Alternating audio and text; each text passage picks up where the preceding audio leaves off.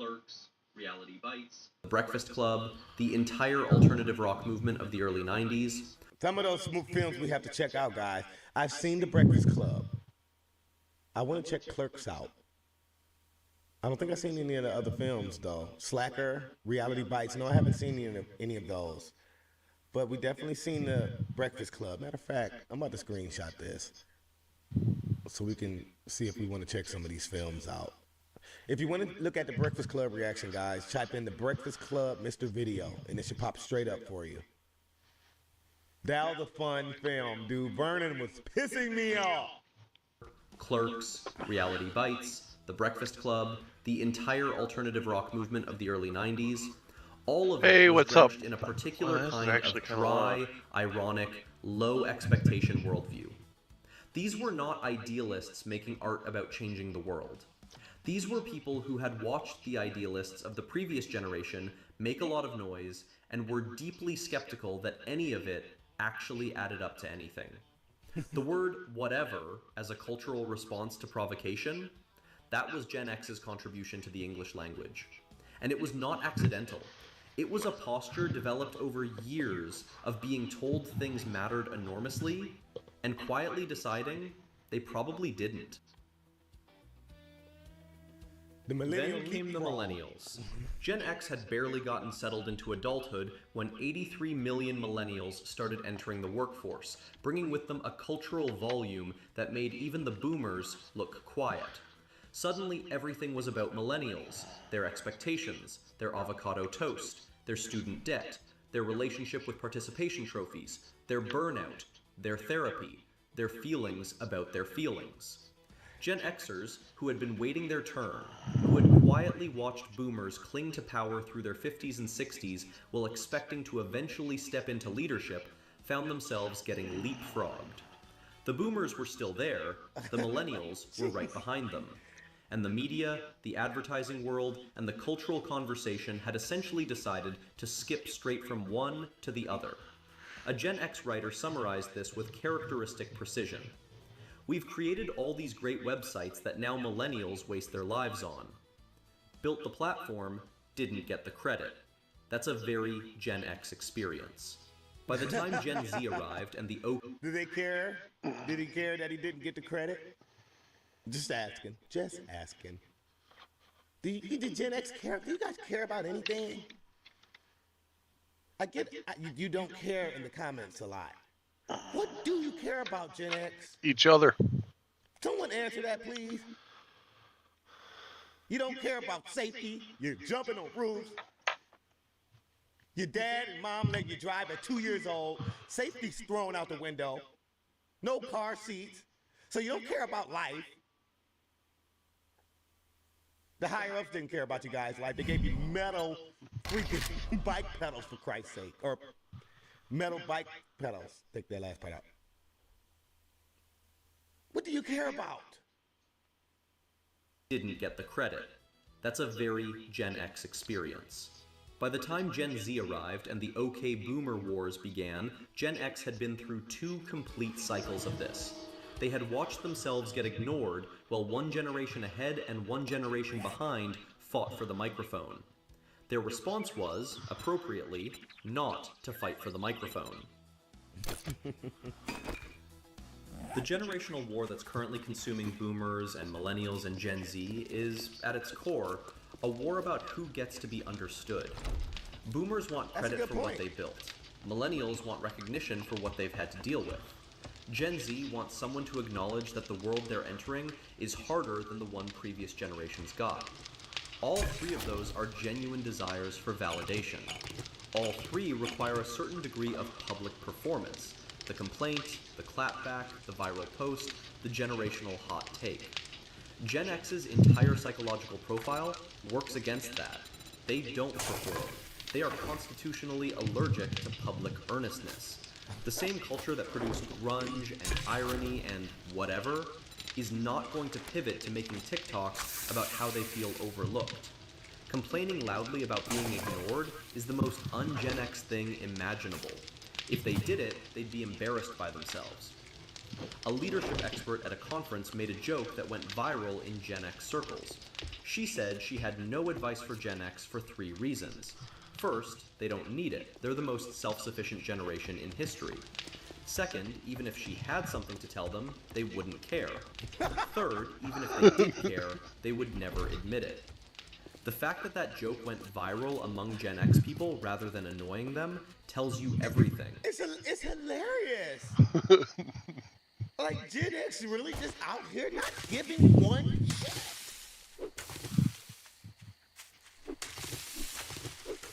Gen X, everyone in Gen X, when they doodle, they only take one because that's how many shits they give. Or they don't give.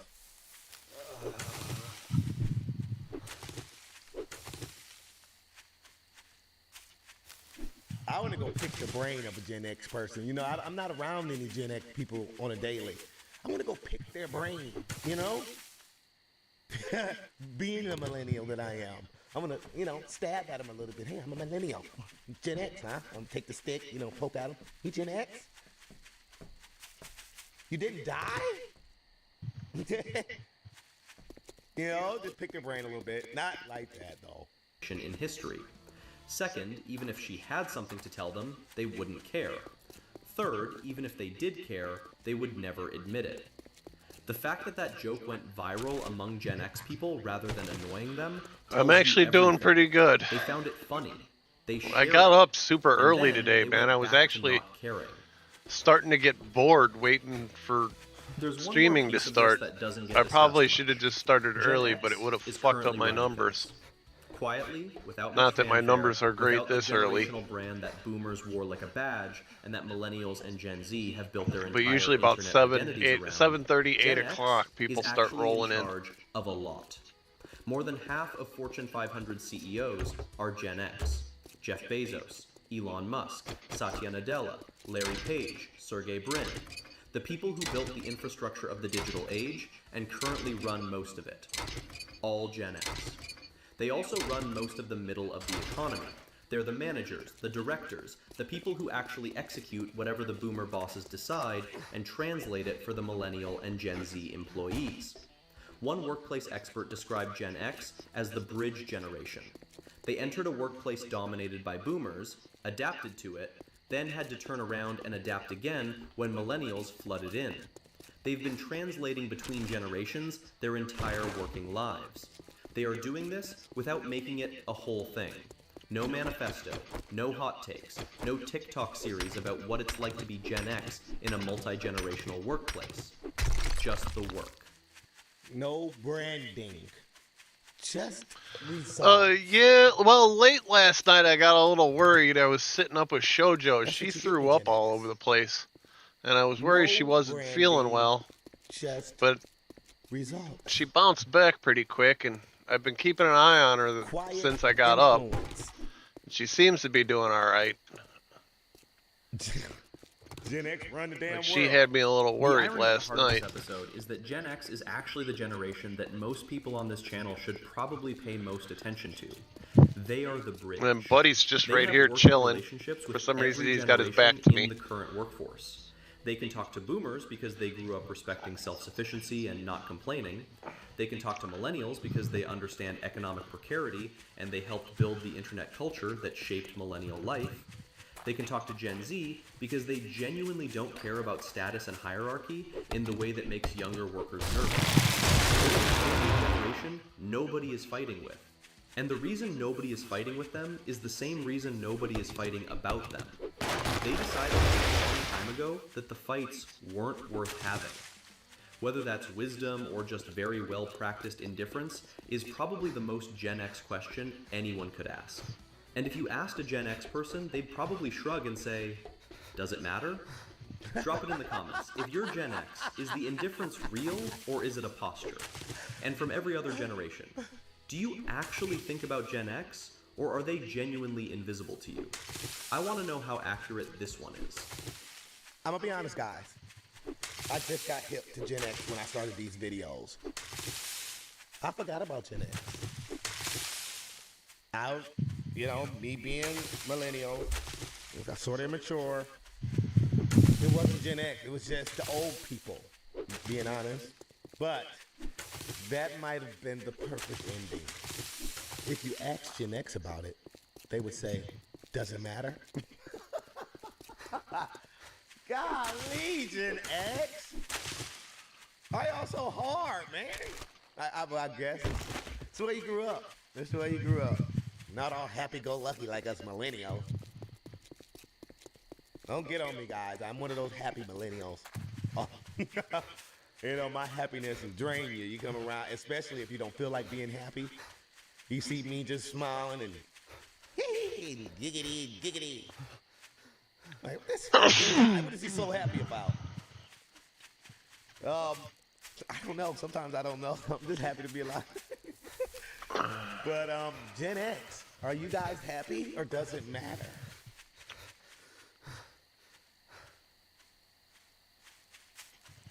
Do you care about millennials and boomers and the little back and forth they have? Or does it matter? Gen X, another question that I wanted to ask. Do you guys raise your kids the way that you were raised because you understand the benefits of the way that you were raised? Or do you raise the kids in today's time, you know, tablets, internet, inside the house all day, TV. When you guys were raised completely different. Outside. Latchkey, home alone. I'll be back later. You'll figure it out. Are you adapting these methods onto your kids?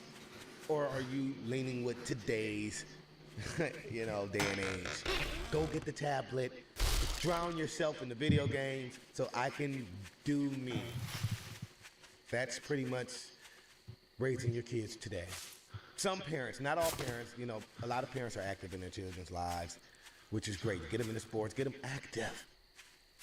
But most parents, they give them that tablet. Play on that tablet, man. I need to go and run the streets. Just a question I, wanted to know.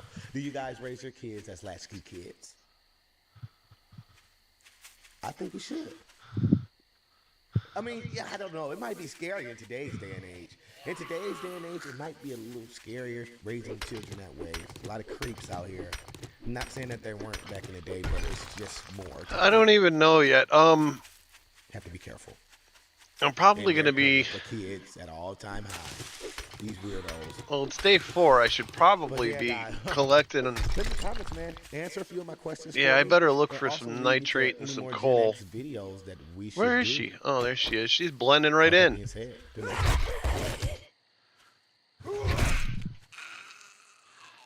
So I should probably get some nitrate and some coal and start stocking up on ammunition.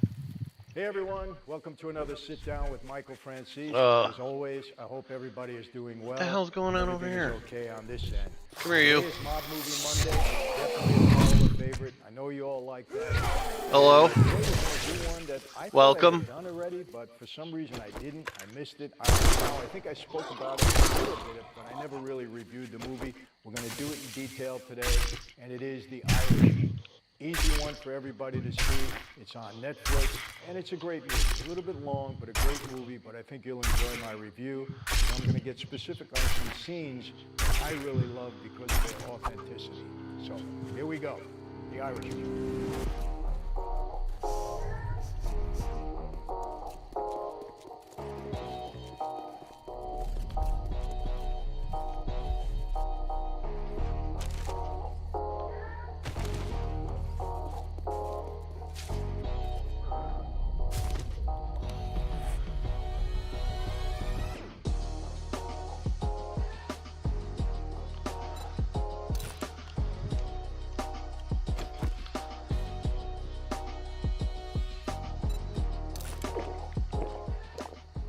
The movie was actually a troubled production from the start. It was moving around Hollywood for a while. They couldn't get it financed.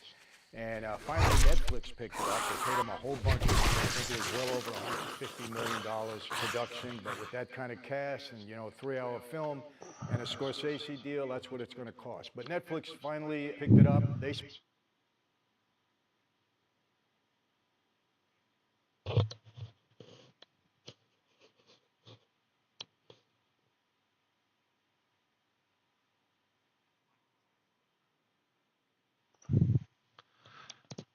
Are you playing Lego Batman? Wasn't that? Yeah, you were playing Lego Batman not too long ago.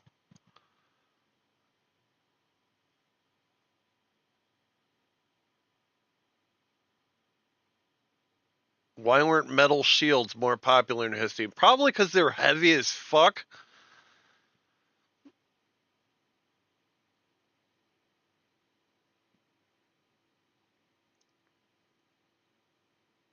Can you imagine a fucking shield that was just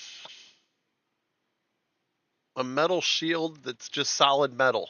Dude, it'd weigh like fucking at least 80 pounds. It'd be useless. It'd be a sewer cap, basically.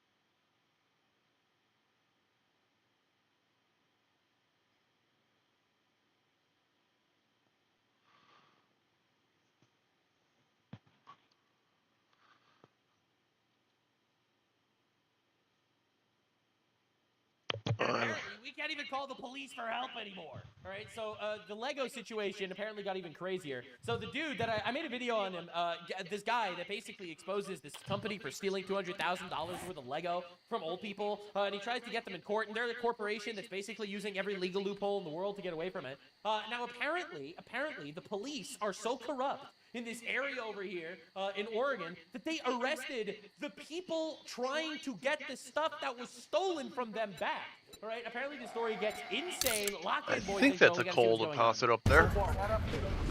We're about to go up there and check it out. This is the story of how I got swatted. Swatted?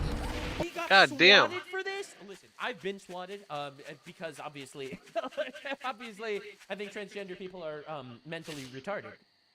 Oh, of course, that justifies Batman well. No, as someone that's been swatted, it's really scary. What is going on? He got swatted for exposing a company for stealing money? All because of Legos. The whole thing started with me investigating a Lego company called Bricks and Minifigs. The company sent two guys to steal the world's largest Star Wars Lego collection worth around $200,000. And for some reason, the police are helping them get away with it. My family reached out to me saying that I'm their last hope to get them their life savings back. The video I made exposing them... Alright, it wasn't a coal deposit, so... Journalists are saving America, exposing the corruption, taking down these assholes, getting rid of the fraud. This is civilian journalism at its finest, and everyone needs to know about this. Was actually insane. Check it out if you haven't seen it yet. But we ended up taking them to court, and we actually won. When I went back to the store to collect my money, they literally shut down the entire store just to avoid paying us. So I personally gave them an official closing ceremony, and it went extremely viral. Here. And now the entire world has seen how corrupt this Bricks and Minifigs company is. All right. Legos back, but I mean, we shut down an entire business. We didn't get the Legos back, we got the Legos back. Yeah, I made a promise to this family that I was not going to stop on my journey until we get them their entire Lego collection back. Right now, the two owners, Joshua Johnson and Brandon Best, probably think that they're safe by closing down the store. But the reality is, I can literally just sue them all over again, but personally this time. So, obviously, you don't have to sue the franchise. I started to file my lawsuit. But right after I filed this court case, it got rejected. And the reason was, I failed to demonstrate a good faith effort to resolve the dispute prior to filing. I hate these stupid freaking loopholes. I hate them. It's so annoying. This entire system sucks. Basically, before this court case gets approved, I have to at least attempt to settle with Josh outside of court first. I tried calling Josh, but I'm blocked. Oh, man. So my only option left is to travel to his house to have this conversation in person. Basically, if Josh wants to save the day, I got him a trophy that says, Joshua Johnson saves the day. and we'll give him his trophy, but he has to give the Legos back first. So we started driving to Josh's house to have this good faith conversation the court requires us to have. We're in Josh's neighborhood. Oh my gosh. But when we showed up, Josh was already outside talking on the phone to someone. Oh my gosh, okay, Josh is outside on the phone. Okay. Wait, can I interrupt his phone call, or do we just like wait? His phone call? No, probably not. I thought it would be pretty rude to interrupt his phone calls. Weird that he's on the phone outside. Yeah, honey, I'm totally not dealing with the mafia. So we parked around the corner and decided to wait for him to get off this call. I like how we just have this conversation outside. Yeah. Right? He doesn't want to get his wife involved. He's hiding something. Ah, he literally did the hi, honey. Hi, honey. I'm totally not talking to the transgender mafia. Okay, guys, listen. Everything's good, honey. I'm pretty sure Josh is on the phone with corporate bricks and minifigs. And the reason I think that is we were actually just there right before this. You're pulling up to Bricks and Minifigs headquarters. The plan was to give them one more chance to do the right thing before suing them again. While we were there, one of the corporate employees answered the door and told us he would get the CEO to come talk to us. Okay. Well, no, they said they're getting some guy to talk to us. We're waiting. This is insane. Oh, you have to be good faith to discuss with them before a court case. And then they just literally just trespass you everywhere. They told us that they were. Since Josh only lives like 15 minutes away, they must have informed him that we're in the area. Because a few minutes later, this happened. The police just showed up. What the heck? Shot. Why are the police at his house? Oh, there's another one, dude. 2 cop cars. 3 cop cars? Oh my god, cop cars. There's why is there 3 cop cars in his I own the fucking police. house? We didn't even walk up to his house yet. The cops are following us. What the heck? That's so crazy, dude. Obey every traffic law. Oh, shoot.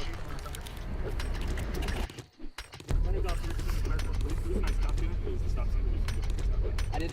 That is such an excuse, bro. I thought I stopped. Yeah, you definitely stopped. Did you say you ran a stop sign? You said you ran a stop sign? Yeah, I was Because we definitely stopped at the stop sign. Yeah. I was so sure that we stopped at the stop sign that I actually requested all the police footage of this. And as you can see, we didn't even do a rolling stop. We fully That's stopped a full-ass stop. at the stop sign. So Wheels weren't even moving. this is an illegal traffic stop. Okay. I'm already sussed out, man. Oh god, this is already scarier than the previous video. You know, because the previous investigation was how a company is using the law and loopholes to get around the law, but this is like the entire police force is literally just at the behest of the big corporations. So who's Ben? Me. Ben? How's Utah? It's good. Like it? How does he know who Ben is? All right, well, what the fuck does that matter? Huh? Okay, it's pretty obvious that That the was obviously not a traffic stop. This is illegal. Like, this is blatantly illegal. police know why we're here. So I just explained to them the entire situation. This old man spent his entire life collecting the world's largest Star Wars Lego collection set. The only problem is it's a crazy story, and the police officer did not believe me. $200,000. $200,000. It sounds crazy. Yeah, when the officer went back to his car, this is the message that he radioed in. Hey, can you get the contact for where's Ben? He said he didn't have his ID, but he's just straight lying to me about everything else, so. Since the cops don't believe my story, they trespassed me from the property. Everybody today is being trespassed from that property. Okay. Yeah, we were forced to go home without having this good faith conversation. So how are you supposed to sue the guy if you're not allowed to enter his property or meet him? The You have court to ambush him. You have to fucking stalk the guy until you can catch him in public. requires us to have. Yeah, what do we do now, dude? Like, we didn't even, like, get to talk to him, and we're in trespass. But one thing I didn't understand was how the heck did they know we were coming? I was hiding in the back seat the entire time, and the car's windows were extremely tinted. Windows are so tinted, you can't see anything. But as I was outside inspecting our car tent, the same police showed up to our house. Now we're going to again? What? And it was weird. He wouldn't tell us why he was here. Like I said, we already talked to him. Yeah, well, thanks for Why are you there? Yeah. You're like after us, dude. Anyways, since Josh clearly doesn't want to have this good faith conversation with me, I took his trophy and destroyed it. I showed him. Wait, guys, let's throw it off that thing. Oh yeah, they showed him. Just like in the previous video, I tried to give Josh the benefit of the doubt, the easy way. But again, Josh does not want to do the easy way. The only option left is to go the hard way. But before going the hard way, I actually remembered that there's another owner of the store named Brandon Best. Brandon is the guy in the security camera footage that illegally kicked the first owner out of the store so he could steal all their Legos. I tried calling him, but I am also blocked. The only option left is to show up We'll to use his a different phone. Who cares? Come on, dude. house. Hello. Hey, how's it going? Hello? Just stun lock this. Look at this fucking walrus. Just completely stun lock. Hey, well, I was wondering if you'd be down to pay And he stood there menacingly. us for the lawsuit. He's trying to activate his stand power right now. One.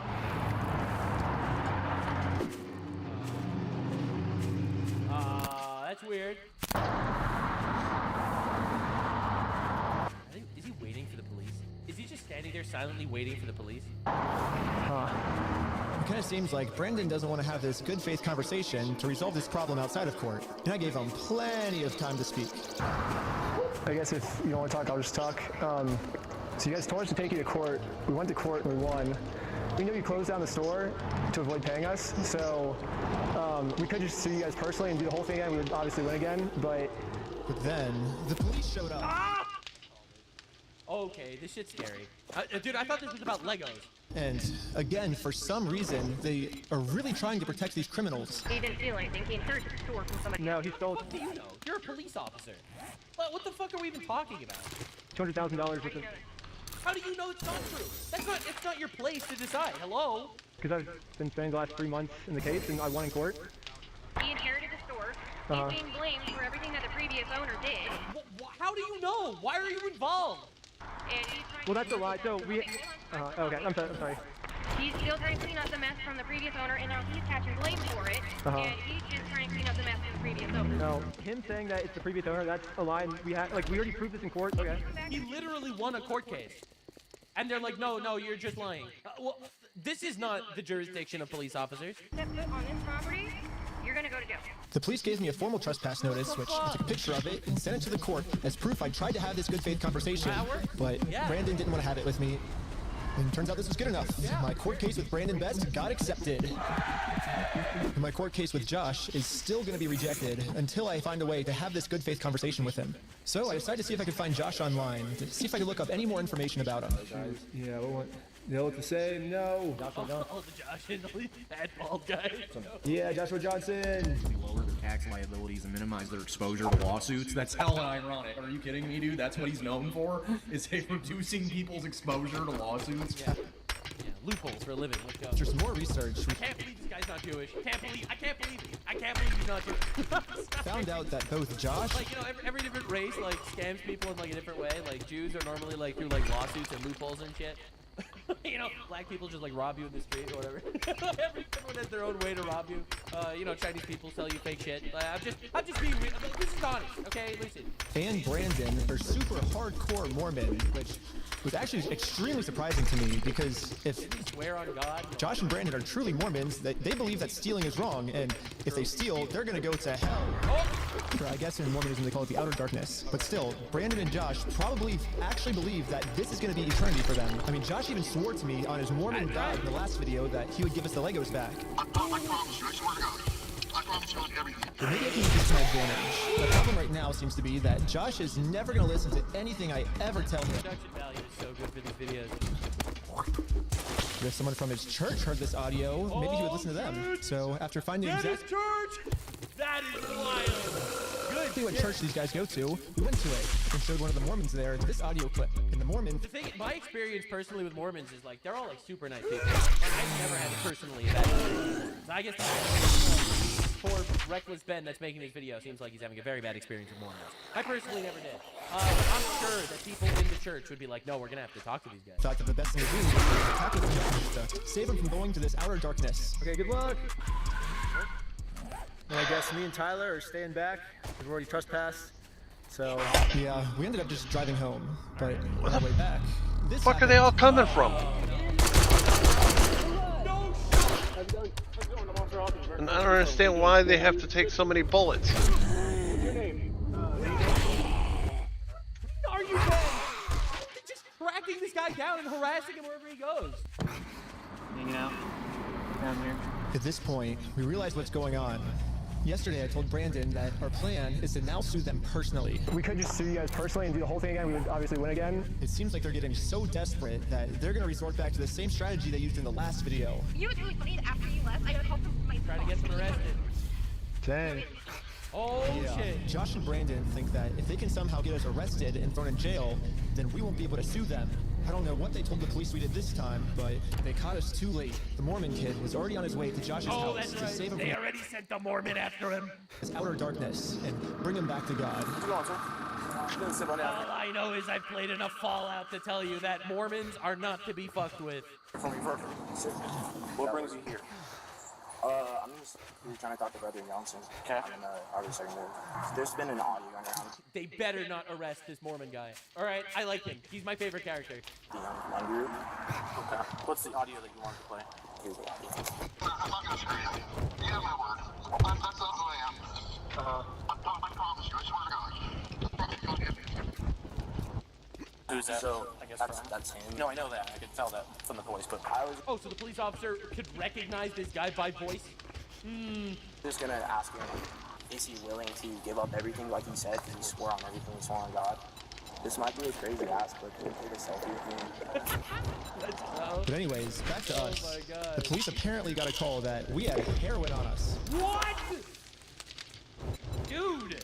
Like that's... You cannot just SWAT people like that. You can't call the police with no evidence and tell them that other people have heroin just to harass them. That's filing a false police report. That's filing a false police report. That's against the law.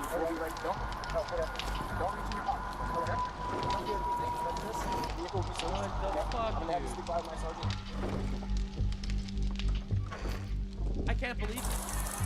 After 2 hours of searching the car, 2 hours! obviously they found no drugs. And your tax dollars are paying for these people to waste their time harassing this random YouTuber? Like, that's insanity. Oh my God. This is insane levels of corruption. Drugs. So, you didn't find... I explained to the police that we didn't have drugs, and the reality of the situation is that Bricks and Minifigs is so desperate at this point that they're willing to do anything to get us arrested so they don't have to pay for the property they stole. And the police was arguing back with just some of the worst comebacks I've ever heard, which is why I think the police actually redacted this audio in this clip, because if they kept the audio in, then the world would... Wait. If you put in a FOIA request, they should not be allowed to redact audio unless it's literally audio that is endangering private citizens or releasing private information or stuff like that. It's illegal to redact this shit. To see how stupid the American Fork Police Department is. But anyways, even though we were passing every single drug test they gave us... I'm like actually shocked, by the way. Like, this is way worse than I could have possibly imagined. We're still not gonna let us go until we told them where the drugs were. Your eyes, for example, right? There's a constriction, which is dilated, and then not. Oh, get out of here. So I am. I'll show him. Look at him. Oh, look at him? Yeah. You did see it? So. It's crazy. I have no idea, because I've never done any drugs in my life. I don't do drugs, I don't do alcohol. I've never done any of that in my life. I'm willing to do any drug test. Like, I'm very cooperative. I don't understand what you're seeing in my eyes. Isn't it weird that it didn't like put their knees on his neck? It's probably because he's white and not because he's violent, right? I have a discussion with this officer. And then the police department illegally redacted I'd go to this internal conversation affairs too. over My these guess cops. is that they acknowledge that it's very obvious we don't have drugs on us, but they were going to try and pressure us into giving some type of false confession anyways. I'm not sure if you're lying to me or not, to be honest. I'm willing to take any drug test you want. Walking a very dangerous line, which you could him go alone. Yeah. What are these threats? They have absolutely nothing. They have no evidence. They have no witness. They have nothing. Yeah, you could end up in jail in Utah when you're from Cali. Okay. Not worth it, right? Yeah. We play differently here. Does that make sense? Yeah. I'm willing to cooperate with you guys and do anything you want me to, because I'm not hiding anything. I can promise you that. We weren't giving the police a false confession like they wanted, so eventually I guess they just got tired and let us go. We'll let you guys go now, dude. But you're walking a thin line. Just after 2 hours of harassing them for nothing. Be mindful of that. Does that make sense? Okay. At this point, I've documented everything I've been through to the court, that I've tried to have this good faith conversation with Josh. He just doesn't want to have it with me. And because of everything I went through, my court case finally got approved. Let's go! And attached to this email are court papers to serve Josh. The only problem is Josh is not going to open this door for anyone. He wouldn't even talk to another Mormon. Instead, he just called the police on him. In order to get Josh to come outside, I'm really going to have to get creative. So, I made this poster that says, "I stole a dying man's life savings," and printed it out. Now I'm placing this poster in a public space right across the street from Josh's house. It turns out this tiny patch of land is actually free for any person in the public to use. And since we have the freedom of speech, I'm breaking no laws by doing this. So when Josh walks outside to take down the sign, I have a process server to serve him his court papers. But almost immediately, my sign got blocked. Oh no, he's blocking our sign.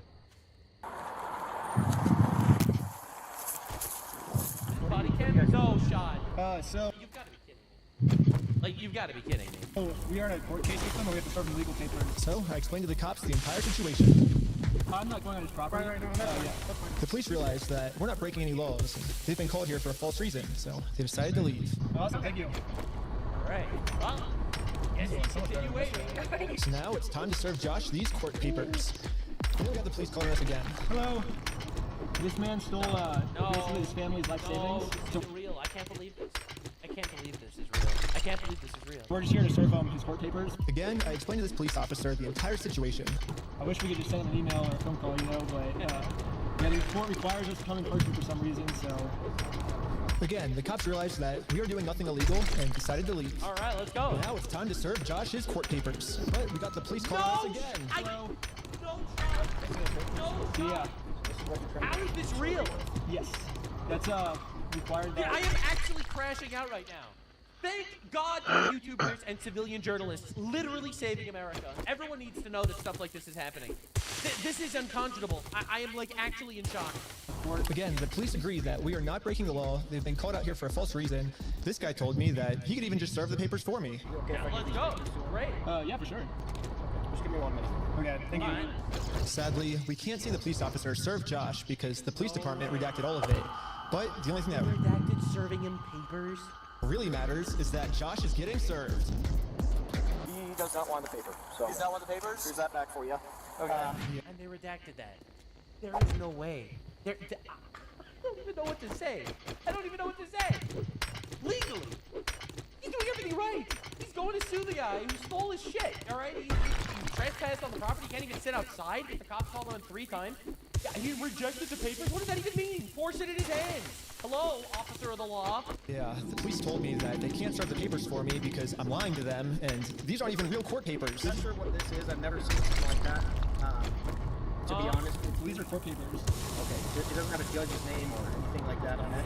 They didn't go to court yet. Of course, there's no judge's name. Because it hasn't gotten to the judge yet. So this is serving him, and then we'll go to the court, and then the judge will be there. So the judge isn't involved until we're in court. Why is he saying this? Because he wants us arrested, so we just have to go to court. It doesn't look good, and you can trespass. Yeah. Well, I think. What the fuck does that mean? It doesn't look good. Hello? It looks exactly how we're supposed to do it legally. This is the legal way to do it. Yeah. Well, first, so they're incidents because he's lying to you guys. He's making them incidents. We came to do a good faith conversation, which is required by the courts before you can get a court case approved. So we did that. Called the cops on us. He lied to you guys saying that we had heroin on us, and we did a 3-hour search of the car yesterday. We found no heroin in the car. He's going to make up any lie he can to get us arrested. We are doing things the legal way, the correct way. The reason he's hiding in his house is because he's the criminal. If something doesn't look good, it doesn't look good for him, not for us. Go through the legal process. Which is what we're doing. Yes. This is the legal process. She isn't actually a process server. And what is your guys' relationship? I just met her today. Well, maybe just have someone not affiliated with you.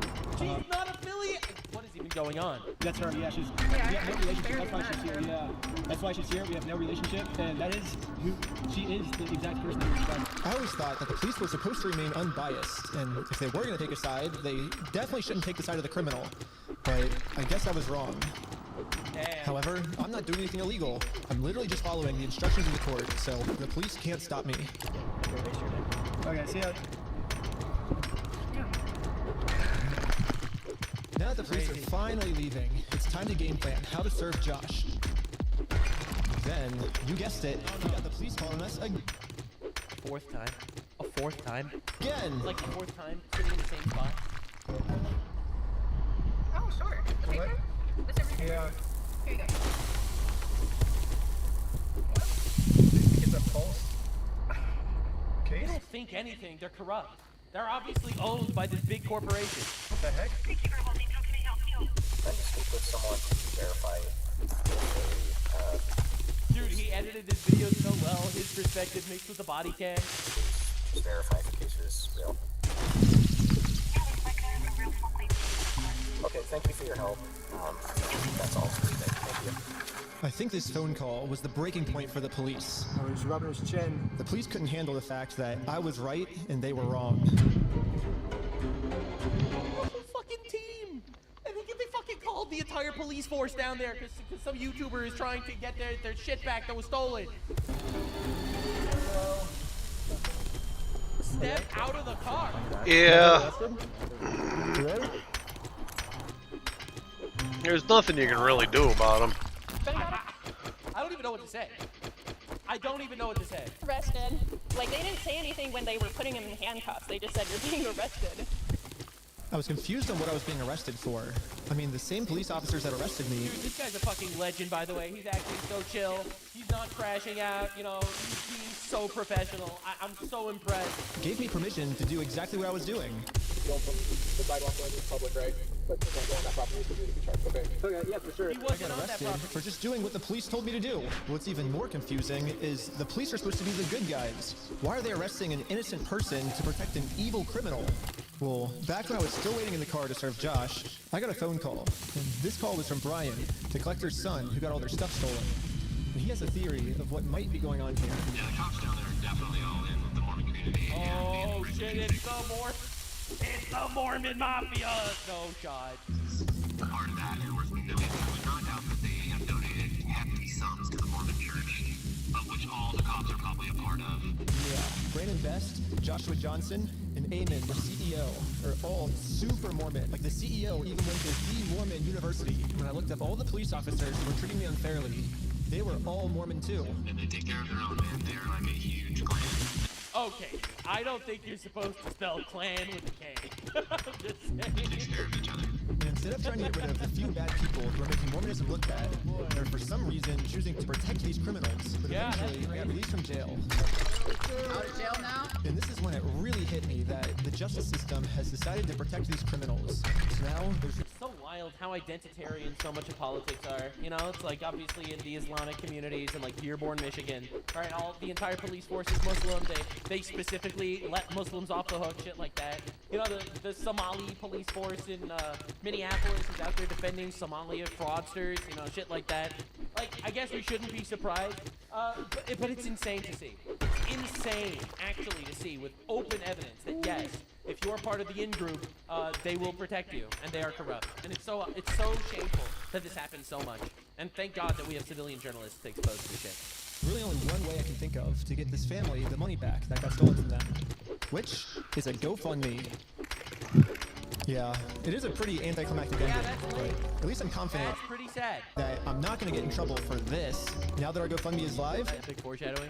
it's time to promote it, to start getting donations. We printed out the GoFundMe's picture to hang it up so we could get a nice Instagram video to post to social media. But before the group could even hang the picture up, the police came. What's Chris up to? You have to stop. Like, I don't even know what to say. I can't believe this Starting to GoFundMe. This is like the 10th time that they got the police called on them.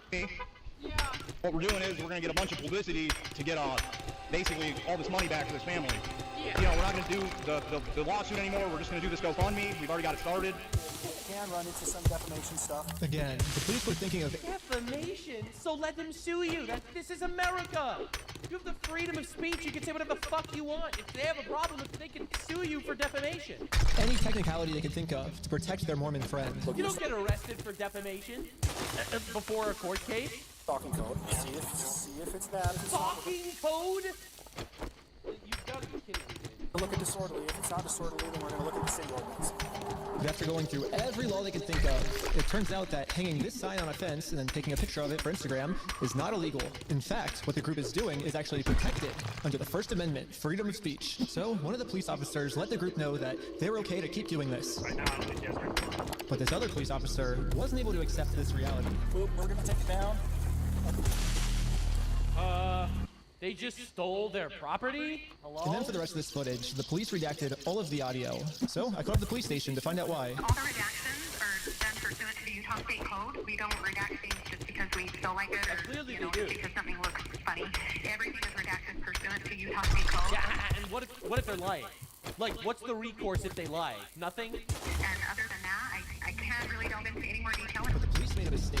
They accidentally forgot to mute this police officer's audio, so when you sync the two clips together, I can actually hear what they're saying here. Is it Is it disorderly conduct? Why? Is he upset about it? Is it disorderly conduct? Why? Oh no. I guess, but that's how.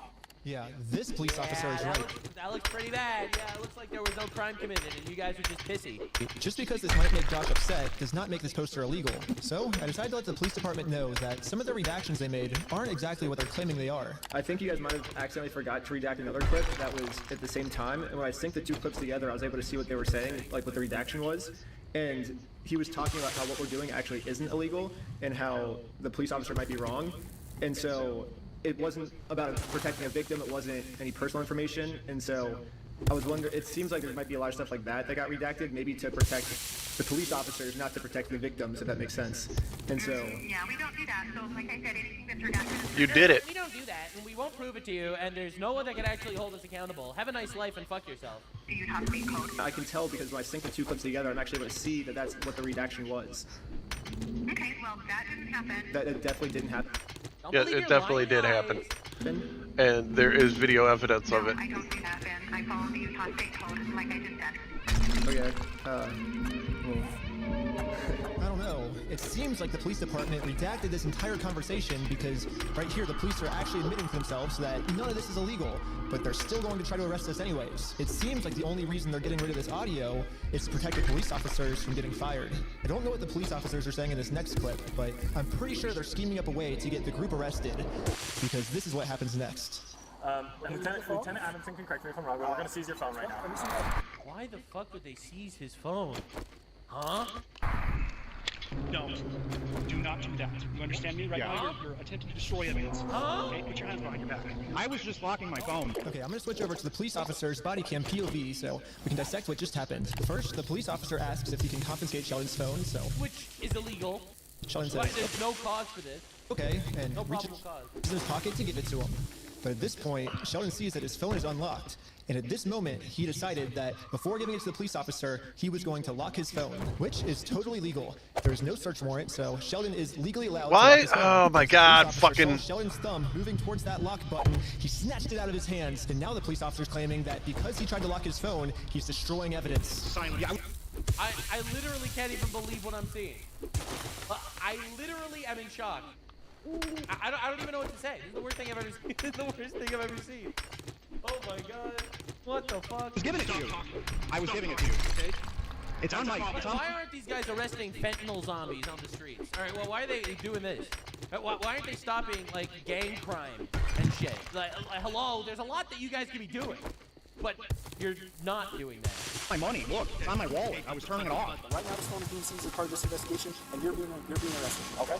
What the fuck? Let's put him in the back of the car. And again, the police decided to break the law, arrest Sheldon, all to protect an evil criminal. I don't even know what to say.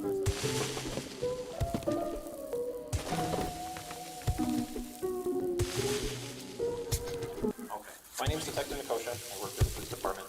I did willingly handle my phone, but when I handed him my phone, my wallet popped up, so I said, hold on, let me hit my power button. And I record as well. That's all I ever did. That's not obstruction of evidence. Then I let him have the phone. I wasn't trying to delete anything. And in fact, it is actually impossible to delete something from an iPhone from a lock screen by hitting the power button. So in no context could I have been trying to erase something by hitting one button on the phone. Now I'm sure you have a phone as well. Hit the power button doesn't delete anything, does it?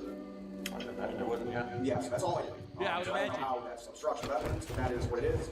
Now that Sheldon is in jail, just for promoting our GoFundMe, we started doubting if we'll ever even be able to get Brian his money back for his dad's Lego collection.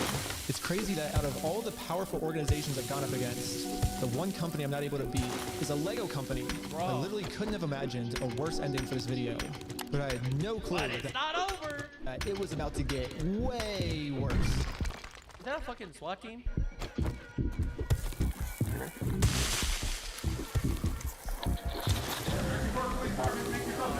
No, dude, this isn't happening. It goes to show that if you fuck with a big company with deep pockets and a lot of money, they will just make your life hell. So it's just not worth it. Just let yourself get raped by the big company. Just let it happen. Just let it happen. What are you gonna do? Are you gonna complain? You're gonna fucking complain? We're gonna call you racist on live TV, and we're gonna rape you. We're gonna put you in jail for bullshit. It's honestly insane. No.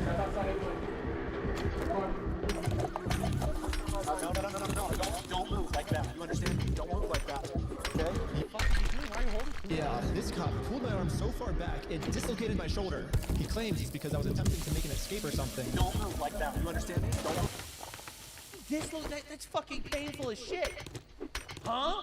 Like that. Don't move quick. Everybody just chill. If we go back a little bit, you can see I was being completely still when he grabbed me, and I actually made 0 quick movements. So this police officer is just straight up lying. He just actually assaulted this guy for no reason. So he can give me a serious injury. Put it in the warrant or like it.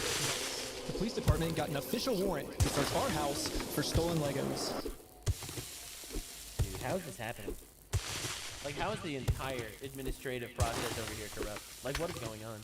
I should have seen this. Like, it just goes to show that tribalism is just real. It's real everywhere.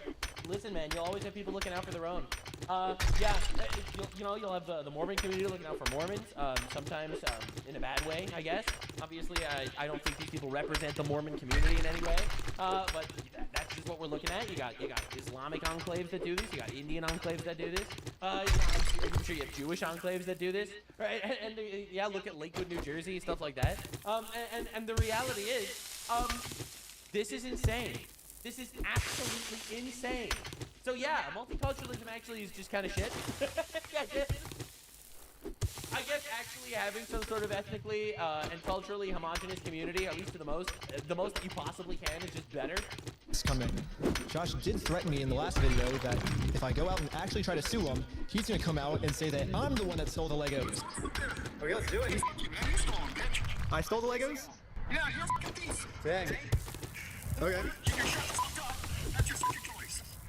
I'm gonna fast forward a little bit just to give you guys some context, but I actually got a copy of this warrant. The reason they were searching our house was, it says there is now certain property or evidence described as any stolen merchandise, specifically Lego merchandise. Evidence of illegal conduct on us that we stole the Legos. What evidence? What evidence could they possibly have? Not only did they not steal it, but who's claiming they did? They're looking that we stole the Legos is why they stormed our house with no evidence. And this is after he's been proven to— You need some sort of evidence for a warrant. What are we even doing? Make up stories about us before. And so now he's just pulling something out of his butt. Oh, they're the ones that stole the Legos. And for whatever reason, the police take him seriously, even though he's acting like a crazy person. Anyways, the cops probably felt pretty stupid when they searched our entire house and didn't find any stolen Legos. Again, the police illegally redacted this conversation to avoid them looking stupid, but I'm pretty sure that's what they were talking about. But instead of doing what any rational police officer would do and let us go, they're sticking to their story. No. Oh my God. I don't even think this is the craziest thing I've ever seen. I can't believe this. I'm like actually shocked. Bro. I'm as shocked as Kyle was when Hassan Piker pulled out that fucking...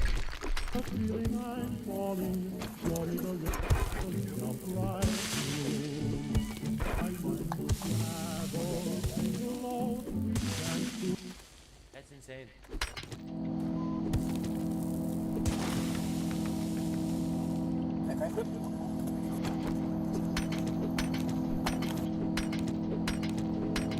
Yes. Now the entire group, we're all on our way to jail.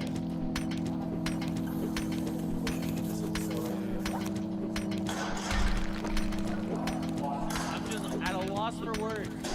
Except for me. Think about how insane this video is actually doing to expose the obvious biases and corruption. Like, that is wild. I got taken to an interrogation room so they could find some reason to lock me up for good. Ben, I'm Detective Nakosha. Last time, I was able to get released on bail. But this time, they're requesting that I be held in jail a month until my court date.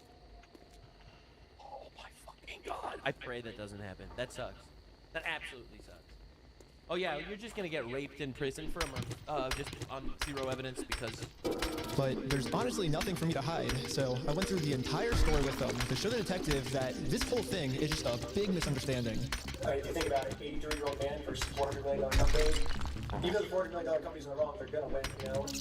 I wish we could just send him an email and show up to court this day. That would be so easy for us, but this is how the law works. Like, that's not my fault. Like, I don't make the law. If I made the law, send him an email, and be like, he doesn't want your papers, you just have to figure out civilly. Like, this is the civil method, you know? Like, to do it civilly, you have to serve. Like, well, then you won't get that. That's what we're doing. Like, you see how this is circle. I am very interested in Josh's side of the story because I think he said he might have been heroin in the car or something, and they did like a 3-hour search on our car. Obviously no heroin, so I don't know what Josh is telling them to that we're doing, but suing him is not working for us. So let's do a GoFundMe. Right after I mentioned this GoFundMe, the investigator wanted to leave the room. Hang tight here, and then I'll be back with you, okay? Yeah. Okay. Something about me mentioning this GoFundMe really caught his attention. Good. Well, I'd just like to know more about this, like, GoFundMe. Like I said, I have no idea what's going on. we were just... I don't even know what to say here. I think that their claim, GoFundMe is a proof that maybe they would defame this company on purpose so that they could rile people up online to give them money or something. Like that adds another layer to this, but it's not defamation. It's all true. Trying to get, so basically what ended up happening is Ben got arrested, which he was pretty blown away he got arrested, but I'm like, all right, I'll take over now. Like, I don't want you to get in any more trouble. And he's like, yeah, I can't get in any more trouble. Like if you take over, like that's, that was my decision. Yeah, so I'm like, what other questions do you, like, I guess, have? Because there's not really, I guess, much else to say in the situation, to be honest. That's just the whole thing that just happened. I mean, I'm honestly kind of shocked to be arrested at this point for that. Yeah, this is definitely a very strange thing to be getting interrogated about, especially considering from my angle and the evidence I've seen, the overwhelming evidence that they just blatantly stole from this guy. It's like us trying to do a GoFundMe to get him his money back, and I'm the one, getting through the costs. It's crazy. I guess the detective didn't get what he was looking for, so he decided to interview the rest of the group. Kind of like a great project to me. I was like, okay, like it's for a good cause. And for some reason, he was trying to get all of them to admit that the GoFundMe was my idea. Obviously, Ben was behind the GoFundMe idea as well, right? I don't know exactly what that was, because I could have just started. But he was supportive of it as his channel, right? He said, oh yeah, let's do this for the channel. From my understanding. Is that kind of what is he trying to do here? Ideas to do this video with the GoFundMe and all that? But I wasn't afraid to admit that I actually made the GoFundMe for Brian because a GoFundMe is a safe, legal way to raise money for a family if they got all their stuff stolen. I should be risking nothing by admitting this. Basically, the police told me, do not take this man to court, or else you'll get arrested. And so I was like, just thinking, let's do a GoFundMe, And that was the solution. Yeah, but well, I was wrong. I set up Kick to block keywords because most of them used to come in on Kick. Most of the bots I get now are from on Twitch, and Twitch doesn't have as many bots as Kick does. I don't even. What? Like if I went in and turned off my keywords on Kick, dude, I would just get flooded with bots. None of this actually connects whatsoever. Well, you're putting him in jail because he made a GoFundMe and he goes around to all the friends to get them to admit that he made the GoFundMe. Who fucking cares who made the GoFundMe? It's a GoFundMe for a guy who got robbed. Hello? It's perfectly legal. Send me to jail. This was his response. A lot of this stuff you may have to just get an attorney and fight it in the criminal side of court. And he has to sit in jail for a month to rot until he gets a court date? Right.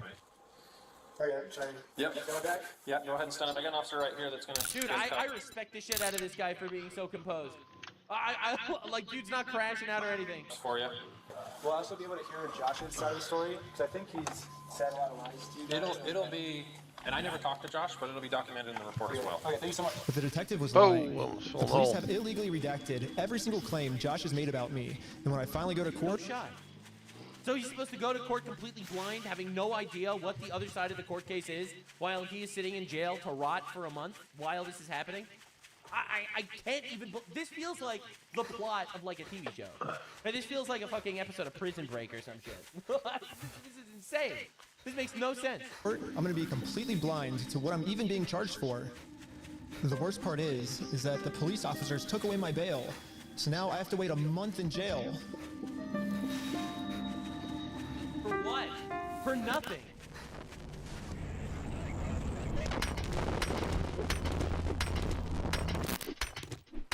However, I ended up getting extremely lucky. When a judge ended up reviewing this arrest, they thought the whole thing was so stupid and they ended up releasing me on bail. So now, at least I'm a free man until my court case. The illegal act that I committed was mentioning that Josh stole the Legos in our GoFundMe. So if you say who the thief is, then that is illegal for us to do that. Now, I just have to wait for court. And honestly, I'm not excited. My entire life, I was taught if you steal from people, you get in trouble. And if you help people, you get rewarded. But I guess I was just taught a lie. By me trying to help and do the right thing, all I did was just screw everything up and get all of my friends in trouble. I couldn't fix anything. And now with all the charges I got in this video, I'm looking at least 5 years in jail.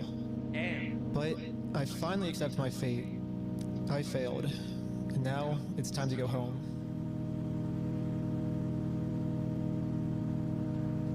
But before I made it home, one of my roommates called me saying that a police officer just showed up to our house. What the actual fuck is happening, man? Like, this is wild. All right, $400 billion company, I guess, doesn't want to go down quietly. So it rings the doorbell, and it's like, is Mr. Snyder here? I was like, why? I was like, can I deliver a message for you? He's like, how could you deliver a message? He said it just like that. He was like, just tell him he has a warrant for his arrest. Like, he thought he was like an action movie type walk off, and that was his like end scene line. If I had to guess, I'd say that Bricks and Minifigs has seen that I am a free man, and they can't have me actively working on my lawsuit against them, and considering how many lies Bricks and Minifigs has made about me in this video. I stole the Legos? American Park Police Department, make yourself known. Included in the warrant are Legos. I can only imagine of what I'm being accused of doing now, so immediately I called the Utah Police Department to see what my warrant was for. Someone showed up at my house today saying there was a warrant out for my arrest.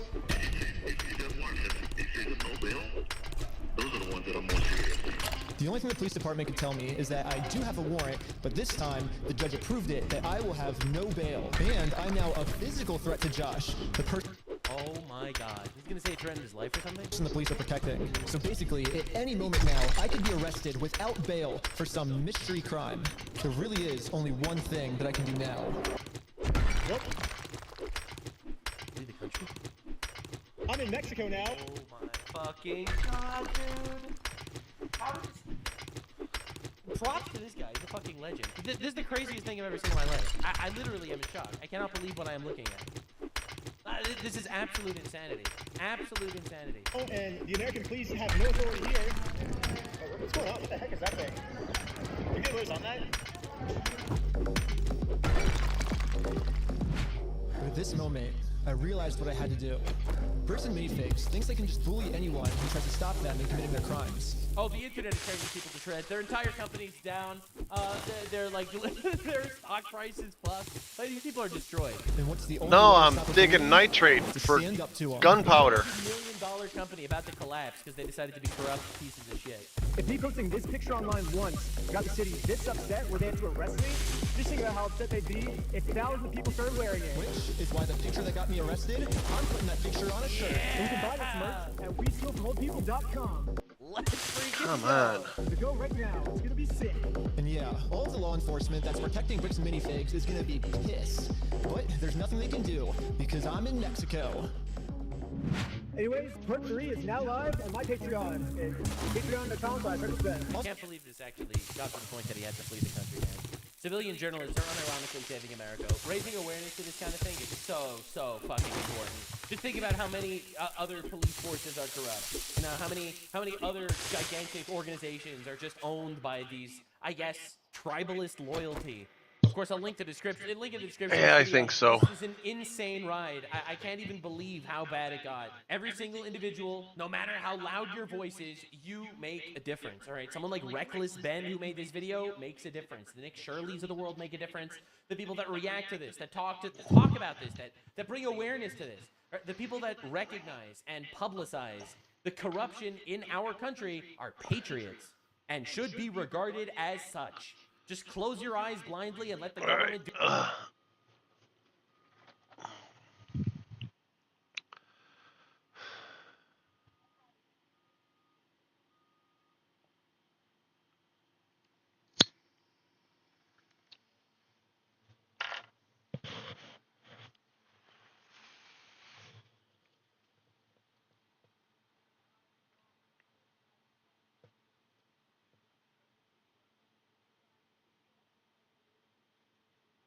Criminals are Cancel culture is a good thing. We have the freedom to say what you want, but everyone else has the freedom to respond and if you say something that is racist, homophobic, transphobic, etc. Cancel culture is definitely good in the means of like deplatforming people who are spreading very hateful messages. Yeah, well, it's not really freedom to say what you want if you constantly have to fear being censored if Big Tech doesn't like your political take, even if that political take is something more than half of the country agrees with. Also, you said racist things aren't allowed, so then do you agree that people like Robin DiAngelo and other proponents of critical race theory should be canceled? Because I think those ideas are incredibly racist and, quite frankly, insulting to the people they claim to be helping. But I guess that stuff doesn't count because it's on your side of the aisle, right? And people that might make the counter-argument that Twitter is biased and will only cancel right-wing politicians, that's not true at all. Twitter and other forms of social media have canceled left-wing activists. There is an equal balance on both sides. Really? There's one person on the left who's been canceled or deplatformed from big tech. I would genuinely be impressed if they could name a single person on the left who's been deplatformed on Twitter. I can name a bunch on the right who are banned there.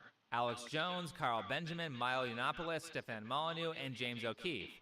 And that's just specifically talking about the people who are involved in politics. Did these kids not watch the Joe Rogan debate between Tim Pool and Jack Dorsey? Jack wasn't even aware of how incredibly biased his own platform is against conservative beliefs. Actually, has anyone ever been canceled from big tech for saying something that conservatives don't like? Even when they try to cancel people like J.K. Rowling, they tried to cancel leftist talking points, not right-wing talking points. How exactly is that balanced? I'll give him a little break because he's young, but the fact that he said that means he's clearly done no research on this. Plus, you can tell that pretty much none of the leftists are afraid of getting canceled because almost none of them are on alt-tech. What is your opinion on Trump being cancelled on Twitter? When you go onto Twitter, whenever you check I accept the, guidelines, the community guidelines, I agree to follow them, and he didn't follow them, so Twitter has the right to take him off the app. This is so sad to see because when I was a kid, not only would liberals be disgusted that someone was censored for having a different opinion, but you would never see liberals praising a monopolistic You agree to the rules on Twitter because there are no other options. Parler tried to give us an alternative with rules that were more fair, but Amazon, Google, and Apple shut Parler down the minute it became competitive with Twitter. Don't forget that Amazon illegally violated its contract with Parler to do that. With that said, this is Middle Ground, a segment from a left-leaning channel called Jubilee that gets people to debate and try to find common ground on a variety of issues. I have to say that there are a number of things that Jubilee does that I don't like. However, I really like what they've done here with Middle Ground in terms of using it as a medium to create good faith dialogue between people with differing opinions. Let's get into it, but first, if you like the content you see on this channel, then consider making a donation. Viewer support helps keep me independent and it helps fund the channel. Links to my PayPal, Patreon, and Subscribestar pages can all be found in the description. And also, don't forget to support me on alt-tech. Links to my Odyssey, Rumble, and Minds pages can all be found in the description as well. Alright, back to the show. You brought up canceling him off Twitter. I'm sorry, I disagree. When the Taliban can use a social media, but an ex-president can't, there is something wrong. Did the Taliban violate community guidelines? It doesn't matter. I mean, I think it matters Twitter what their community guidelines are. That's why they banned Trump, because Trump violated community guidelines. That's what every platform has, whether it be TikTok, YouTube, Instagram. Okay, I'm certain that this kid has no idea who the Taliban are. He's currently 19, so he was barely even alive the last time they were relevant to American culture. Honestly, it sounds like these kids just don't know very much about what they're talking about. Ritwick, the kid who said that Twitter enforces its rules fairly, made a similarly ignorant statement about BLM. With the advent of the Black Lives Matter movement this past year. The advent of BLM was in 2020? BLM started in 2013. That movement is over 8 years old. Really, how are you supposed to develop good ideas when you don't know basic information like that or the history of the people you're talking about? Back to the Taliban. I'm not even sure if these kids know who ISIS is, which is also a radical terrorist group that Twitter and Facebook have allowed on their platform in the past. The Taliban stones people because they're gay. If they've done that and they've posted videos of stoning gay people, I agree, they should be removed, and that is fundamentally wrong. It's like the problem is they're smart enough to not do that. Well, the president wasn't smart enough to not do that, I guess. Okay, so these kids definitely don't know who the Taliban are. So I think the more disturbing thing here is that media corporations are able to use the ignorance of kids like this to get them to be dismissive of a group of people who have done some really horrible, violent acts, but hate Trump, who was mostly just rude. The propaganda is so bad that in their mind, mean tweets Son of a bitch, every time. Every fucking time. Where are they all coming from? And what am I doing over here that's attracting them? Expect everybody to love me and think Look the way at I fat, think. fat bastard over there heading this way. But the fact that you want somebody removed because they think differently, that could be you. Not only could it be you, it will be you. The problem here with the thought process of the liberal kids is something that becomes apparent when you study a second language. especially if that language is very different from your native one. Everything you communicate is dependent on things that you've experienced. For example, if I say the word fire, you probably visualize some kind of fire in your head. Maybe it's a campfire, or maybe it's a gas fire on a stove. The kind of fire you visualize is dependent on what you've seen, and that has an effect on how you perceive the word. Here's where things get tricky. Fire can do a ton of different things. What if you had one person whose only experience with fire is it being used to cook things? Then you had that person talk to another person whose only experience with fire was as like a propellant for a rocket or a jet. The first guy may ferociously argue that fire can only be used to cook things and for nothing else, while the second guy might say that fire can only be used to make objects move. The solution to their argument may be obvious, but this basic concept becomes a real problem when you start having more abstract, high-level conversations, like with politics. We can easily resolve the argument about fire by having the first guy show how fire can be used to cook, and by having the second guy show fire as a propellant. This adds an experience to each person's memory, and now they can both see fire as a propellant and as a thing that's used to cook. But the problem I see all the time in political conversation is that no one attempts to do things like this. For example, my news source is more reliable than the other side.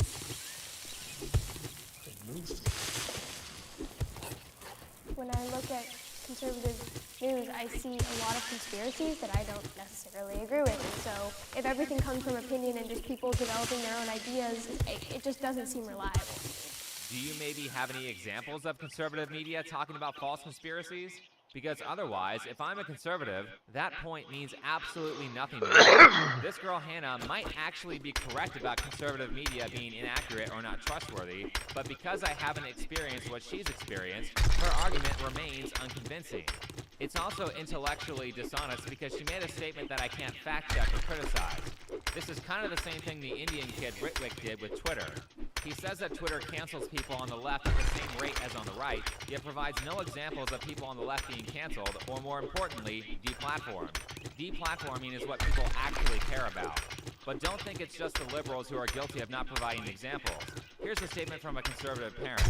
What I have a problem with, the trans or these different things is they're getting kids at like 10, 12 years old, and they're pushing them down that path. Who's they? Who's they? Who's pushing, who's indoctrinating these kids into becoming LGBTQ? There's a lot of groups out there. Right? I just think that there's groups out there. I don't know. You don't think there's groups out there that do that? No. Do you see how the conservative parent Sean failed to convince the liberal teen Parker of his point because he could not provide evidence of his claim? Parker has no experience with Sean's claim, and therefore he won't believe it. The way you give people experiences and create effective arguments is through actual exposure to the thing you're talking about. Maybe Sean could show Parker an article, or a TV special, or a Twitter post that proves his point. You can also create experiences that people can attach to by telling stories, playing games, using thought experiments, using metaphors, or discussing common experiences that are related to the point you're talking about. You have to get good at doing that, or you will not be convincing. You can't just say your ideas, you have to show people why you believe them. But most importantly, the reason why I don't like adults expressing their political ideology to kids under the age of 18, particularly young kids like 10-year-olds, is because they just don't know enough about the world or about history to defend themselves against terrible ideas. They simply don't have enough life experiences or critical thinking skills to criticize you, so they'll just believe whatever you say without question, which leads them to saying things like this when they become adults.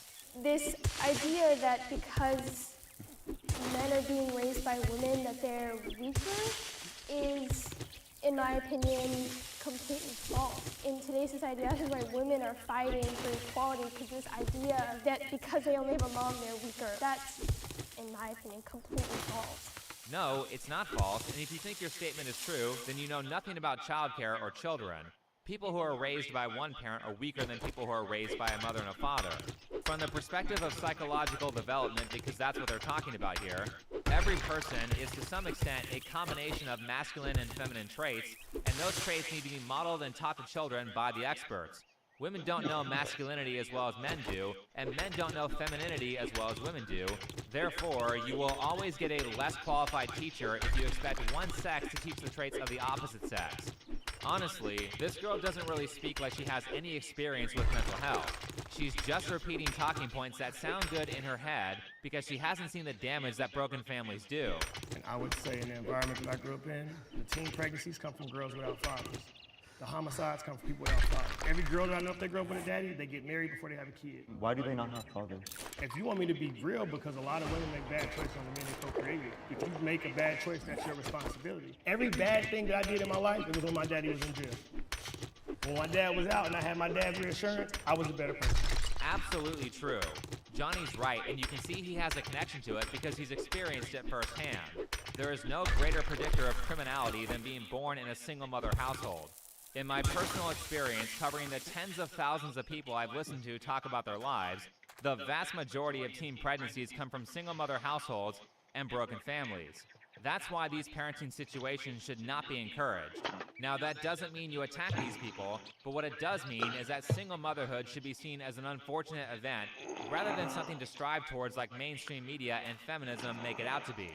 Speaking of bad takes from people who don't know anything, here's another incredibly dangerous take that woke people promote and college kids repeat all the time. I had one daughter that had to move across the country to get rid of a toxic relationship with somebody that was harming them. Why does the woman have to move across the country because the man is being toxic? Why can't the man be taught, don't be toxic? Oh, I agree. Women nowadays have to deal with those kinds of relationships. Yeah, except the part of the conversation that the mainstream left and feminists ignore is that people will actively seek out these kinds of abusive relationships if you don't teach them about psychology. The dangerous political take that feminists have promoted over the last decade, and quite honestly, it's borderline misogynistic because it puts more women in danger. Criminals are going to be criminals. Abusers are going to abuse. I know it's not fair, but you aren't going to stop them by saying, hey, don't do that. They already know it's wrong and they don't care. Hannah also sort of contradicts herself here because she previously encouraged single motherhood, which creates the abusers she wants to teach to not be abusive. Do you see why knowing stuff matters? Outside of punishing these people legally, if you want to keep yourself safe, then you need to adopt a certain set of behaviors. Otherwise, what happens with abuse victims... Yeah, I've done that a lot. I usually try to do it if I'm close enough to cutting down the tree and the zombie's far enough away. You kind of scoot around and try to get the tree to fall on the zombie. Sounds like a great idea on paper, and certainly it sounds really unfair that you have to change your behavior. It's like a fun little mini game you can play. But the problem is that the feminist line of thinking on this issue does not work, and it puts more people in danger. I don't park my car in a dangerous neighborhood with a $2,000 laptop in the front seat and all the doors unlocked if I don't want to get robbed, and you shouldn't walk down dark alleys intoxicated at 3 a.m. if you don't want bad things to happen to you. One of the major themes of my channel is learn how to keep abusive people out of your life. So I'll say it again.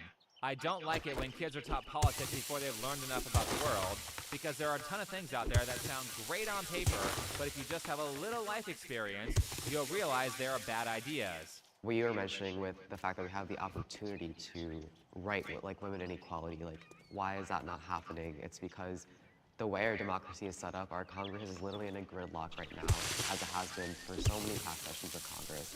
First off, America is not a democracy. It's a democratic republic, and there's a difference. Mainstream media calls America a democracy to trick you into believing ideas that don't work.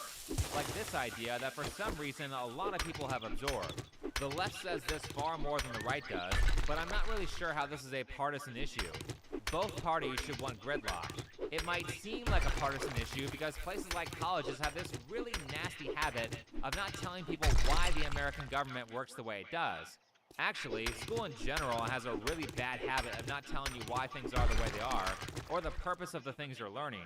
Because if people like Rekt here understood why gridlock is important, then I think they would have a very different opinion.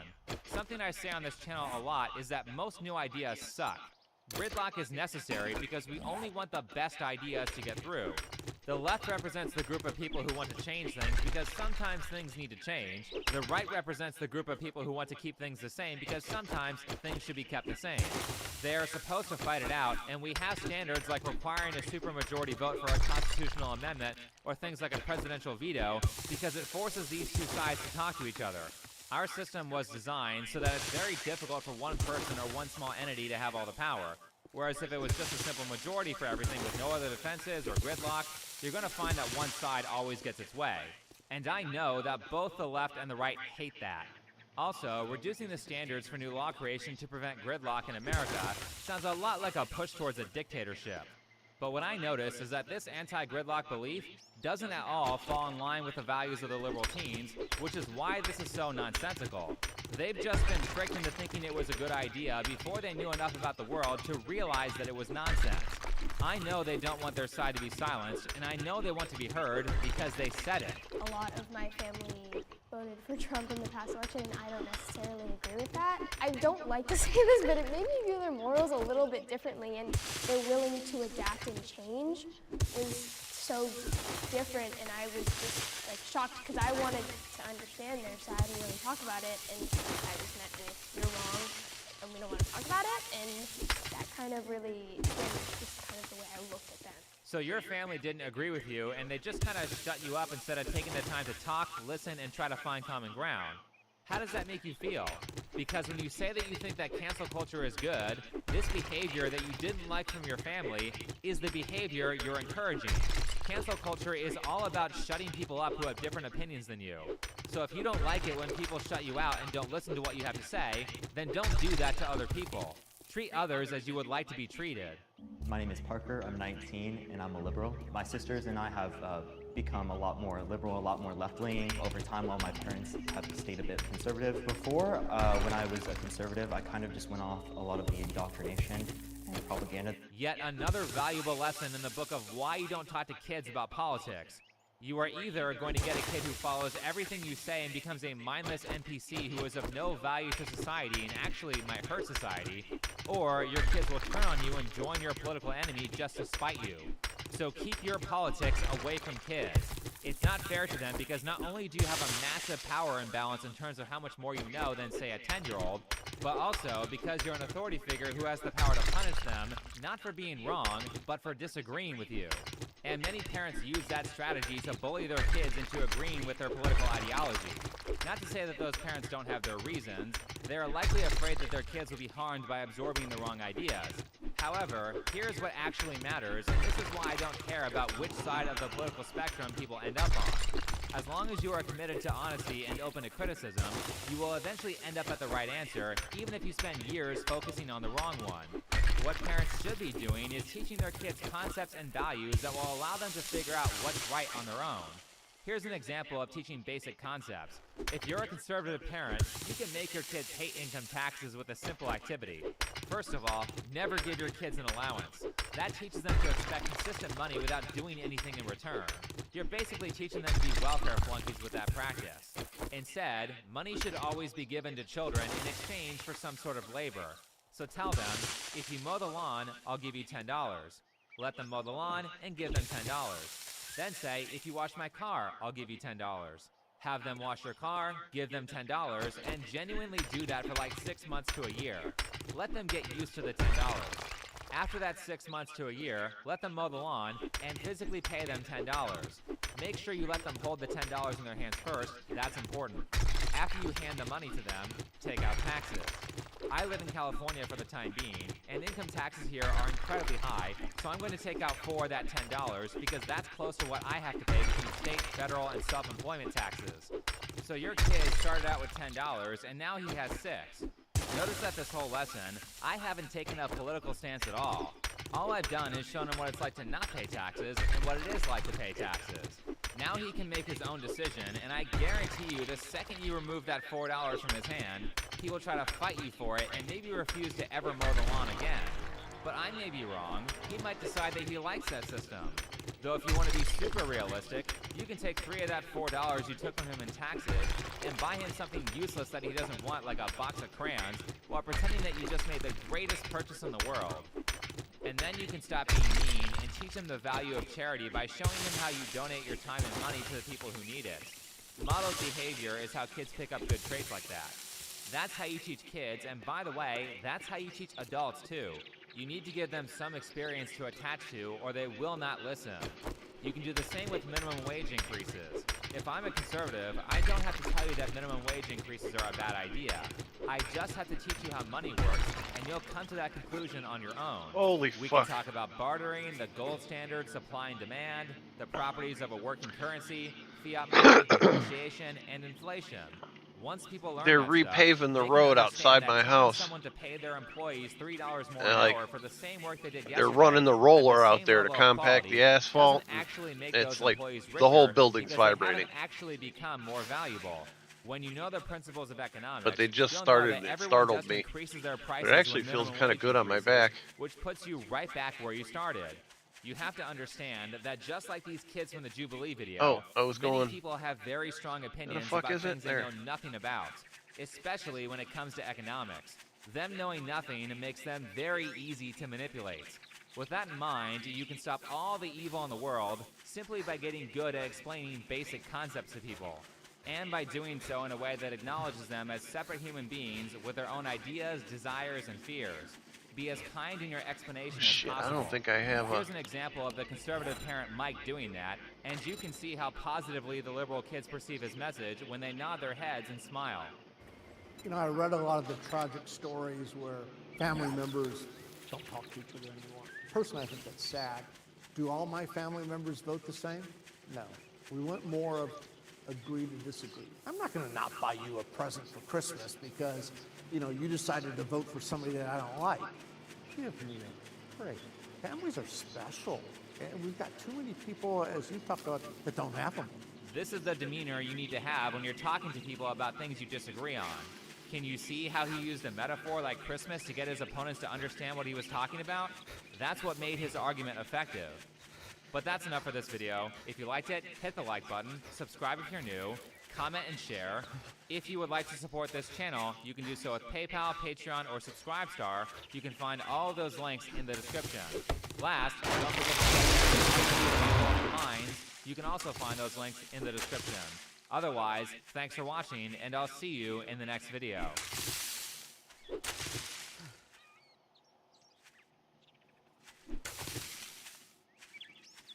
For the person out there who's planning on doing it, you know, the thing that we all wake up every day hoping we'll see in the news, and we're like, man, no one's done it yet. Keep going. Your plan, it's gonna work. If not, it'll inspire the next person. And I will definitely put money on your books. We're all rooting for you and hoping that you do it quickly and get away with it. For those of you who aren't clued in, she's encouraging someone to assassinate Donald Trump, which is a crime, by the way. Inciting violence and offering to pay someone to murder for you is not protected speech.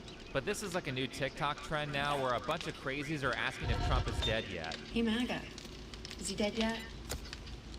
That's the only thing, the only conversation that I want to have with you. Whether or not he's dead yet. So stay off my fucking page unless you're coming to tell me that Donald is dead. I genuinely believe that these people are so uneducated that they don't know that this would make J.D. Vance president, and he basically has the same values as Trump. So anyway, a few years ago I made this video here called How People Are Being Radicalized, which was primarily a response to a giant YouTuber named Ludwig reacting to my content. And look, there's Hassan Piker right there in the thumbnail. Who could have predicted 3 years ago that he would be a major force radicalizing people today? But since that video, things have continued to get worse, and now we have even more mentally ill liberals screaming at everyone. Though the best part of the current year is that a lot of them are coming out of the closet on bullying. But I do have to give Tim Wilkes credit for saying that we need to be meaner. Because a lot of you need to be, like, meaner. Of course that's what you're saying. You leftists just want to bully everybody. Yeah. In this case, yeah. If you're still walking around with a MAGA hat, yeah. All right, that's what everyone's been waiting for. I'm sure the news of the new bullying meta will make the MAGA hats very happy. But what really seems to be the issue here with all these people going onto TikTok to have psychotic breakdowns, or tell people to take canned food, put it into a sock, and then use that to beat your family members who voted for Trump, is that they're so incapable of listening to any differing viewpoints that they don't understand their opposition or even their own side well enough to see why Trump is so popular. You were a Democrat. I was, my whole life. Really? I first voted for Bill Clinton and voted Democrat every single year until November. We can't just have anyone cross the border. What I will tell you is that it was not for Donald Trump. We might still be living next to gang members because everything changed after he was elected. Right, you can't just let a ton of people illegally cross the border. That's a great way to enable child sex trafficking, the trafficking of dangerous hard drugs like fentanyl, and it allows criminals to invade our country unabated. Some of these wokies seem to be quick to forget that not even 6 months ago, Venezuelan gangs were assaulting and kidnapping people in Colorado apartments. There's a reason why we have borders, and in fact, I'm old enough to remember when Bernie Sanders was against illegals. Open borders. That's a coach proposal. The idea, I mean, that's a right-wing proposal which says essentially there is no United States. But it would make a lot of global poor richer, wouldn't it? And it'd make everybody in America poor. Then you're doing away with the concept of a nation state. What right-wing people in this country would love is an open border policy. Bring in all kinds of people who work for $2 or $3 an hour. That would be great for them. I don't believe in that. It's actually not just Bernie Sanders who's spoken out against illegals. In fact, every president on the left that's taken office during my lifetime has been against open borders. Undocumented workers broke our immigration laws, and I believe that they must be held accountable. All Americans in every place in this country are rightly disturbed by the large numbers of illegal aliens entering our country. That's why our administration has moved aggressively to secure our borders more by hiring a record number of new border guards. I voted for punish American employers who knowingly violate the law when in fact they hire illegals. Crazy, right? But going back to what Bernie Sanders said, open borders used to very much be a right-wing position that George Bush Jr. was infamous for allowing in the 2000s. In the past, I believe Republicans were very pro-amnesty of illegals because big businesses loved hiring them as a soft form of slave labor because they had to accept very low pay, and if they wanted to organize for some sort of workers' rights, they could just be deported. But now it seems like cheap labor is a leftist position. Hey, these mass deportations are going to help out real Americans, right? Then I'm going to stop you right there. First off, if watching families being ripped apart does not appeal to your humanity, let me try and appeal to you financially, because these mass ICE deportations are bad for the economy. So while undocumented immigrants actually make up a really small portion of the overall workforce, they are overrepresented in jobs that you do not want. Things that have little benefits, long hours, backbreaking work with no pay. For example, about 42% of the agricultural workforce. Without the slaves, who will pick the cotton? But in reality, illegals make it very difficult for small businesses who want to provide good pay and good working conditions to compete against big businesses or other small businesses who are essentially cheating. Also, those same illegals are stealing away resources from people who actually pay into the system, and that's causing those people to switch parties. This was the precise moment I no longer was a Democrat. Raise your hand if your government plan would provide coverage for undocumented immigrants. Let me stop you right there. They're not undocumented immigrants, they're illegal aliens. Calling them immigrants implies that they are legally here, and they are not legally here. Stop trying to confuse people on purpose by changing the language. Anyway, let's continue. Everyone raised their hands saying they were in favor of giving free healthcare to illegals. Wait, was one of those people Bernie Sanders? Let's get a higher quality image from YouTube, and yep, it is.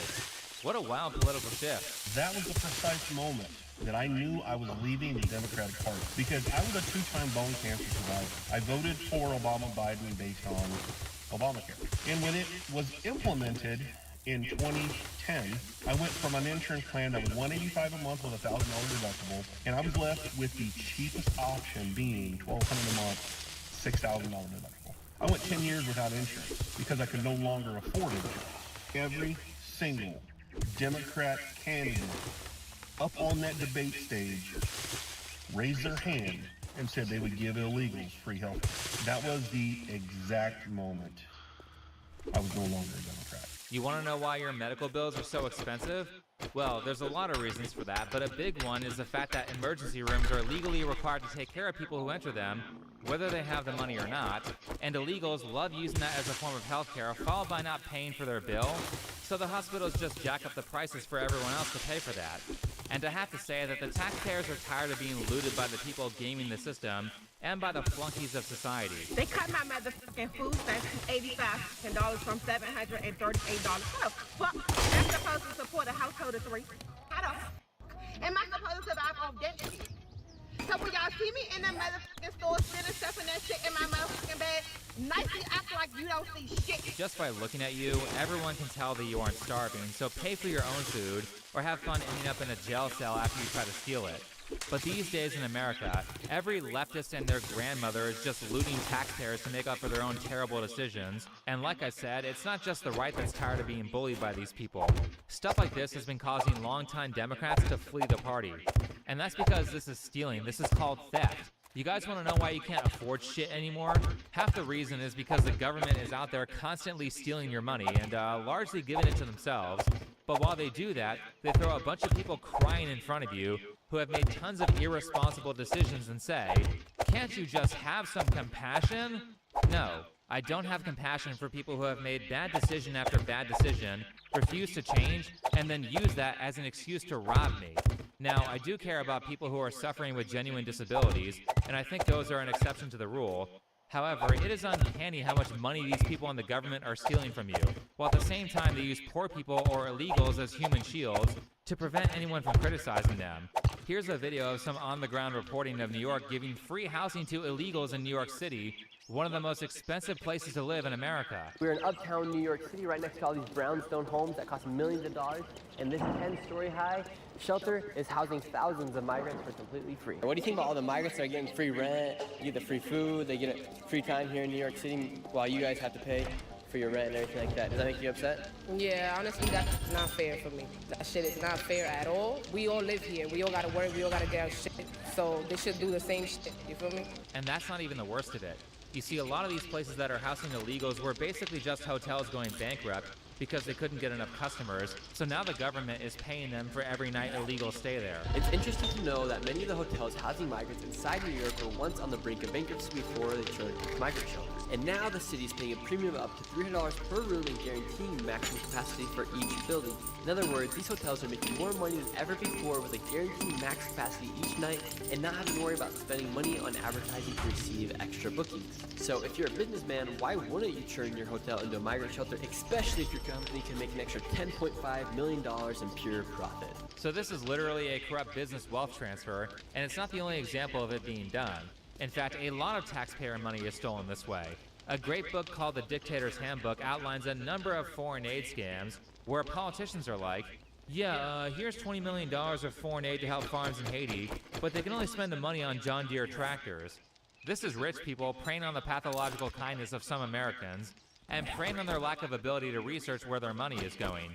And like I said, this is not that uncommon. Even better, these air-quote, compassionate, useful idiots love to talk down to you as they try to force you to take experimental medical procedures or be ostracized from society. America, if you can hear my voice, clap once.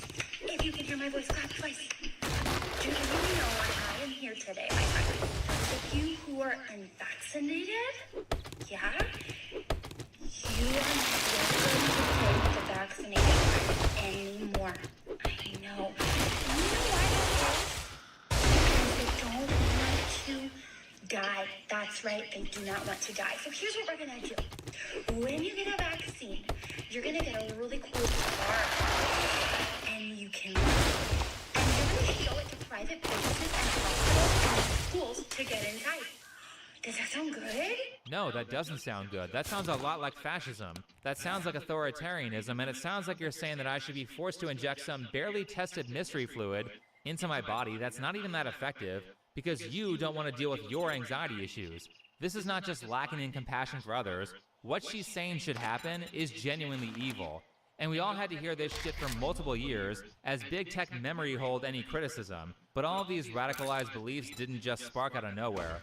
They've been pushed for many years by the media and colleges, with more classical examples like this clip of Maxine Waters telling people who were already looting businesses, setting everything on fire, beating people up, and sometimes killing people. She was telling these people to get more confrontational if they didn't get the verdict they wanted for the George Floyd Derek Chauvin trial. We're going to get a verdict that is saying guilty, guilty, guilty. And if we don't, we cannot go away. We've got to get more confrontational. We've got to make sure that they know that we mean business. Why is this chick not in prison for saying that? Oh, but she didn't say go be violent. I don't care. Everyone knows what she meant. She's literally telling rioters to go riot more, and that is not protected speech, that's terrorism. Like I said, this is not new, and it's ongoing with the younger generations on Twitch, where you have one of the largest creators actively promoting multiple terrorist groups. Here, let's talk about our favorite flags. Oh, it was like overall, what my favorite flag? Yeah! Hezbollah. Look it up. Oh. I'm not even kidding. It's actually. Just to get the. Oh. It's this is You know That is the best part of that clip. My favorite flag. It's got an AK on it and a fucking hand holding it up. Wow. Son. Or. We might have to cut this. We're behind the paywall. It's fine. Yeah, sick terrorist flag, dude. Isn't it so cool? This is basically like Hassan saying that Hitler is his favorite political leader. And I mean, geez, you can visibly see how immediately uncomfortable his statement makes everyone in the room, as he promotes a Muslim terrorist group in front of a gay guy and a pride flag. Does he know what One Piece is? Lofi. Lofi?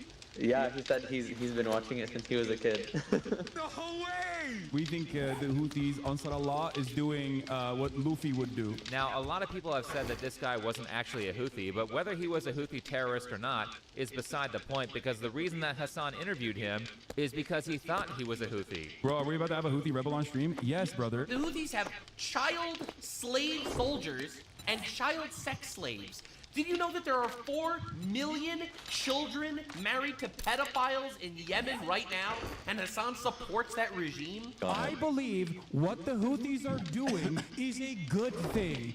10 toes fucking down. They are on the morally right side. But Hassan is not the only person who is spreading radicalism on Twitch. He literally has an entire friend group helping him promote terrorism in multiple ways, like Sean DeBlack telling someone to murder Destiny, Denim's offering to pay someone to kill Mark Kern for $30,000, as well as Mike from PA putting a $100,000 hit on Ethan Klein.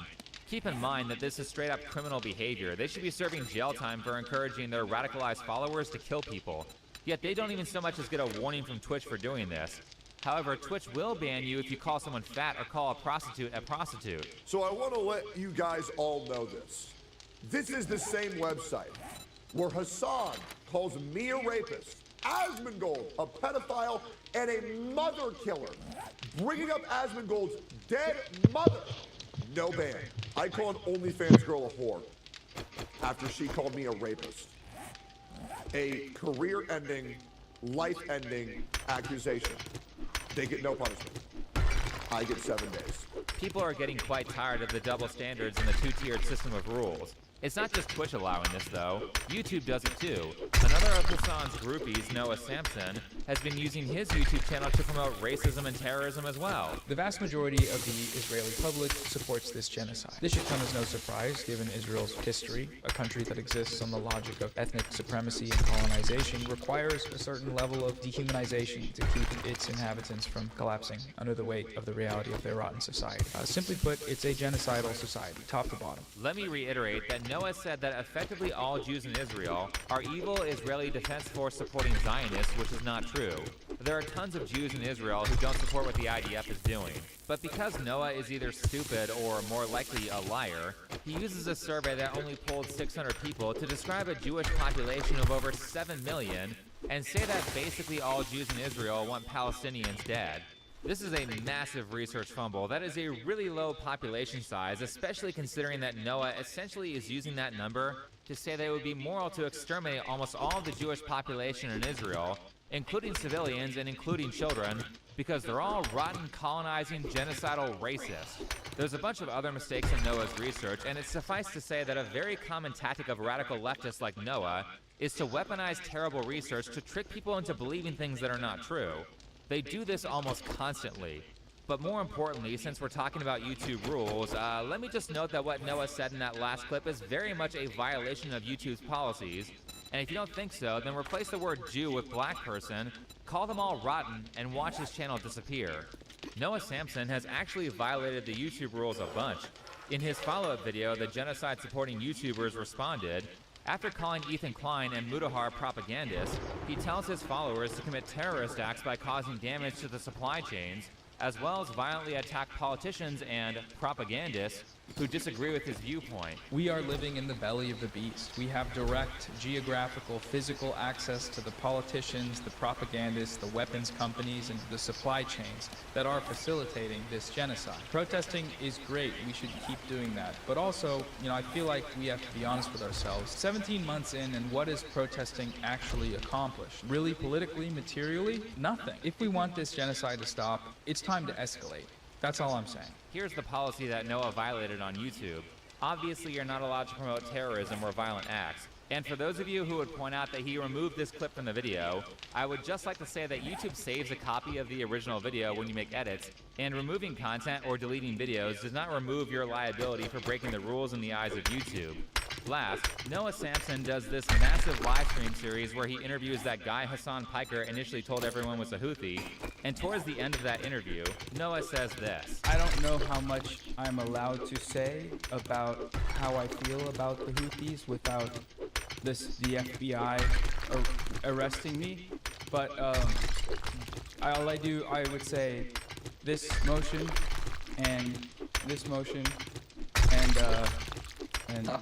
and free Palestine from the river to the sea. Dude, I love that kid. In an extreme case of irony, this moment actually occurs at 9 hours and 11 minutes into the stream.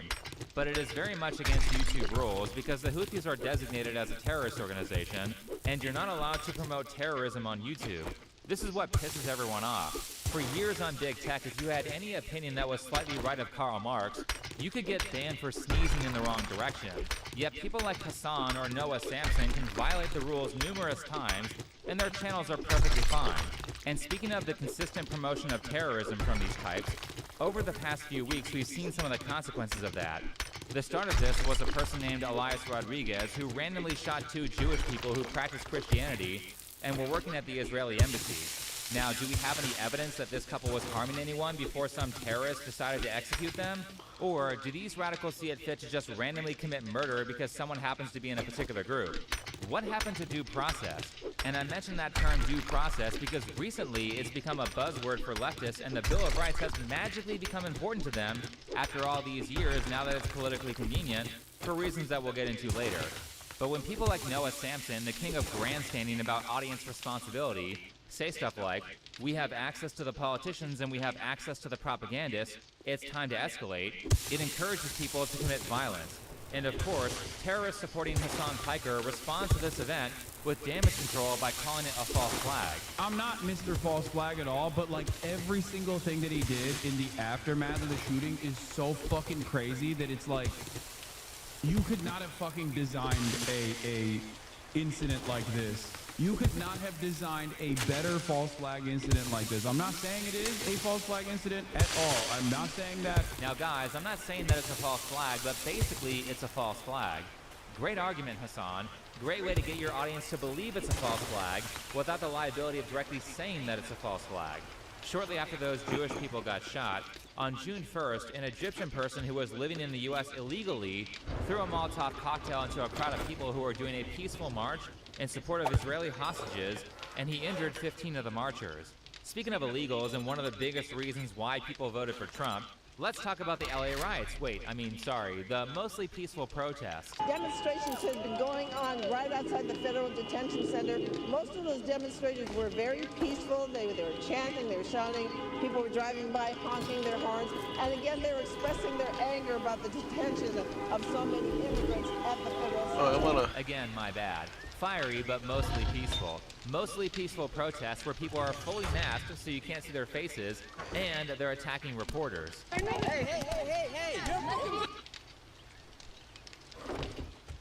I don't do anything. Get the fuck out of here. I know you fucking do. You fucking white nationalist motherfucker. This is our fucking land, you fucking bitch. Get the fuck out of here, dude. Dude, I have every right to be here.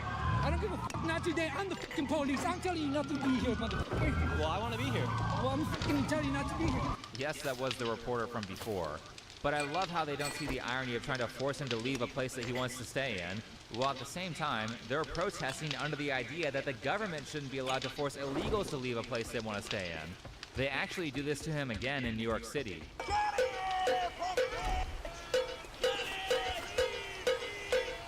I can be here, sir. I can leave. No, think that you're welcome in this state and all these people are telling you to leave? This is the white kind of privilege. You're an evil.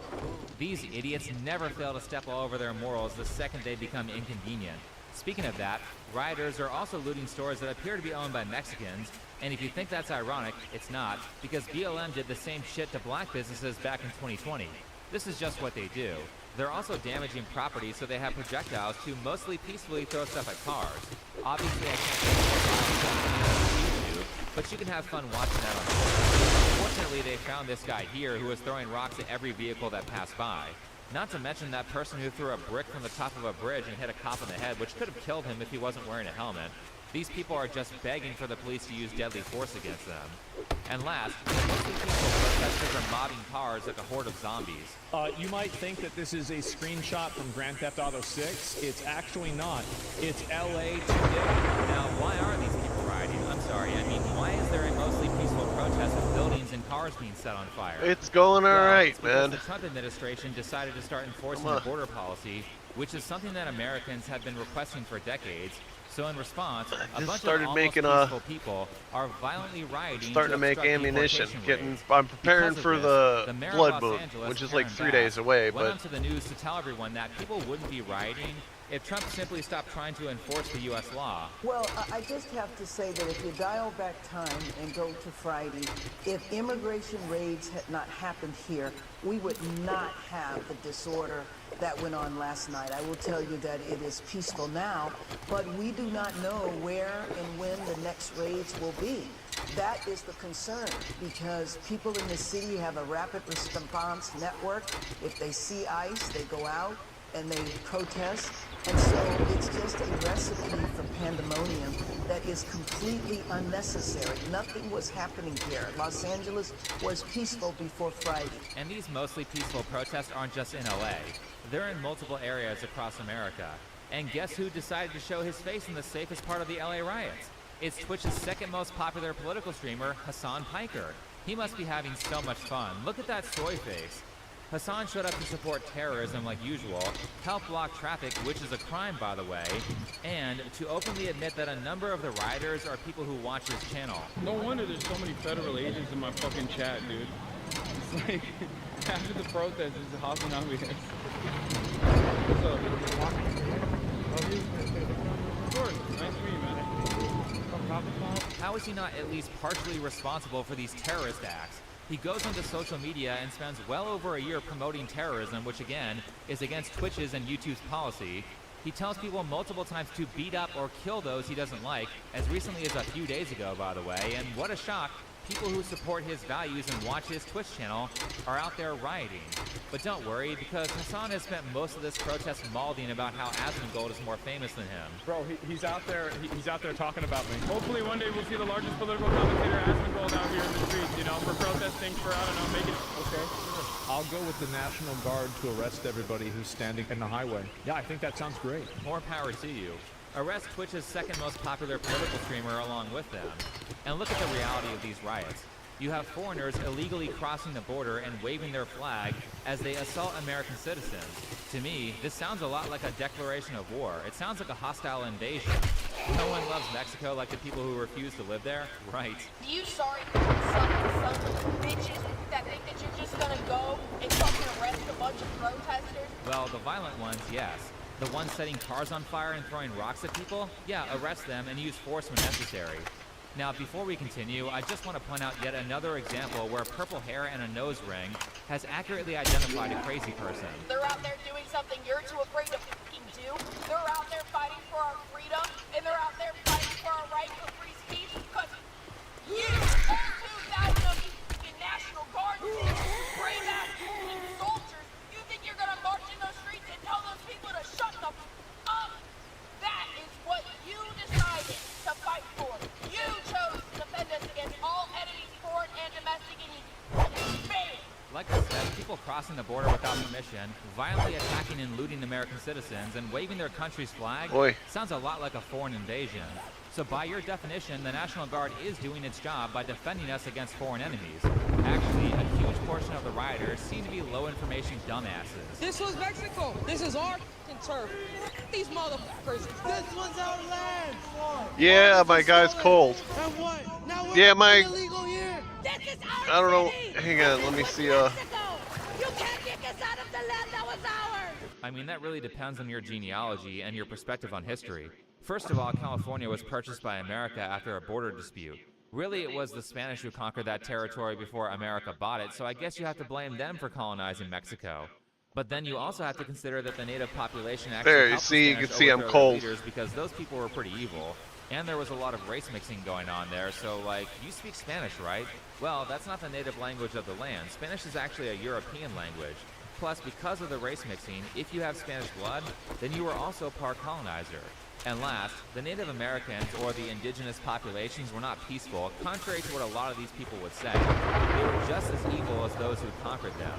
They would torture and kill each other and have wars over territory as well. The Spanish just had better weapons. A realistic view of history kind of makes everyone look like assholes. But more importantly, this all happened like 200 years ago, and you weren't alive then, so you didn't have jack shit stolen from you. Technically, if you're trying to invade America and and it's nighttime. make California Mexico again, then you are the colonizer. Though I have to say that nobody hates illegal aliens more than Mexicans who are legally in America. So let me get this straight. You don't want to go back to Mexico. Your protest is big, but you're waving the Mexican flag and you're waving it with pride. You're waving it in the United States. The torch really doesn't make a good weapon. Embarrassment to the Mexican culture. I like having the flaming shaft mod on a club or a spear. Children as human shields. Here's a Twitter account who is in favor of the riots posting an image that says, LAPD tear gassed the baby. No, that's not what happened. What happened was that this idiot brought her child to a riot where people knew they were going to be tear gassed. You can even see protesters who brought items to defend against it. What's the wind blower for? That motherfucking tear gas to blow it back at those motherfuckers! If you have a fucking blower, bring it up! Well, she may get some protection from the tear gas, but she certainly isn't defeating any stereotypes by running around with that leaf blower.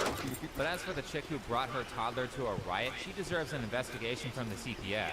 This is incredibly irresponsible behavior, and I think it's disgusting when parents bring their kids to any protest, much less a place where tons of violence is occurring. And like I said, these riots have been happening in multiple cities, with these idiots even preventing cops from doing their normal job by obstructing the police from stopping drug traffickers in Minneapolis. Chaos erupted in South Minneapolis as federal law enforcement agencies, including the FBI, ICE, DEA, and ATF, served high-risk search warrants related Well, to I'm going to drugs and do money this laundering at this Mexican restaurant on East this Lake quest. Street. Hundreds of protesters gathered. But some clashing while I'm with running law through, I might enforcement as well leaving check using ice mailboxes and Personally, newspaper I think that if these machines. people are told to I already back up got and they those. continue to obstruct the police, most Probably Americans move to a would have different no problem block. with the police making an example Cut of through them here. with an arrest and using appropriate force, which includes lethal force when it's necessary. Regardless of what was taking place here, the fact that, there are agents who are militarized, they deploy Whoa! on community members. Oh, Whatever Pukey McJoe. Where the hell's he? He's down the is street. completely unacceptable. They have all that combat gear because they're trying to stop a bunch of drug traffickers, you moron. You know obstructing an arrest is a crime, right? If you don't want to get tear gas, then get the hell out of the way. And after all the stuff these assholes pulled in 2020, it's time for them to start seeing some actual consequences. Stop protecting criminals.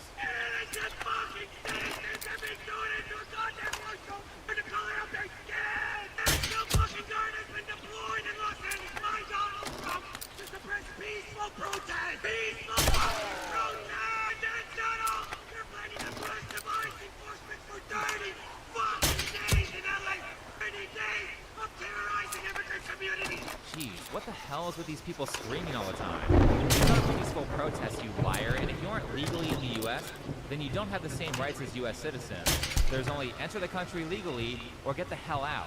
It's weird how most of the world operates like this, but it's only an issue when the U.S. doesn't enforce their border policies. And when I see tons of nut jobs like this crashing out on the internet multiple times a day, it's hard for me to believe how so many people thought that Trump was going to lose to Kamala Harris, who was one of the most unpopular political candidates. Okay, so we're closing in on almost 5 p.m. Eastern time. Oh, this lady. I always wanted to see the follow-up video. Today. I was talking to the guy in the store, of course. He asked me, why I was getting the champagne. And I said, because I'm going to be toasting Madam President tonight. And he just looked at me with They're so deep into their own delusion that they thought they were going to win. she's going to win this, right? And he said, oh, the numbers are so close. I said, I'm a political analyst. I'm telling you right now. Worst political analyst ever.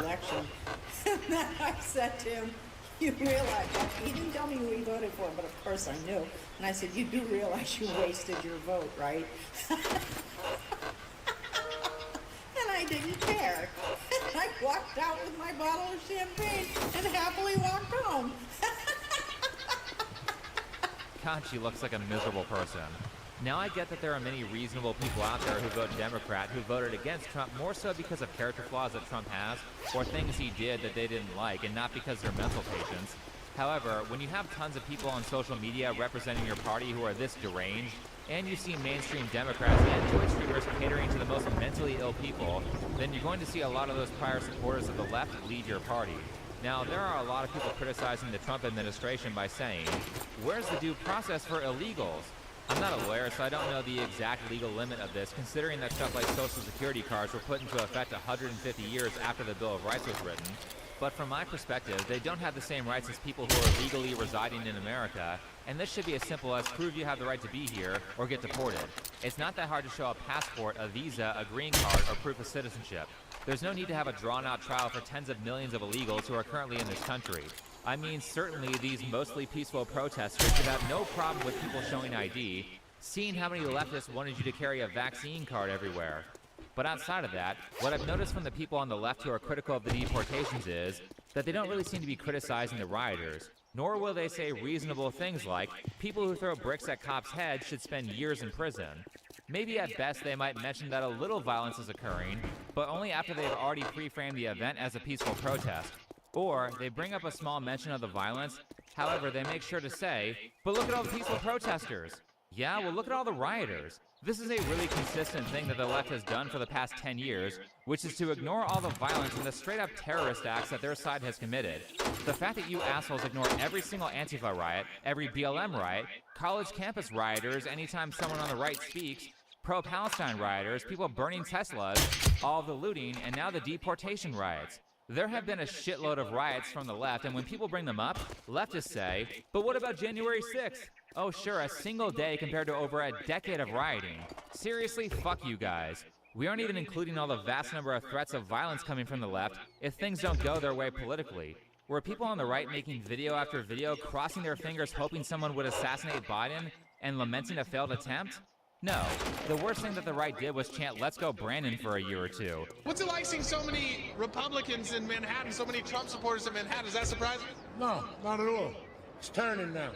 Trump's turn again. What's your message to Joe Biden? Fuck you.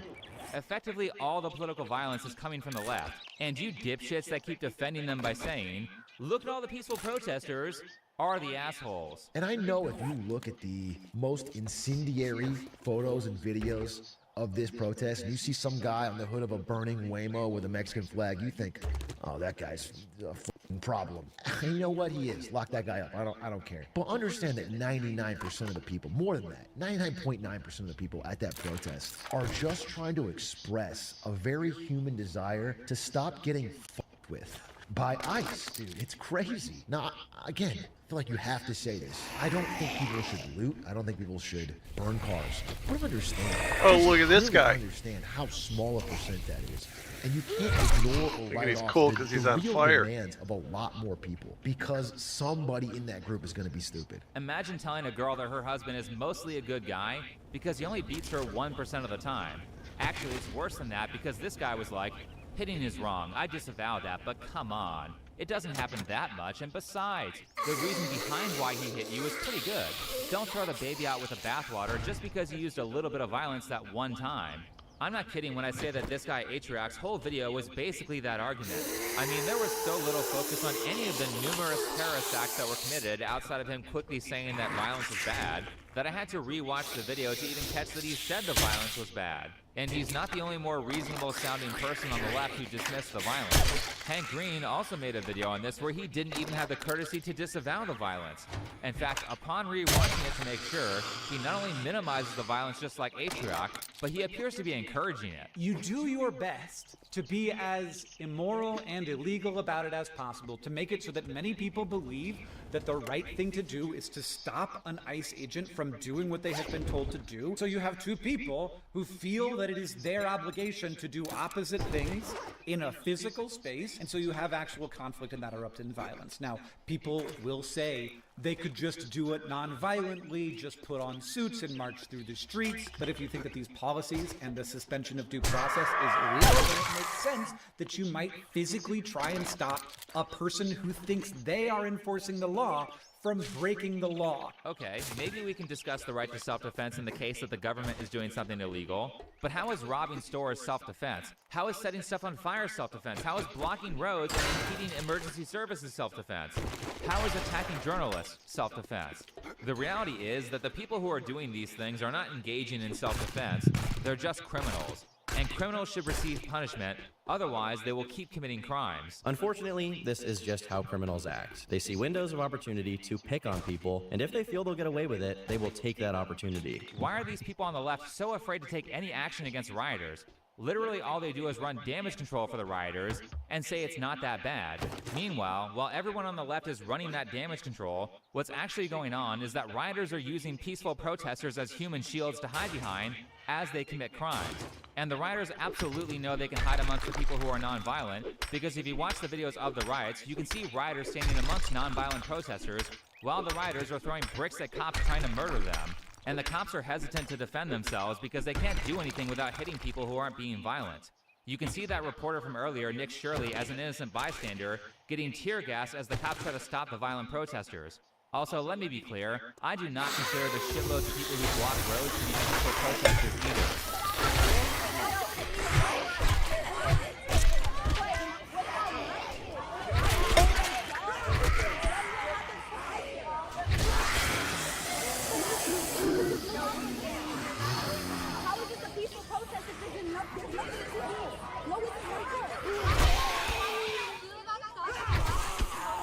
Oh no, not one.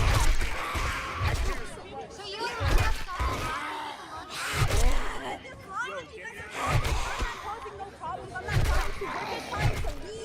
You think it's peaceful for this man to intimidate her and tell her that she can't go to work? No, he's holding her hostage. So I really have a problem with seeing the viewpoint of the left on this, even the ones who appear to be more calm and collected, because they don't see blocking the roads as violent protesting, and they go out of their way to defend rioters. But even still, I do hear their arguments. I get that being reckless about deportations can get some legal citizens caught up in the crossfire, and we can certainly discuss if that's happening or not, because I don't want people who have the right to be here to be thrown out.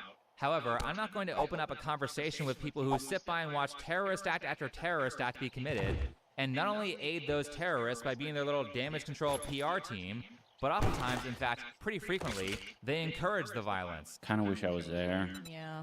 Because I think it would be really fucking sweet to throw the tear gas back at them. A lot of people worry about property damage for the sake of property damage. You know, it's not like a terrifying situation at all.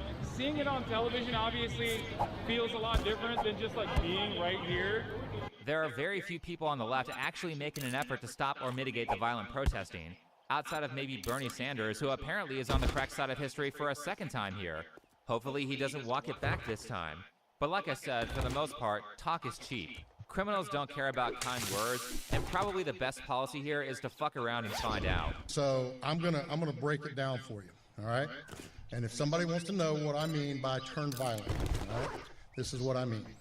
If you resist lawful orders, you're going to jail. Let me be very clear about that. If you block an intersection or a roadway in Brevard County, you are going to jail. If you try to mob rule a car in Brevard County, gathering around it, refusing to let the driver leave, in our county, you're most likely going to get run over. If you hit one of us, you're going to the hospital and jail. If you throw a brick, a firebomb, or point a gun at one of our deputies, we will be notifying your family where to collect your remains at. Yeah, I don't really see a problem with anything he said, because the violence keeps getting worse and it goes beyond the mostly peaceful protest. As I'm recording this, Democrat Melissa Hortman and her husband just got murdered, conveniently right after she was the only Democrat who voted against medical care for illegals. Portman was the lone DFL lawmaker to cast a vote to cut Minnesota care access for undocumented immigrants. It's a move she made with a heavy heart. I know that people will be hurt by that vote, and we worked very hard to try to get a budget deal that wouldn't include that provision. It's interesting that the killer was found with a bunch of No Kings anti-Trump protest flyers in his car, and he was a former Tim Walz appointee, so the likelihood he's on the left is high. Also, because of the current evidence, I don't think anyone is denying that this was a politically motivated assassination. Well, maybe it's time for us to be a little meaner. Maybe it's time for us to be a little more fearless. What did you mean by that? Earlier, that girl said you meant bullying, but seeing all the constant violent ideations and behaviors from the left, I'm thinking more so he was encouraging rioting and violence. And honestly, whether the assassin was a leftist or not, do you guys really want to live in a place where people now have to be afraid of getting murdered if a vote they make ends up being unpopular? All of you people who are crossing your fingers and hoping someone assassinates Trump, note that this happened to a Democrat. If they can do it to politicians that you hate, they will also do it to the ones that you like, which is why there must be a zero-tolerance policy on things like violent protesting and terrorism. Now, let's move the conversation away from the mentally ill radicals a slight bit, and let me be clear. I have my own political biases, but I love the fact that America has different political factions because different people with different priorities will bring important problems to your attention that you weren't aware of. And to simplify, I think it's the job of the left to say, hey, look at all this bad stuff the corporations are doing, and it's the job of the right to say, hey, look at all this bad stuff the government is doing. Then we hash out our differing perspectives and learn more about the world. We are supposed to disagree and fight with each other on these issues. Neither party is supposed to win 100%, and if that does happen, it's called authoritarianism. Being able to talk out our disagreements is what makes America great, but when one side is throwing fists, there is no longer a conversation. There's just, hey, that guy just threw a brick at someone's head, he needs to be stopped, use lethal force if necessary. We don't have a society if that continues to happen, and if it does continue to happen, it will very much be a bad day when people on the opposing side stop being nice and start defending themselves. I would very much like to live in a place where that doesn't happen, so how about we stop allowing people to commit crimes? Anyway, thanks for watching, follow me on Twitter, and I'll see you in the next video. Alright, we gotta find a new video. Hey, you're watching my official compilation channel, but if you want to see my newest videos as soon as they're uploaded,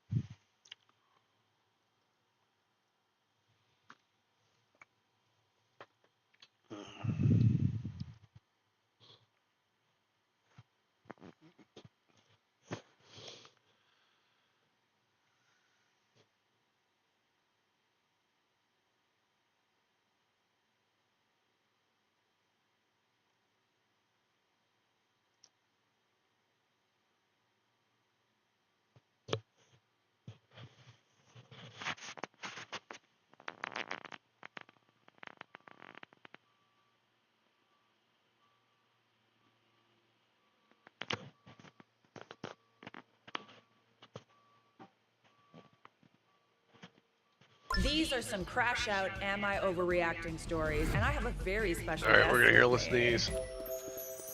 Hi, how's everybody doing? Thank you for having me on. Oh, thanks for being here. I just know the subs are squealing right now. Yeah, they're peaking. So everyone, this is Chris Collins. Call me Chris. I know that people who watch this channel also watch her channel. I'm super happy to play a little game with her today. Do you want to play a game? We're playing Am I Overreacting red flag, green flag game. I'll be the red flag. Chris is the green flag. We'll read the posts, and if I see a red flag, I'm gonna wave it. If Chris sees a green, or even like a beige flag, like it's like, okay, it's not bad, but it's like not good. Like it's like, okay, I'm clocking it. Yes. And then by the end of the story, if there's more red flags than green flags, then the person is in fact not overreacting. Nar. Nar. Exactly. Nar. Exactly. That's what I said too.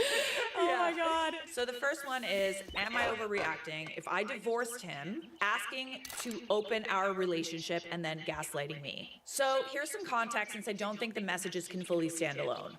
My 27 female, husband, 28 male, and I have only been married for 6 months. We have a 1-month-old baby girl. Today, 2 of our college friends came over unannounced to meet the baby. I was very frustrated by this and assumed he had invited them because he didn't seem at all surprised for them to show up.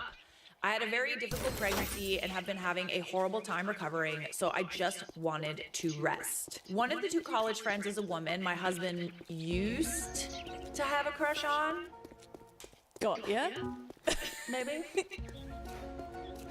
I think maybe that might be a red flag. Yeah, that's a red flag. Yeah, maybe. This isn't something we've really directly talked about, but it was just basic knowledge in our shared circles in college. They still keep in contact, but I wasn't aware it was high contact or even really still a, quote, friendship. After they left, I was a bit grouchy and my husband could tell. He had to go to work later that night and was texting me while on a short break. This is that conversation. Shall I read the husband? Ooh. Yes. It's a conversation we have to have in general anyway.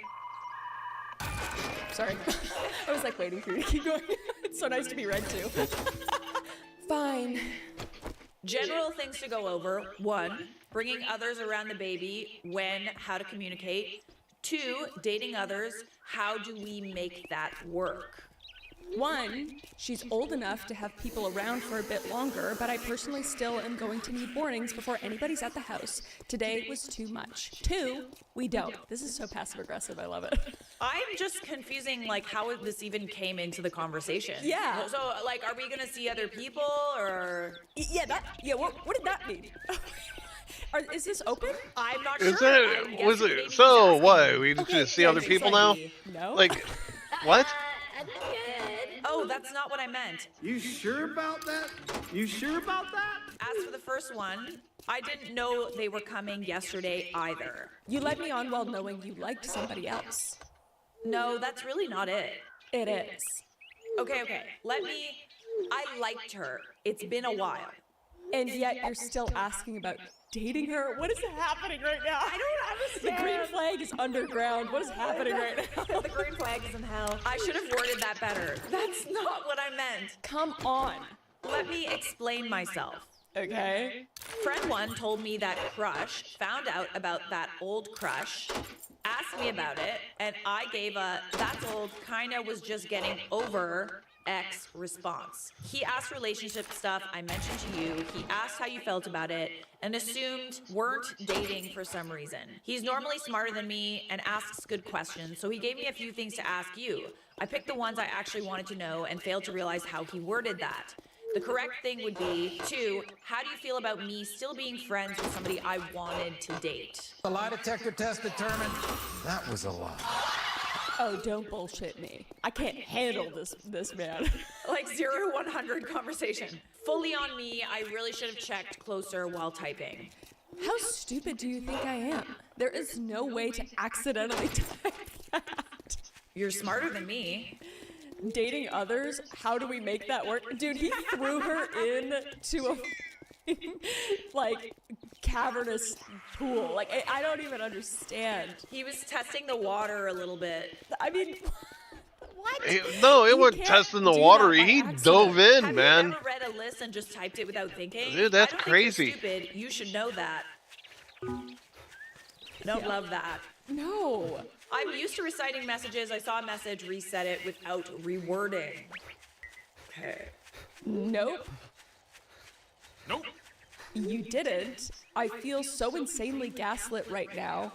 Name, that isn't possible. Those are 2 completely different concepts. Just admit you were testing the waters to see if it was a possibility. I'd be much less upset about that.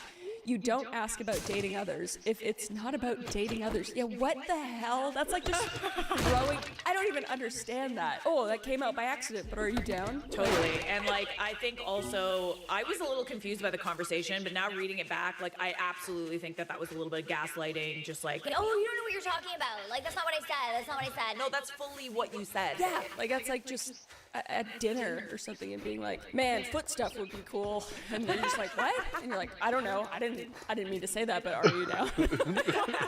Like, what are you doing? Okay, so I love this next text. It was a mix of both. Here you go. Oh, Spend it all in okay. one So place. you're saying that she was right. I didn't know if you also wanted to look elsewhere, What and the it was a hell do good you way want to this ask time? while also having an out, since friend one also kind of asked. Why did you try and lie? Panic. I realized how bad that sounded and lied out of habit to try and fix it so you wouldn't leave. Okay, lied out of habit. She's a pathological liar. What the? Sorry, I just always lie, and like I just figured I'd lie again. You know I have a problem with this. I can tell. Don't do that. Oh, holy shit! That was the fucking worst thing to fucking say in that situation. That was I can't hysterical. forgive you right now. I'll work on it. Lied out of habit. Oh, brother. What? Wait, what? And it's only been 6 You months. got a habit of too. lying? You're This supposed to be in is your the honeymoon first time phase hearing right now. about I don't this. even know why you're Oh, holy fishing shit. for a cheat card. Yeah. Even if this was discussed, I think 6 months is pretty early to be wanting a hall pass. Yeah, absolutely. I mean, I feel like this should get figured out before you are with somebody. It's like, hey, I'm not interested in open relationships. I'm monogamous. Like, Totally. don't even bring it up. I mean, I guess you can ask, but this isn't the way to do it. I'd be whopping you upside the head if you ask me, but... It's insulting to even ask, honestly. Yeah, it is, because now she knows that he's looking for greener grass. And also the girl that he said he told her not to worry about, probably, as well, right? Yes. So it's not just some random, it's someone that he's known for a long time that he used to have a crush on. Yeah, dip out. I had friends, well, she's still my friend, actually. So she's dating this other guy, and they used to, like, swing. They almost never hooked up with people that, like, they knew. It was always, like, random people. And, like, I remember there was one time where we were out, and there was a girl that they, like, wanted to bring home. There was, like, a moment where my friend caught her boyfriend looking at this girl a little bit too long, and she was looking at her boyfriend a little too long. I remember distinctly we were getting into a cab to go back to her place to, like, keep drinking, and this girl that they had picked up was trying to get into the cab with us. got ourselves a And real I life hero. slammed the door And in her now face. he wants to be paid. Really? Literally. A moment too long. She could suss the vibe so quickly, and it was like, you should be into me, not my, not my boyfriend. Yeah, you got your own rules. Yeah, I mean, fair totally. enough. So we do have an update. Oh, love it. This will be my only update unless something massive happens. I'm not looking to create one of those Finally, Reddit tier sagas two. that I'm drag gonna on make 5 you an updates. offer. Okay, so Say I I'm know not they all say this, surprised. but I really did not might be able to expect it finish blow this up. one I was honestly before- expecting to get some sort of reassurance that he did make I an got room honest in my mistake bag. I and got could room. let it Oh, out of my especially if mind. I. Maybe that sounds a bit silly to you all, but I'm severely doubting myself due to PP hormones. Postpartum hormones, and I'm prone to doubt all my feelings. I wanted thoughts of people in their right mind. When I instantly got that many comments telling me to divorce, oh yeah, we didn't even read the comments, but like, this is definitely a red flag for the record. I don't see there being a comment unless it's like a dude. He just asked. Oh yeah, it's fine. I was just seeing if you were okay with it. What, is he not allowed to ask questions? Nice, Yeah, well, I kind of feel like all them wrinkles should have been smoothed out before the marriage, I'm not trusting man. Reddit to make the decision, so no worries to those who warned against that. While obviously they were less quick to jump to leave him, everybody I asked agreed his behavior was very inappropriate and something had to be done. When he came home last night, we had a real face-to-face conversation, and he elaborated further. I asked to see the list. He admitted there wasn't a list, but his friend had asked if he was planning on being with Crush. I asked why friend hadn't known we were together. He said that friend didn't know we were in a closed relationship. What? I'm sorry, shouldn't that be, like, assumed? Yeah, unless he's had like a bunch of other relationships. That's where kinda it's what been I'm open. thinking. Where it's just like, oh, you've always been an open, but he just hasn't disclosed it to his wife. Don't love that. I couldn't explain why. I asked him more things, but it was mostly me expressing how hurt I felt. He seemed to understand it and started really feeling bad for it. He knew immediately he'd be taking care of the baby tonight so I could get a good night's sleep. I was too stressed for it really, but I appreciated the gesture. I explained to him I'm deeply uncomfortable with being with others and will never be open to it. He said that's okay. I told him I want to look through his phone and he let me. I was gonna give him some. I felt bad for not putting up the flag, but I'm taking it away. Okay, are you gonna put it Yeah, up? because he deleted everything. I just want to be involved.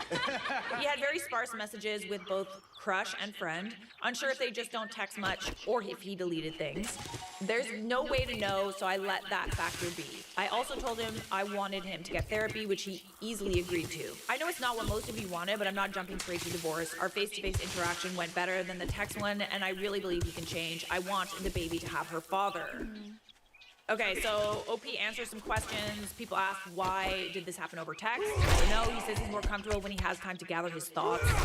I can't think on the spot. It's too much. I don't know. I feel like that's an excuse to like come up with like better answers and have time to respond. And he to, like, still lies. Yeah, to be able to lie. Oh, sorry, I usually lie, so like I just lied again. You know I'm diagnosed with pathological lying. Ridiculous, dude. So he says he's more comfortable and has time to gather his thoughts. I prefer it to be face-to-face and told him as such. But you said you were accepting of polyamory. Yes, like how I'm accepting of gay marriage. It doesn't mean I'm gay or want a gay marriage for myself. I'm an ally. I just support other people's right to do it. I thought this may have been... Yeah, again... I would be okay with this. Okay. You should have ironed all this out, man, ahead of time. I feel like it's so much more than... The question, do you support polyamory, is so much different than, are you into Are you, this? like, open to polyamory? Yeah, that's crazy. Yeah. That's just more gaslighting. So let me just... Why did you marry him? This wasn't the first date icebreaker. He's been a kind person. I connect to a lot. I had no way of predicting this, and you can't determine that he has no positive traits. I may have fallen for off this one exchange. Have you ever been poly? No. Is he good with a baby? Yes, he's great with the baby and has never been a concern. He loves her dearly. Lied out of habit. I love how people clock this. He grew up in an environment. I did too, and it's part of why I connected with him deeply and had to lie for survival. It's a habit he's struggling to break, but he's never doubled down this many times before. Okay. You know, I sympathize, but also you're an adult. There's a lot of different coping mechanisms with that kind of thing, but when you know you're lying, you can't, like, that's just, I just don't think that that's... I can have sympathy, but I also am just like, that's fine, but I'm not interested in being with somebody that lies all the time. You can empathize with someone's trauma and their trauma responses, but at a certain degree, it is your responsibility to go to therapy and figure out how to not let your trauma affect your current relationships. And that is entirely your responsibility. You can't just play the victim and say, oh, I grew up in an environment and this is how I am. I mean, he did agree to go to therapy, so that's something. And I know that there's a kid there, so that's just a whole other. That's a huge factor, so I understand her wanting to make it work, but totally. I don't know. That just makes me sad. It's like you shouldn't have to make it work with relationships. It just sucks. But I can, again, also sympathize with the fact that she's freshly postpartum. She needs help with the kid and, like, you know, her emotions are all over the place and she needs support. And, you know, it is a red flag, absolutely. Do you get divorced over one red flag? Yeah. Yeah, maybe he asked this one time in a horrible way, and maybe they're gonna go to therapy, and maybe he knows where the boundaries are, and he should drop that friend because it's disrespectful. I feel like there's so many things that need to be worked on here, and I feel like it could work, but I don't know. We do have another update. A few days later, I did my own research. I actually found all of this a couple days ago, but my priority hasn't really been Reddit. I'm not sure if physical cheating was involved, but I can confirm he was telling both crush and friend that we were in the process of getting a divorce and he was basically single. The green divorce left the building. That is no. See now? See? There was more. There was more. Are you kidding me? No. Bye. See ya. Goodbye. No, like it's not even a red flag, green flag thing at this point. It's like this is you're done. They seemed shocked to learn this wasn't true. This is a checkered flag right there, man. Well. Goddamn over. You're a witch. I am a witch. Thanks to everyone who told me how to see these. Nothing overly romantic with crush, but the kinds of texts that just sounded flirty even without anything being explicitly said. You hang up. No, you hang up. Type of tone.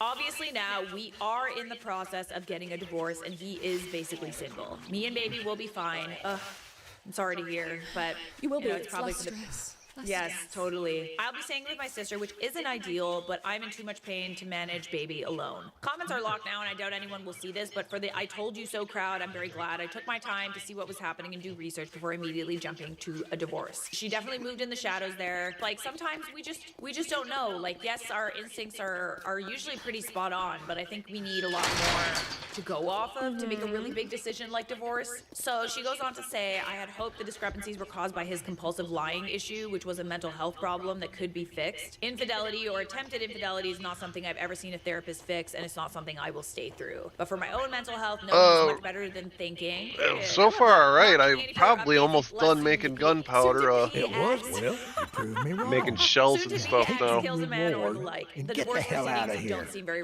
relevant to the story. Thank you all for the insight. All right, so I think it's safe to say you are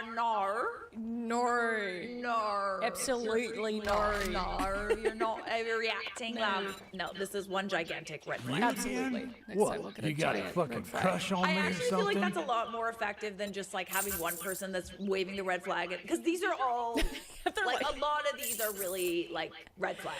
Yeah. I gotta go get my flag. Okay. Am I overreacting for my annoyed response to my friend asking to bring her boyfriend to our girls' trip?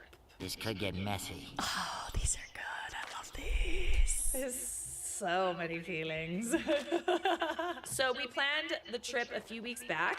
We're all between the ages of 19 to 20, and we want to book a place to stay there on Sunday and come back Tuesday. careful I found out the place, there. so I booked You it. It wouldn't was done wanna under my get name. hurt. Me and another one of my friends paid for the deposit, but other than that, we all split the price. The room situation All right, for hang 6 on, of I gotta us, run to the 3 bathroom. bedrooms, and there's also a pull-out couch. Anyways, we went on call, and her boyfriend is not coming, but she's mad at me for blowing up at her for a mild request. I don't want to tell my friends because I don't want any more tension on the trip, so I've come here to post this. Hey, I just wanted to confirm everything is all good for tomorrow. Hey babes, everything is good, but I just wanted to add that my boyfriend is coming. I understand it's all last minute, but yeah, it would be better for me to inform you in advance. I'm really confused right now. Is he coming for the whole day, or is he gonna sleep here? Could we just go on call right now? Sorry, I can't call right now, but yeah, boyfriend is going to be staying the night. I love how she's just telling and not asking. I don't love that, like, at all. Oh, by the way, my boyfriend's coming. So, deal with it. I feel bad because you're going to have to chase up booking, but I'm more than happy to just do it myself. You can't really do that. The booking is in my name and they have my number. I don't know how long it's going to take or if they're going to add an additional charge. I'll call when I get home later. However, whether they'll let him come isn't guaranteed, plus the others might not be comfortable since it was meant to be a girls' trip. Yeah, and like that's all it really has to be. Like this kind of this thing about, oh, like I don't know if they will, like it's a totally different vibe when there's a guy there. Completely. Literally, like we can't be like running around in our undies, like we can't like be kikiing, we can't talk shit about him, like yeah, all the fun, most fun things. Literally, all the fun parts of a girls' trip are not going to be part of it now. Yeah, I wouldn't go. I'd be like, I'll pass. Yeah, literally. OMG, that sounds like so much work. I feel awful. I'm sure all the other girls will be fine. It's basically a couple trip anyway. What do you mean couples trip? How? You're going to be the only couple. Okay, there you go. Yeah, but so-and-so are exes. They met on a blind date, but they never actually dated. So they were never a couple. They'll all be fine with it, trust me. Girl! You need to meet your friends. I'll look into the booking, but before that, you need to ask them if they're fine with it. Queen. It's going to be awkward. You do it, please, my beautiful princess, sweet and kind with a heart of gold. Oh, okay. I hate all of that. I hate all it. of that. Flattery isn't going to work. I don't understand this. Blah blah might agree because she hates to say no to this, and the others also have problems saying no, but blah blah is gonna be pissed. Why do you care so much what blah blah thinks? Cause it's her birthday! It's her birthday! That's crazy! You can be away from your boyfriend for 2 days. If you have a problem, just effing say it. You can't agree to do something, but then in the same breath come up with all the reasons you shouldn't do it. Are you in love with birthday girl or something? Why are we doing so much for her birthday? Are you in love? It's all a trip for us because it coincides with her birthday. It doesn't mean the girl's trip is for her. That's not how it works. That's not how any of this works. Am I in love with you because I'm also doing you a favor? I like that a lot. Nice to know how you feel about things. Things? thing singular. There's one issue right now. I like her. I like her a lot. Yeah, I like her too. She sets firm boundaries. You not being supportive of my relationship is the other thing. Okay.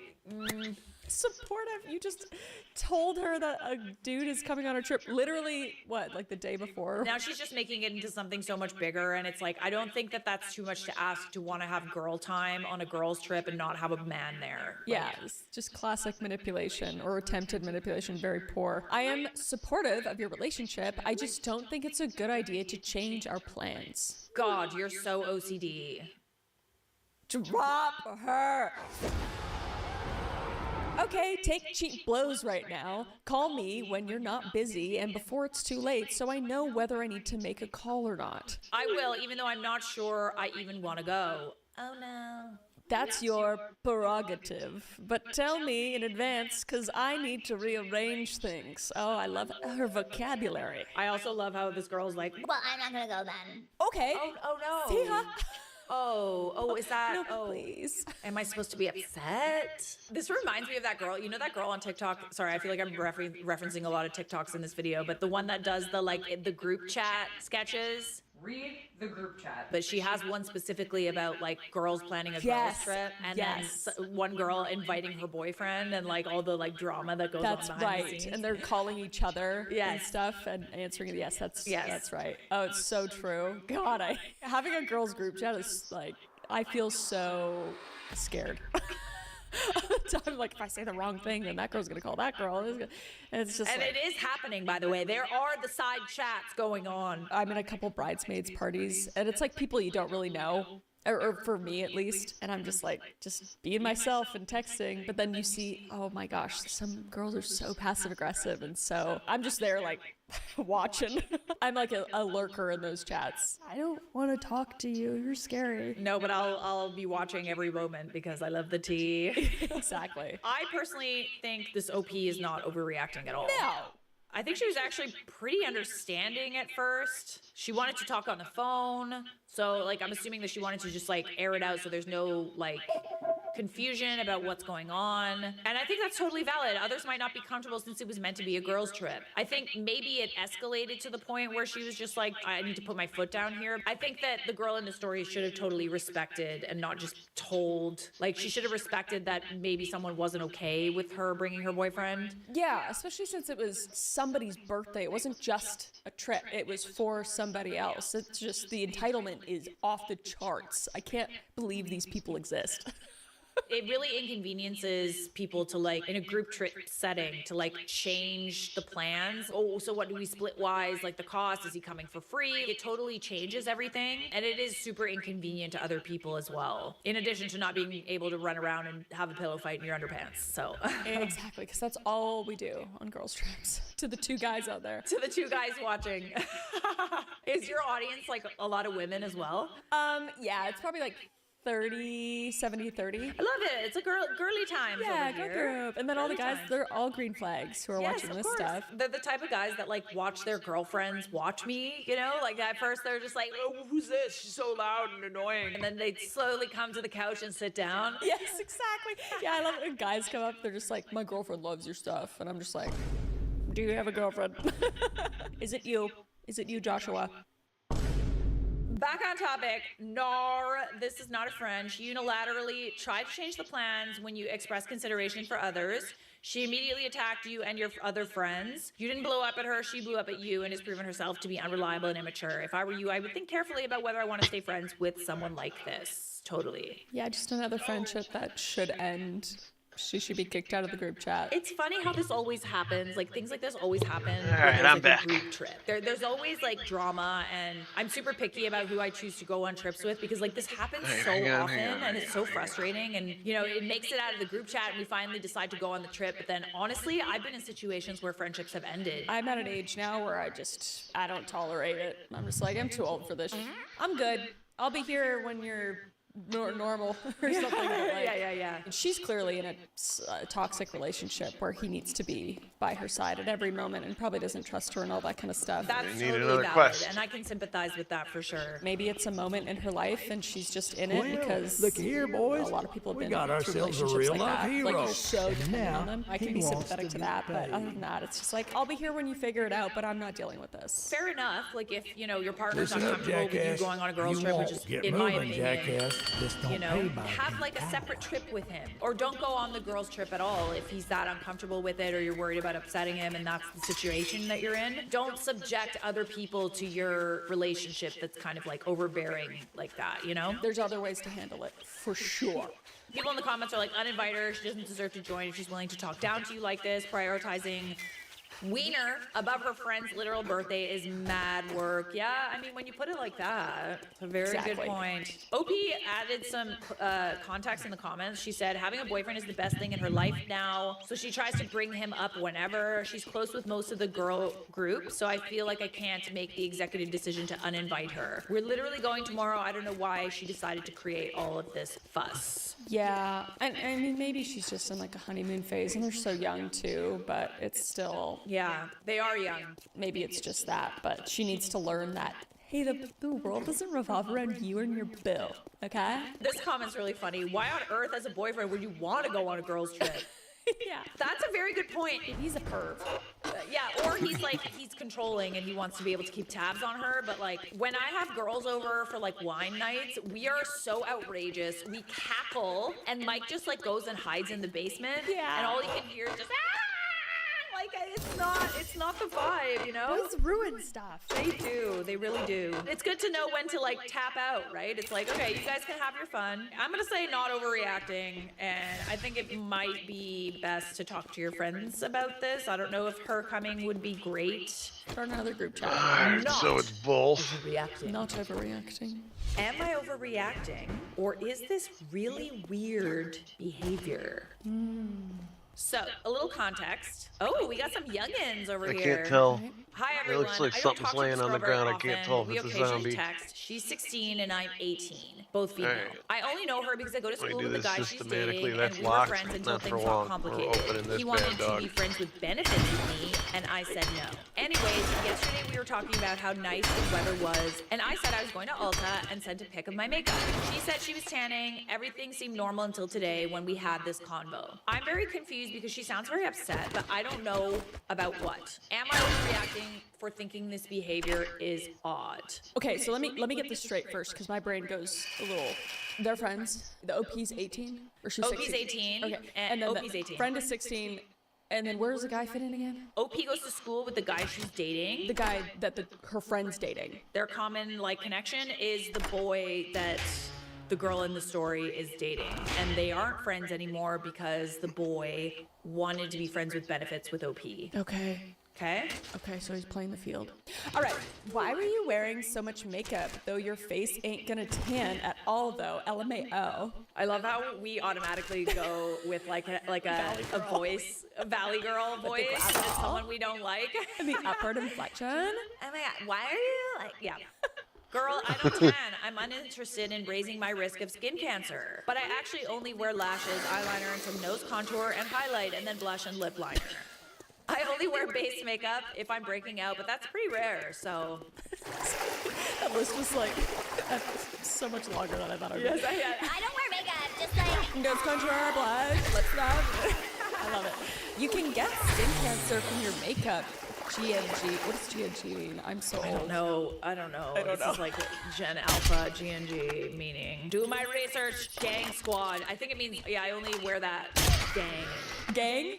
Oh, okay. Just forego the A. What are we doing? So I will point this out really, really quickly. OP kind of also God said, damn. I think something a little bit yes, the girl in I can't the believe story how was fast like, this why got would out of you say hand. you're not gonna tan? Yes. And then OP also did say, I'm not tanning, I don't want to get skin cancer. Oh, it's passive aggressive all around. It was a bit passive aggressive on both ends. Yeah, so far for sure. You can get skin cancer from basically everything, but it's very different from cooking your skin.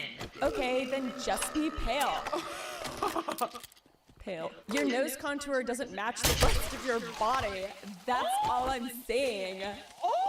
Dude, I'm scared of teenagers nowadays. I mean, yes, I would much rather be pale than be likely to get cancer, as UV radiation makes up 90% of skin cancer.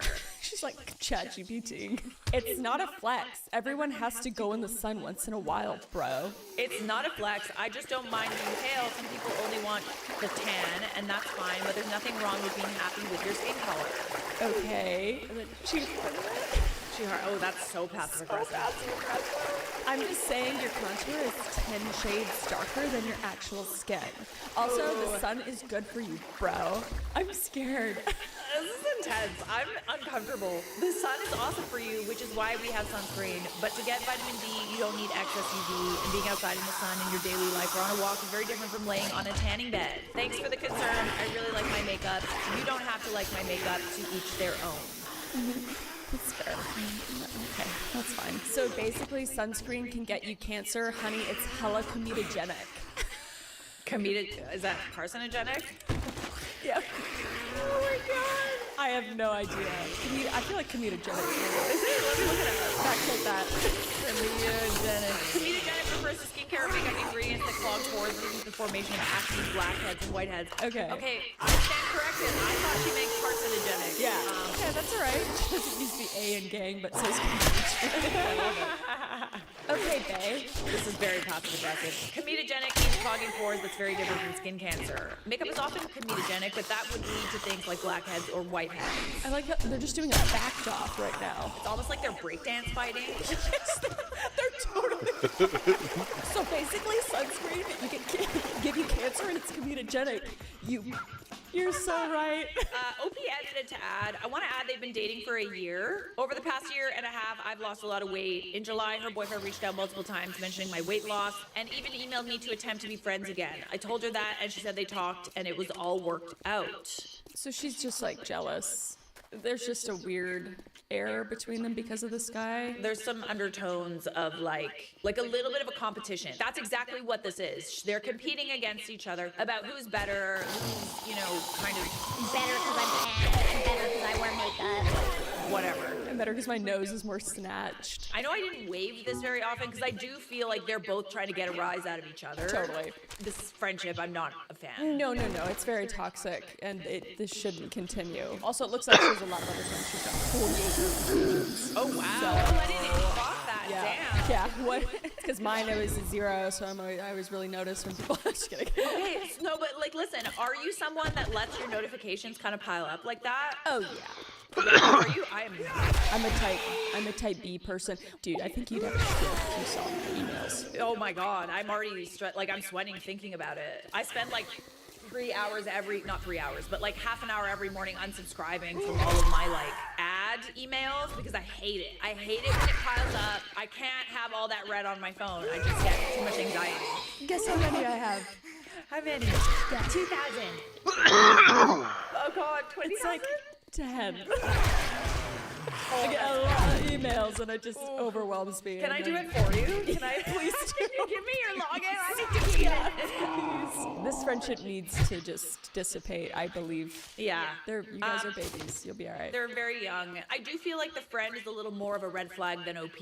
Like they're definitely competing. The 16-year-old girl in the story is definitely taking out this whole friends with benefits situation that her boyfriend asked for on OP, which I don't think is fair. To be honest, I think there was a lot of passive aggression on both sides. Should we see what the comments say? Yeah, let's see. Nar, you handled this really well and she's just trying to get a rise out of you.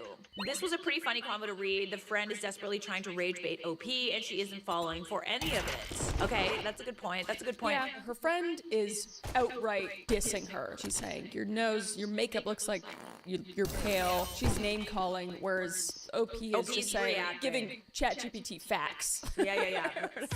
Facts. No, I guess you're totally right about that. I didn't actually feel like, why are you wearing, it's the so much makeup. Yeah. I didn't love in that first text, your face ain't gonna tan at all. It's kind of valid if you're going tanning and you're wearing makeup. Girl, I don't tan, I'm uninterested in raising my risk of skin cancer. That was also a dig. So I'm saying, yes, it was definitely more of a reactive dig. Yeah. I mean, everybody's just kind of saying like, yeah, she's trying to get a rise out of you. And I also think the age difference is pretty noticeable here. Yeah, like when you're that age, it's big enough, especially when you're a girl.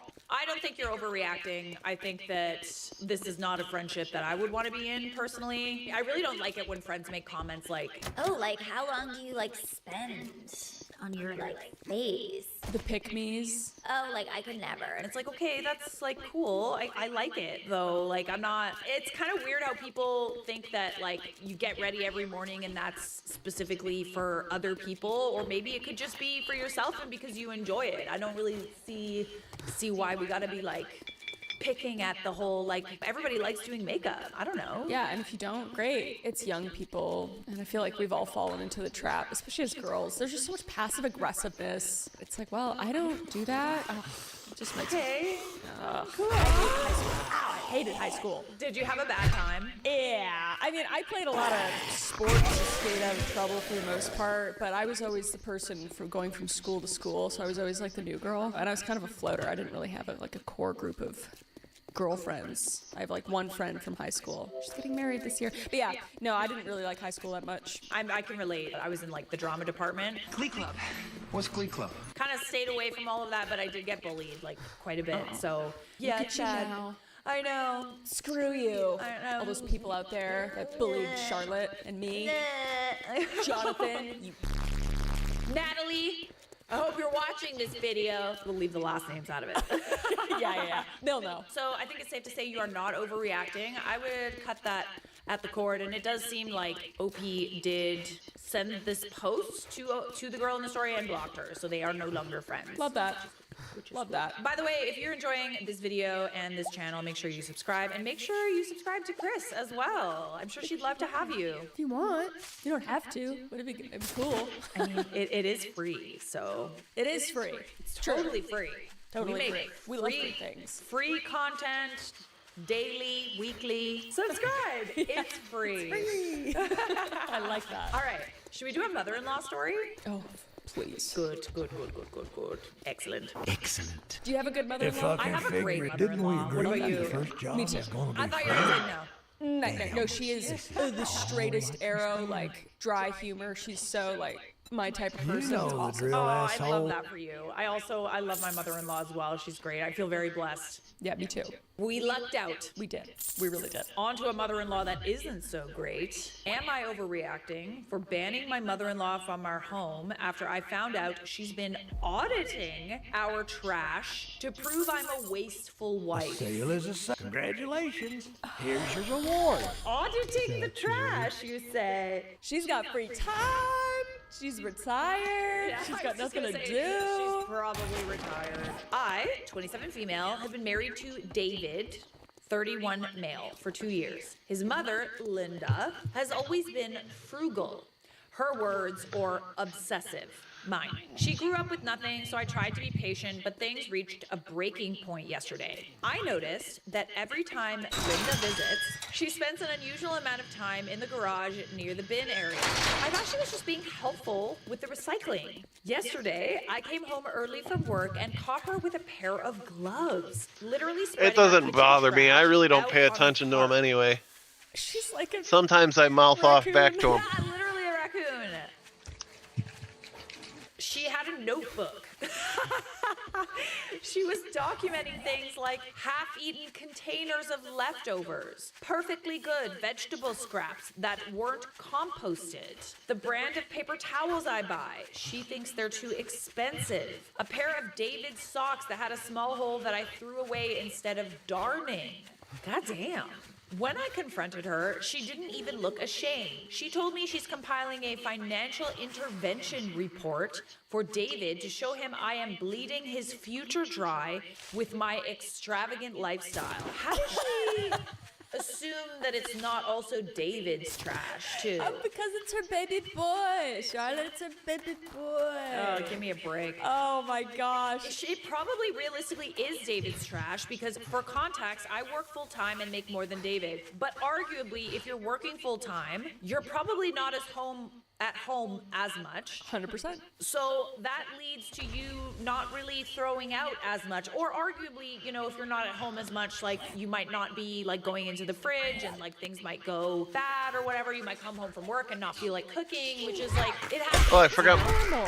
biome progression's not on. Throw Well, I could away just a run new out pair there of if I want. shoes or something. Are you kidding me? Mending a sock? You kidding me? Like, unless it's rough, unless it's tough times, this is okay. Oh, by the way, this is weird. Where is This is it? There it definitely is. weird. I lost it. I told her to get out and that she's banned from our house until she gets professional help. David came home and is now saying I'm overreacting to an old woman's quirk. He's just used to it. He's like, that's just what mom does. Oh, she's just weird. It's fine. He said she's just anxious about his security and that banning his mother over looking at garbage is cruel and nuclear. He wants me to apologize so we can have Sunday dinner. I mean, I don't love that he's not on her side.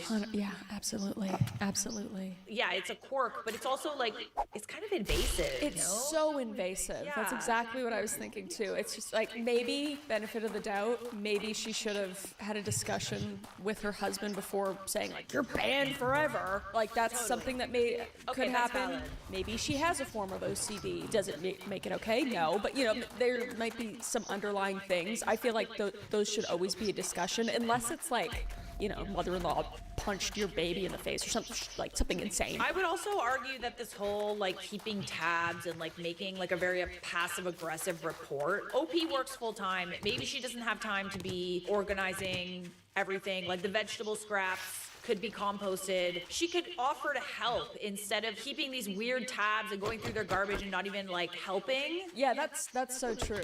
Okay, great. You got a little side gig. You're retired. You can help organize the fridge if you want, like while she's not home. It's very like condescending to like make like a table full of like, you know, things that she should be doing rather than just offering to help. Like, there are ways of combating this sort of issue. I actually agree with the whole composting thing. Yeah, depending on where you live. I know some I mean, you can compost no matter what, but I know some places, like in Texas, they don't do your pop cans go in the garbage, which hurts that's my crazy. heart. That's crazy.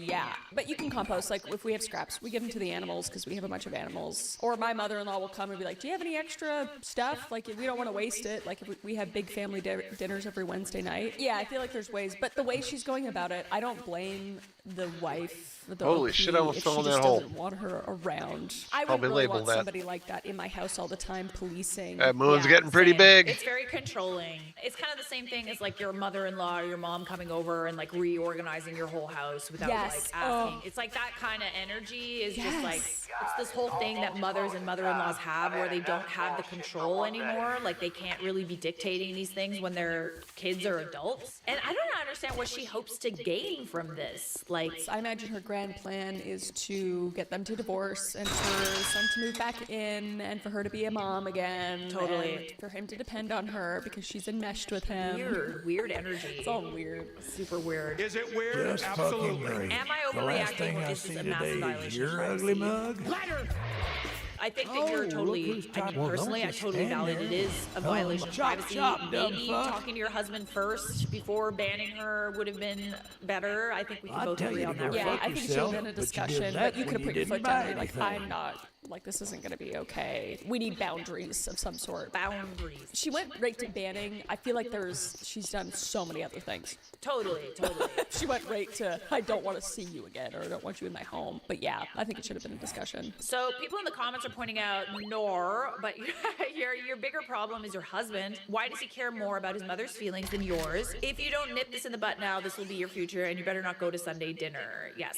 I would also argue that the husband needs to be kind of on board and to also be setting boundaries with his mom. Otherwise, he's just maintaining this, oh, she's just crazy. She's just got a thing or whatever. He's kind of like affirming his mother's like weird OCD possibly thing. Yeah, absolutely. Or even, she might even be a hoarder. Like, you might go over to her house and there's so many things that it could be. Or she could just be Yeah.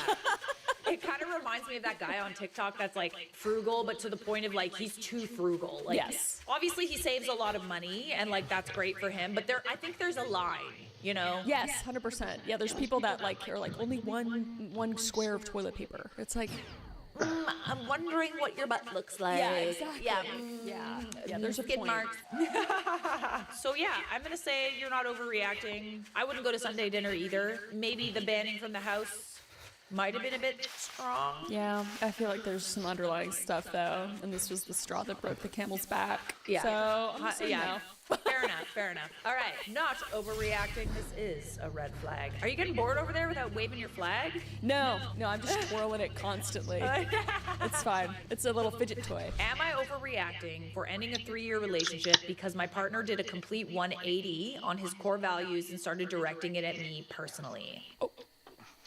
Ooh, okay. Curious what those core values are. Yeah. It's exactly what you think it is. My ex, 31 male, and I, 27 female, broke up 2 days ago, and I'm still trying to process whether I handled it the right way or blew up something that could have been worked through. When we met, he was one of the most open, laid-back people I've ever dated.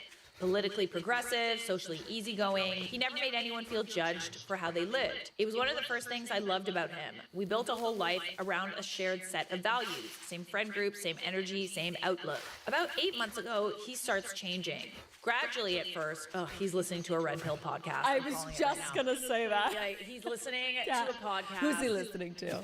I don't know, man. Someone who shouldn't have a microphone.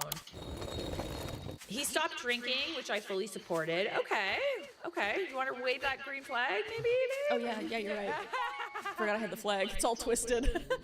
We love that. Started getting into what he called self-improvement. Started listening to a lot of podcasts I'd never heard of. I didn't think much of it. People evolve. Then the comments started. Small ones at first. Stuff about how women are happier when they embrace their natural role. Knew it. I called it. We both called it. A joke about how I was too career focused. A comment at dinner about how our friend group had no real men in it. I called each one out and he said I was being sensitive. Classic woman. You know what's so funny about these Red Pill podcasts is the guys on these podcasts don't even practice what they preach. Like, they're literally just rage baiting and saying the things that men kind of want to hear, but they don't even, like, they're mama's boys. They're beta males. Yeah, like the Manosphere. I don't know if you've ever seen that, but it's a documentary on Netflix. The interviewer goes and, like, actually talks to these people and, like, interviews them in their spaces and stuff. And, like, a lot of them are just, like, total dweebs that, like, you know, are mama's boys and, like, they have like mommy issues and they're super weird, and it's not the type of person that you want to really be looking up to. They make money by kind of selling this like skewed perception about what men's roles should be. Yes, absolutely. And all their girlfriends are extremely unhappy with it, by the way. They like bring up the idea of like, oh yeah, having like multiple partners in front of the girlfriends, and the girlfriends are like, I'm not okay with that. I don't understand why you thought I would be. It's just pathetic, and they're so predatory on men like this, and they just spew this garbage, and it's so dumb. It is dumb. It's a turnoff. It's an ick, to be honest. We shall continue. It escalated over the last 2 months. He started expressing that he wanted me to stop working toward my promotion because we should be thinking about kids, and he didn't want his future wife prioritizing a career. Why can't she do both? My mom did both. Yeah, I could see where the values are going. You can drop out of your work and just want to be a mom, and that's totally fine. Totally. But if that's what she wants. Yes. And if you got into the relationship being like, I want to be a badass business girl, and then I want to have kids, and he's just telling you to not do that. I don't know. That's so toxic. He said he was embarrassed by some things I'd posted on social media. Ooh. Okay, so like, by the way, like, he told me the way I dressed when I went out made him uncomfortable and asked me to tone it down. Last week, he told 2 of our closest friends, a couple we've known for years, that he didn't want to spend time with them anymore because their relationship dynamic made him uncomfortable. He wouldn't elaborate, but I know exactly what he meant, and so did they. I'm curious what he meant. Yeah, what? Maybe they get into it. When I told him that wasn't okay and these were people I loved and weren't going anywhere, he said I needed to start thinking about who I surround myself with now that we're getting serious. I asked him what that meant. He said the people in my life were influencing me in ways that weren't good for the kind of relationship he wanted to build. So people that show probably a healthy relationship, preaching probably the exact opposite of what he thinks a healthy relationship is. I don't know, that's my guess. That's fine if he changes his mind and he wants to have a relationship, have the trad wife thing, and he works, and he's the blah, blah, blah, blah, and then leave your girlfriend. And this just needs to end. Find somebody who wants that. Yeah, so, and I mean, we know that she broke up with him, but this, like, all this is, like, inherently fine. It's not good, it's not ideal, and he's a jack, but you're just not meant for each other anymore. I told him I wasn't going to change who I fundamentally am to match a version of me he decided he wanted. He said I was being selfish, I said I was being honest. He left to stay with a friend that night, and I called him the next day to end it officially. He's now telling mutual friends I blindsided him and gave up on the relationship without trying. I don't feel like I gave up. I feel like I held on for 8 months while someone slowly tried to reshape me into a different person, and I finally said no. Am I overreacting? Absolutely not. No, this is no. And I'm sorry. No, like that sucks. It's not great. It's just kind of goes to show how damaging these like red pill podcasts are to relationships. The men who do those podcasts and YouTube channels don't even practice what they preach. It's so trendy too. It's better that you ended it now because he is clearly so just incapable of thinking for himself and so impressionable, and those type of people are kind of scary to be with. They can't think for themselves. It's like he's just taking what all these other men are saying and he's just spewing it. I don't need to be with a 12-year-old. For the record, equality is sexy, in my opinion. Yeah. Equality is sexy. I'm surprised that he even wants her to like give up work and like he doesn't have to pick up the slack if that's the case, right? Double income, man. Double income. It's nice. What do you mean you want to go to work and like double our income? Honestly, I feel like if this is how bad it's gotten and it's only been a few months, like imagine what else he's thinking. Right? Oh, for sure. Yeah, he's probably just giving her like light little seeds. Yeah, little breadcrumbs as to like what's really going on in his head, and I feel like that kind of value set is a sign of like a way deeper problem. Yeah, just misogyny. And what's next? You know, he's already trying to isolate her from her friends. He's telling her what she can and can't wear. He doesn't like her posting on social media. He wants her to quit her job. Like, eventually she's just going to be so incredibly dependent on him, and she's not going to be able to talk to anybody about it. And this is when I need a major red flag. Yeah. Get the guy to run across again. I'm proud of her for just standing her ground and being like, no. See ya. Good for her. Yeah. Honey, not overreacting. I'm so sorry. It sounded like your boyfriend was red-pilled, and this isn't the same guy you agreed to be in a relationship with. You deserve better. And like, listen, if he wants a trad wife, he wants to be a traditional man, by all means, if those are his values, then he needs to find someone who aligns with those values. I'm sure there's people out there who align with that. For sure. Yeah, there's probably lots, but yeah, it ain't you, girl. Yeah, everyone in the comments is like not overreacting. I personally feel like this is honestly one of the biggest red flags of the video. I think so. He's like trying to make her assimilate into him over time. It's just like so just creepy and I just don't like it. It's very icky. Yeah, I know. I got the ick for sure reading that. Him and the open relationship guy. Yeah. Okay, fair enough. Actually, yeah, open relationship was also bad too. But it was quick. It was quick, right? It was just like one thing. This is like over several months, so she's got lots of info here. Yeah. All right, I think that's it for today. I'm kind of sad. This I know, day me has too. like fun. It's great. So really fun. Enjoyed it. Thank you for being here with me. I appreciate your time. Of course, anytime. Yeah. Excellent. No, I'd love to have you on my channel again. She's on my channel too. We have a video together. It's up. Go watch that too if you want. And this was so fun. It was a great time. I really enjoyed it. It was nice to do this with another person. I know I do it with my husband, but like it's nice to do it with like some girly pops. Yeah, so right? we can It's just kiki. different. It's different. You just gotta kiki a little bit. And make sure you go subscribe to Chris when you get a chance. And if you enjoyed this video, make sure you click that video on the screen right now. Subscribe!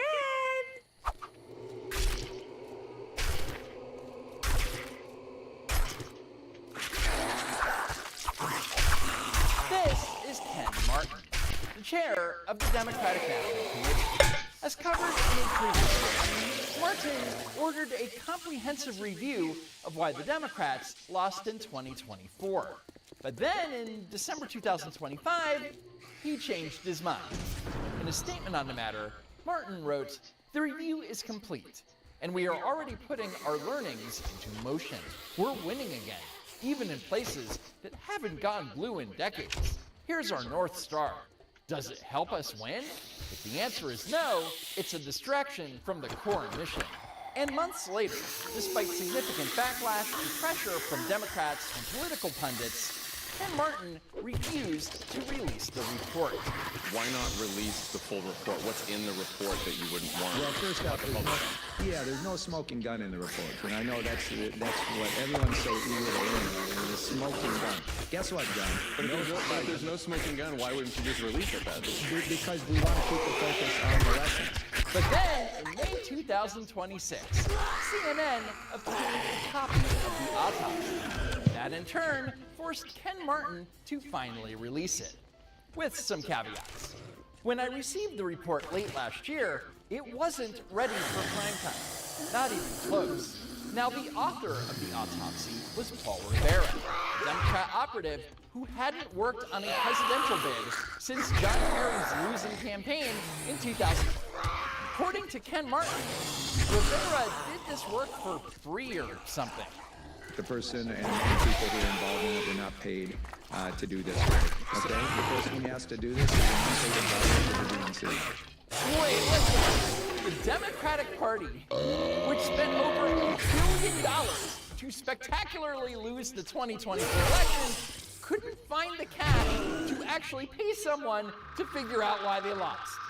CNN reports, though he'd set the autopsy as a priority, Ken Martin decided to have Rivera in charge as a part-time volunteer while juggling other clients. Rivera would sometimes say he was available to conduct interviews only before 9 a.m., after 7 p.m., or on weekends. So the DNC's massive, comprehensive post-mortem was being run as a part-time side hustle by a guy squeezing it in between breakfast and bedtime. Now, the report is not remotely finished. Every single page has a disclaimer on the top saying, "This document reflects the views of the author, not the DNC. The DNC was not provided with the underlying sourcing, interviews, or supporting data for many of the assertions contained herein, and therefore cannot independently verify the claims presented." I mean, it sure seems like sources were supposed to be provided. As the report states, a traditional bibliography can be found here, and more data is provided in the appendix below. An appendix that doesn't exist, by the way. So why weren't Ken Martin and the DNC provided any of the sourcing or the quotes from interviews? And why didn't Ken Martin demand to see the actual receipts or the source material? Well, couldn't tell you. Instead, he released a report riddled with over 250 annotations like, "No evidence provided for this claim," or "contradicts claims elsewhere in the report." Hang on, I thought Ken Martin said that the review was complete. I am not proud of this product. It does not meet my standards, and it won't meet your standards. I don't endorse what's in this report or what's left out of it. I could not, in good faith, put the DNC stamp of approval on it. In short, I didn't want to create a distraction. Ironically, in doing so, I ended up creating an even bigger distraction. And for that, I sincerely apologize. So to be clear, when Ken Martin said, quote, "The review is complete," he was lying. In reality, it was a half-baked, unsourced train wreck written by a part-time volunteer. But instead of just admitting that the DNC totally botched the assignment, Ken Martin tried to spin burying the report as some kind of brilliant strategic move to avoid a distraction. People, of course, want to weaponize the reports in a way to look backwards, to point fingers, place blame in a way that actually doesn't keep us focused on the upcoming election. Instead of navel-gazing and looking backwards and trying to relitigate 2024, I don't know about you, John, but I don't have a time machine. I don't think you do. No one does, so we can't change what happened in 24. So we need to learn the lessons from the 2024 election, but we have to do it by looking forward, not backwards. Makes sense to me. What's your problem? And this is indicative of the DNC's entire operation right now. Not only could they not manage to finish an election report, but they can't even manage their own checkbook. According to the most recent reporting period, the Republican National Committee has $95 million in cash on hand with zero in reported debt. The DNC, on the other hand, only has around $13 million cash on hand, but with around $17 million in reported debt. I guess that explains why they had to rely on an unpaid, part-time volunteer to write their highly anticipated post-mortem because they literally couldn't afford to hire anybody else. Well, it turns out that the old saying is true. You get what you pay for, because this free report is just an incoherent and unfocused mess. Just look at this glaring historical error. The report refers to the 2022 Georgia Senate election, where Democrat Senator Raphael Warnock went up against Republican challenger Herschel Walker. This was a blatant attempt by the Republican power base to take advantage of name recognition and tough economic conditions to push through an unqualified candidate whose job would have been little more than rubber stamping the president's agenda. So according to the report, Republican Herschel Walker, running for the Senate in 2022, was going to rubber stamp the president's agenda. Except for one thing. In 2022, Joe Biden was the president. But brilliant analysis, Paul. You're doing God's work. And this same report, bursting at the seams with brain-dead factual errors, actually spends multiple pages extensively whining about misinformation and disinformation. There is an obvious and conscious effort by foreign and domestic actors to shape electoral choices through misinformation and disinformation directed at American voters. Misinformation and disinformation are effective when there's a lack of trust or confidence in leaders and platforms, leading voters susceptible to whatever they see or hear. But on the other hand, the report makes several false claims like nearly 3,000 people stormed the United States Capitol building, leading to the deaths of 5 people, including one Capitol police officer who was beaten to death by the insurrectionists. And the report also claims that Hillary Clinton lost in 2016 because of massive election interference. Ah, yes, literal election denial and long debunked hoaxes, proudly printed in the very same document crying about misinformation. The hypocrisy is so thick that you can barely cut it with a chainsaw. Now, I know a lot of you were expecting a deep dive analysis on the DNC 2024 autopsy.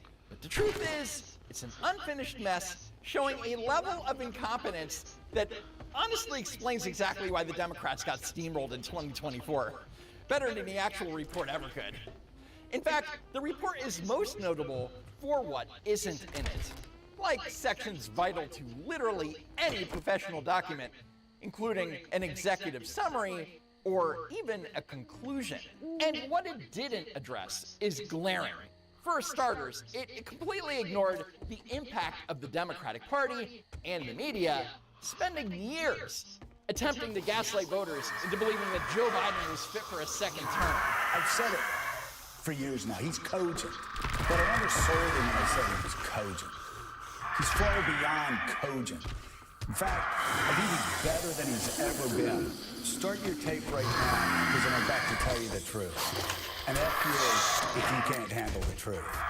This version of Biden, intellectually and politically, is the best Biden ever. The report also didn't give an analysis as to how Joe Biden's decision to run again set off a chain of events that guy ended come with from? the party staging a desperate last-minute coup against their own sitting president, only to bypass the voters and undemocratically crown Kamala Harris as the nominee without a single primary vote. The report didn't address Kamala Harris's failure to differentiate herself from Joe Biden. If anything, would you have done something differently than President Biden during the past 4 years? There is not a thing that comes to mind. And what about Harris's extremely poor choice of a running mate?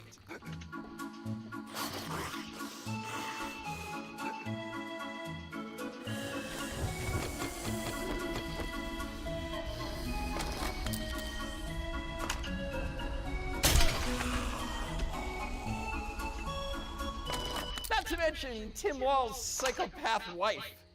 You just show me this. Turn the page. Right? Turn the page. And you know what else that looks like? Bye-bye. Bye-bye, Donald Trump.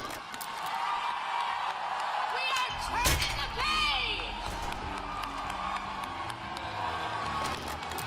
52 days and we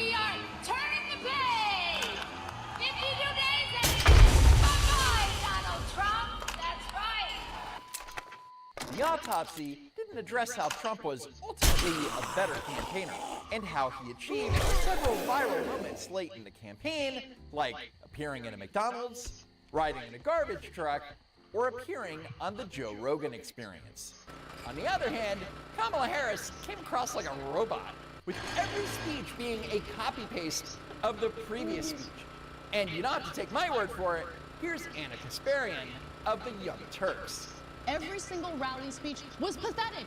It was the same speech every single time, the same message every single time. I grew up in a middle-class neighborhood with a working mother who kept a strict budget. I grew up in a middle-class neighborhood with a working mother who kept a strict budget. I grew up in a middle-class neighborhood with a working mother who kept a strict budget. I come from the middle class. I know what I'm talking about. I come from the middle class. I come from the middle class. She's awkward, she's uncomfortable in her own skin. Okay,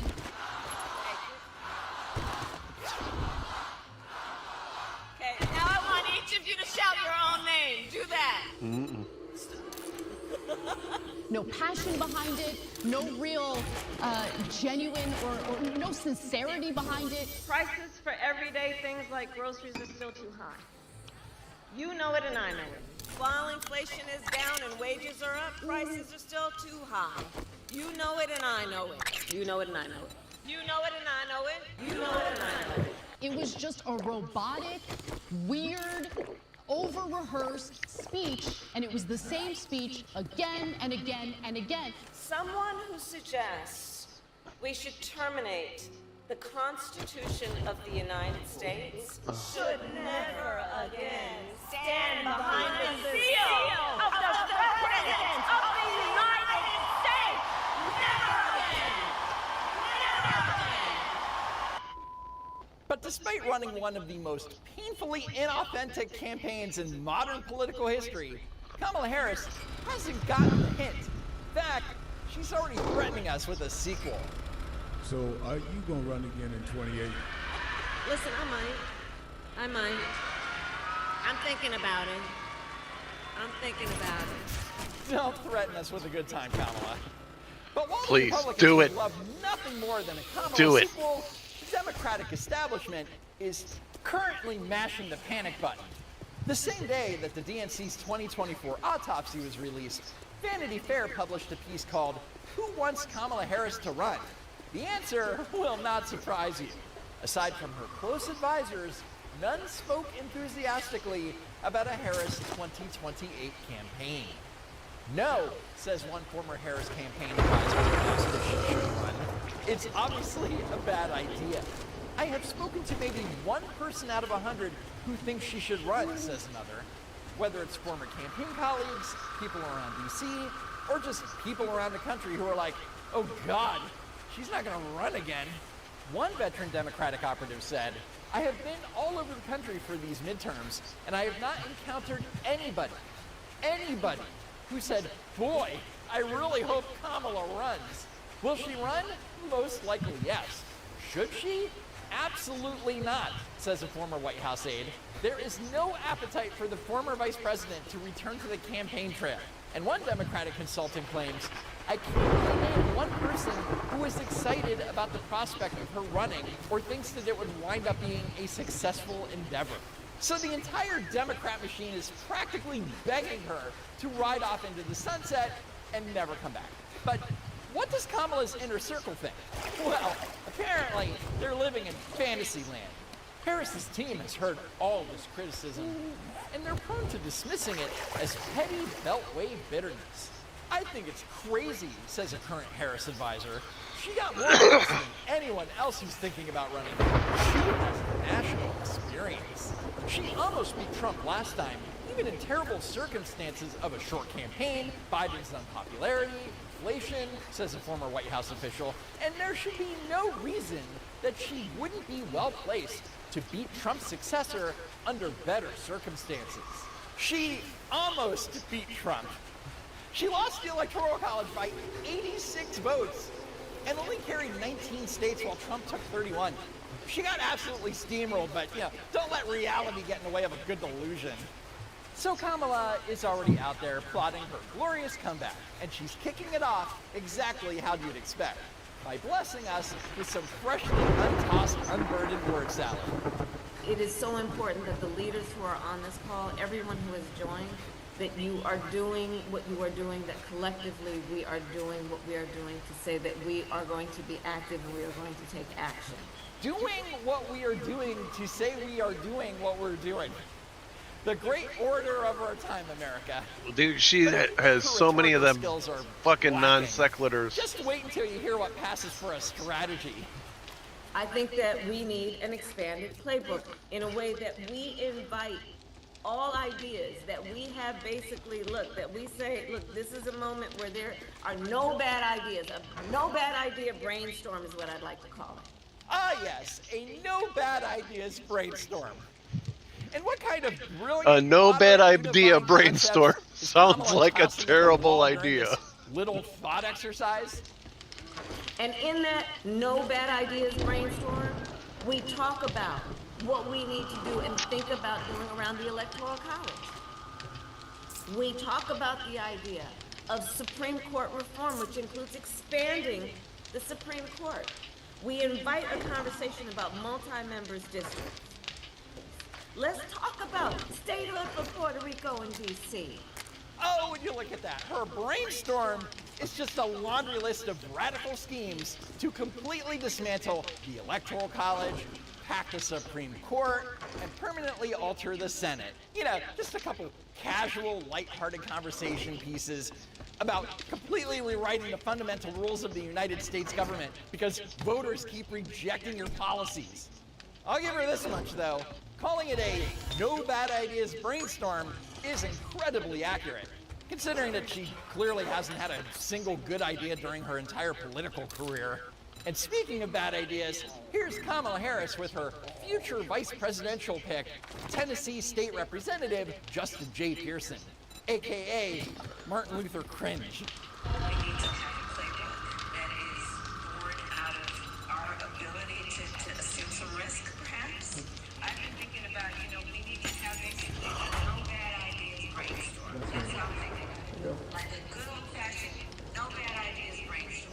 She really thought that she struck gold with that phrase, didn't she? A good old-fashioned no bad ideas brainstorm. She repeats it like it's some profound philosophical breakthrough. Here's a good old-fashioned idea for you, Kamala. Please, for the love of God, just go away. Anyway, that's it for now. Head on over to my super cool merch store at don'twalkrun.shop. As always, thank you so much for tuning in. Please subscribe to the channel. I was hoping I could put a scope on it. There is oh well. next time.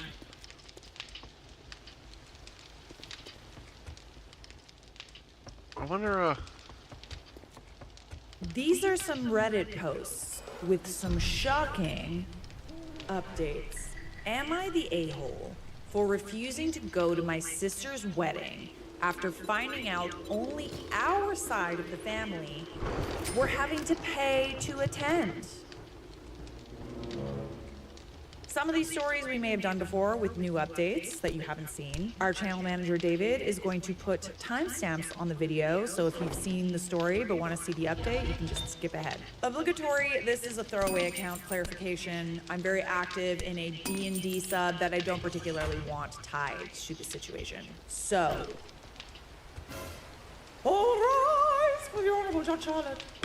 Presiding. My younger sister Katie, 28 female, and her partner, Chris, 29 male, are getting married in April in Dubai. She's always wanted an extravagant wedding and is going all out on this. So the wedding is happening over 4 days. There's 70 guests, but they want us, me, my husband, and my parents, to stay in the same hotel with them along with her bridesmaids, which I am maid of honor, and groomsmen.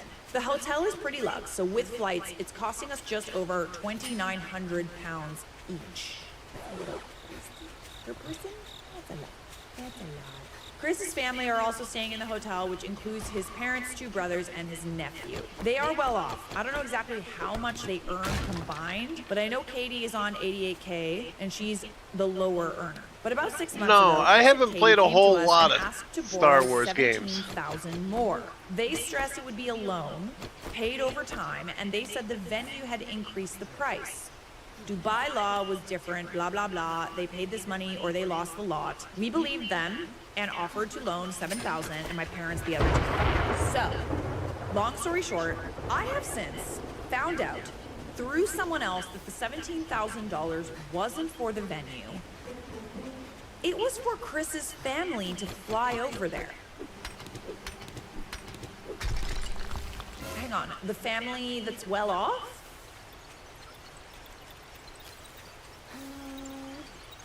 Okay. They saw how much it was going to be, didn't want to pay, and refused to go. I asked Katie, and she confirmed, so my first question was, if they were paying for his parents, why not pay for ours? I would never expect them to pay for me, even if we could afford it. I'd have wished them well and stayed at home. And her answer was, because they can afford it. Hold on.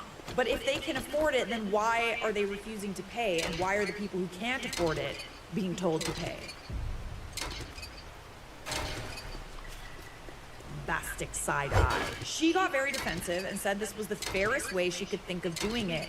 It's hard enough planning a wedding, etc. But when I asked if you genuinely thought this was the fairest way to do it, why did you lie about what the $17K was for, period, clock it, and said it was a venue issue? She couldn't answer. That is a very good point. No, absolutely not. She wasn't forthcoming with the reason because she knew it wasn't fair. Why lie? Then why not just say the reason? Because it's a shitty reason, that's why. My parents are aware and are very disappointed they lied, but have said they're still attending. But I have backed out. To me, it feels like my parents are being taken advantage of. And if they couldn't afford to pay for both our and Chris's parents and his brothers and nephew, then they shouldn't have just paid for the 4 parents or no one at all. And they especially shouldn't have lied about it. Katie and Chris keep calling and asking me to attend, saying I'm making them feel bad and ruining their day. Bestie, they did that all on their own. But the whole thing just feels icky to me. So, like, no apology for lying? I'm genuinely an open book, so be brutal. Am I being an a-hole here? Should I just suck it up and go? My only thing is, like, you did already give them money. But that was for their parents. I'm so shocked right now. Like, I've heard of and personally experienced family members and people close to others that are invited to weddings that can't afford to go, and in that case, people help them. I have never heard of brides and grooms paying for other people who can afford it to go. And furthermore, I've never heard of people taking money from the family members who can't afford to go and using it to pay for the family members who can afford to go. I'm so confused. I would be so upset. Okay, OP clarified a couple of things. The repayment, my husband's brother is a solicitor and he kindly agreed to draw up a contract and a repayment plan for both myself and my parents so the money will be paid off within 12 months of the wedding. If they don't stick to this, I have access to a free solicitor. Haha. I love getting a lawyer involved. It's so fun. It's such a flex. You know? Can confirm, if you are privileged enough to afford a lawyer and you are a people pleaser and you want someone to do your dirty work, a lawyer is a really great solution to a lot of things. So that's why I have the papers for the worst case scenario. 2, asking for the $7K back. I might be a soft touch, but asking for this back feels like a step too far. Like, I'm mad as hell, but not enough to actively try to ruin their wedding a few weeks before, which it feels like right now at least, is what they would be doing. But hey, give me a few more days to stew. It doesn't surprise me that people are asking her to get the money back. I do like the payment plan thing. Drop them that little slip of paper after the wedding is over. Give them a little whiplash. I need to get out of town. Feedback. Just another quick FYI, a few people have I need to asked find stumps. family or seem to have the impression they're well off. Oh my God. I'm obviously not privy to their financial situation, but what the limited amount I do know from what It's not a Katie has house. said is Chris and family grew up very poor. Before all this, I always thought Chris was a lovely guy, but I had caught him in the odd but harmless white lie. Things like where he went to school, the type of house he grew up in, etc. I get the impression he was embarrassed or resentful of his upbringing, given their lack of money, and this is how he now values his own self-worth, by how much money he has. Okay, so I'm assuming that you meant Chris and Katie are well off, not Chris's family. Okay, maybe that was the confusion. Maybe they're not well off. Even if the family is not well off, I feel like it's really up to the bride and groom to make sure that everybody can afford to come. Otherwise, they really gotta rethink things. You don't need to go to Dubai to have a really fabulous wedding. You just don't. And furthermore, I don't like how they lied about the reason they wanted the money. My guess is when his family said they couldn't go, he panicked and worried hang on a people second. who would ask why they weren't there, and he would either have to say they couldn't afford it or he couldn't afford to pay for them. Okay, so but the solution is asking people who can't afford to pay for other people?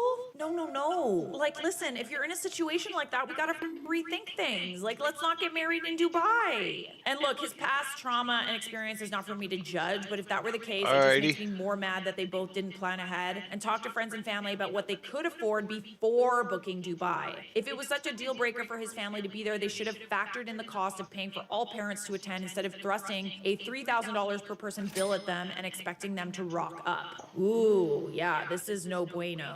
This is really bad. Okay, listen, if you're planning a wedding, you need to be kind of realistic about things, okay? There are many cases in which destination weddings end up being cheaper. That was part of the reason why we did it. We were going around looking at venues in Toronto and surrounding areas, which also would have been a destination wedding because people still have to take time off work, they have to book hotels, etc. And the costs were so insane that it was like, why don't people and we take that money and do something fabulous and go somewhere where everybody wants to go and make a trip out of it instead of just going to like nowhere, Ontario, or like spending $60,000 on a wedding venue in Toronto. It's crazy. The wedding industry in Toronto is absolutely crazy. So it is possible to do a destination wedding and actually save money.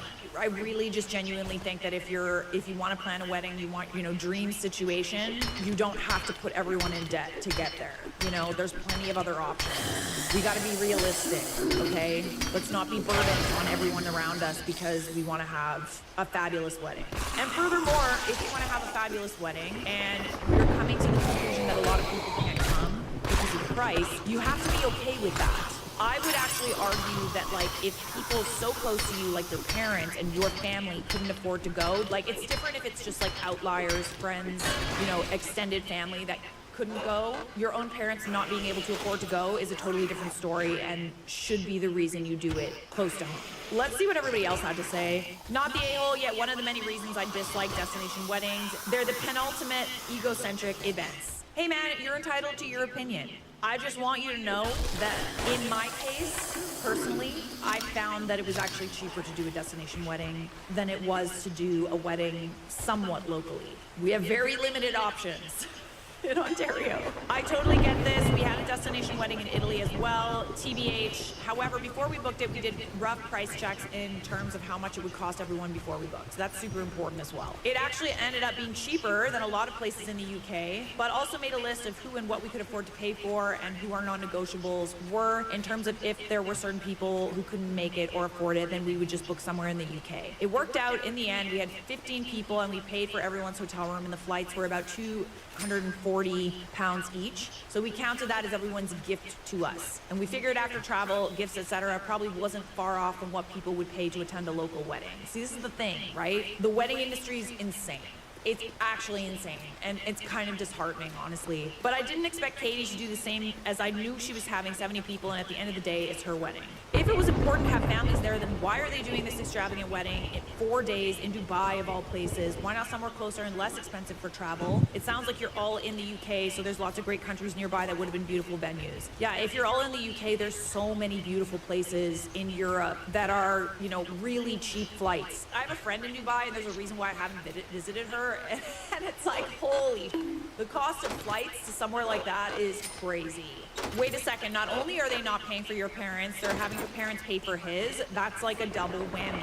I don't know if you should go or not. Your choice will have a long-lasting impact on your relationship with your sister. Only you can decide if that is worth salvaging. OP responded, I don't want to lose my sister over this, and I don't want to be that person who says it's the principle of the situation, but honestly, it really is. Lying and manipulating you and your parents out of $17,000 is not a small thing. It's not normal, and it's going to get worse. How are you going to let her continue to use and lie to you?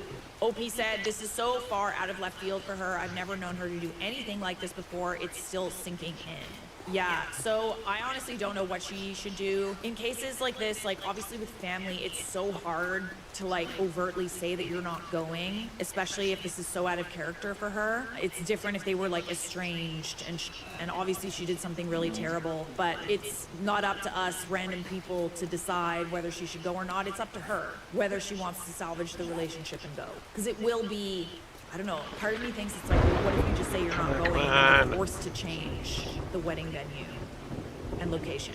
So we do have an update. In short, I didn't end up going to the wedding. That's a big decision, but I think that she's totally valid because, like, they lied to her, never apologized from what she shared. It would put a really sour taste in my mouth, too. Katie and Chris basically harassed me constantly until a few days before they were due to fly out, and I received a belligerent voicemail from Katie saying if I didn't go, I wasn't her sister anymore. I was embarrassing myself, her and Chris. I was a horrible person, and most shockingly, if I didn't go, then her and Chris wouldn't be paying me or my parents back for the money we loaned. So trying to blackmail me. Oh, honey, absolutely not.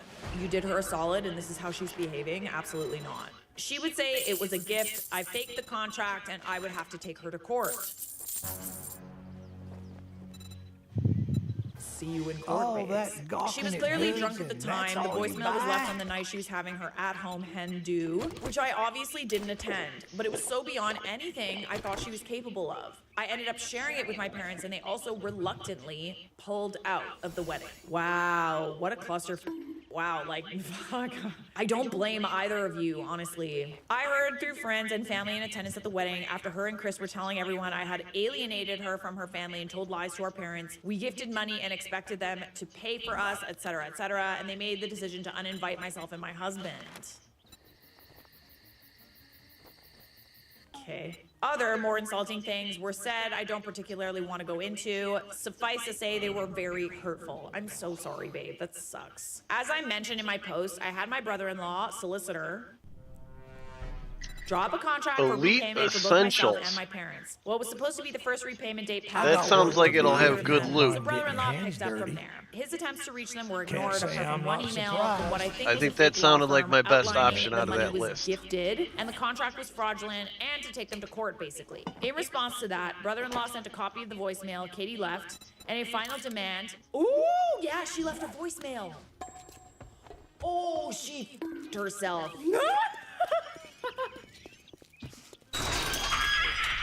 This is why, friends, we talk about it on this channel a lot. We move in the shadows. When we're dealing with a sticky situation, especially with regards to money, we keep records of everything. We screenshot, we keep voice notes, voicemails, emails. I'm gonna take a toke before we I can follow up phone calls with emails detailing set what was off on on the this phone endeavor. call. So it's in writing always, okay? Oh man, checkmate, honestly. So brother sent a copy of the voicemail Katie left, and a final demand outlining the payment plan was now null and void, and we wanted the money in full within 30 days, or we would indeed be going to court. Magically, the full amount appeared in our accounts 5 days later. Oh, isn't that fun? See, this is why, guys, okay? If you have a friend that's a lawyer, or you don't, find one.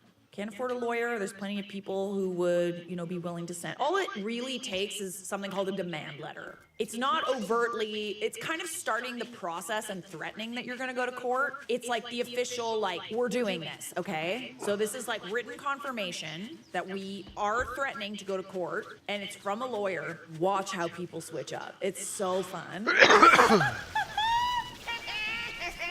I love it. Again, I've heard on the grapevine since the wedding, they've been telling anyone who will listen, we asked for our gift back out of the blue and disown them, and how much of a difficult financial position they are in because of this.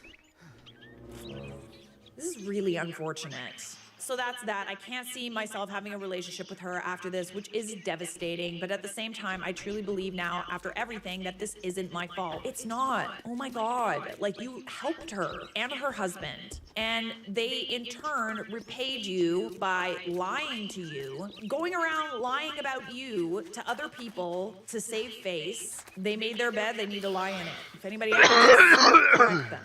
Or send them the demand letter. Not sending them a demand letter. Just show them the demand letter. Thanks again to everyone who gave advice. I hope this update is enough for everyone who asked for one. Everyone in the comments is like, I'm petty. I would upload her message to all social media sites and tag her in them so people can hear in her own words how she was going to lie about all of that. You were not the a-hole then, and you are still not the a-hole.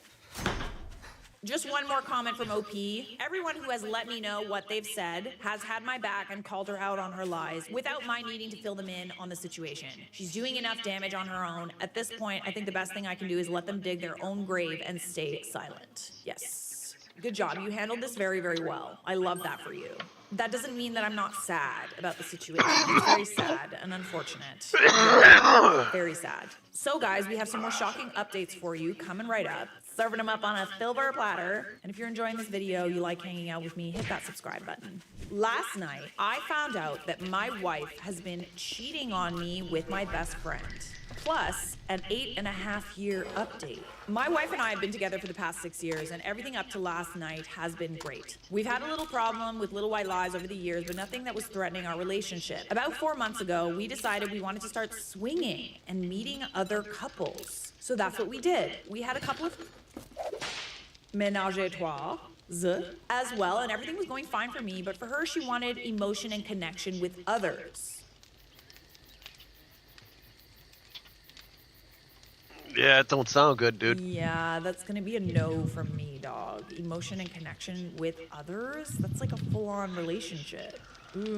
It took a bit, but I understood, and I told her as long as I could have a connection with people new to us and build upon that, I would be fine with that. I don't mind her having a boyfriend, and she doesn't mind if I have a girlfriend, but I just wanted approval on her partners, and I wanted her to approve mine. That way we could grow to not only care about our new partners, but everyone involved with our family. I should also mention we have a small child together. Okay. Oh, God. Messy. Oh, Anyways, a year ago, one of my let's see how longtime friends fucked moved up back this into could get. town, and we picked up being bros right from the get-go.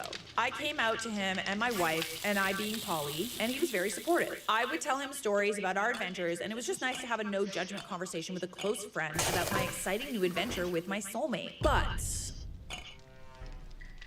I noticed that my wife would hang out with him alone quite a bit and lie about it. Okay.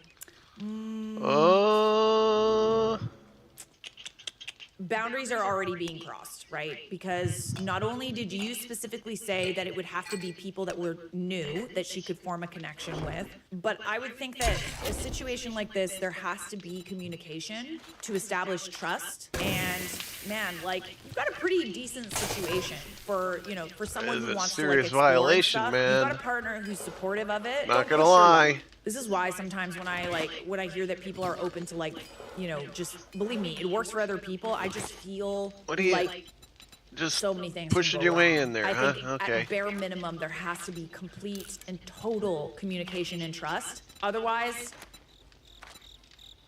things are gonna go wrong.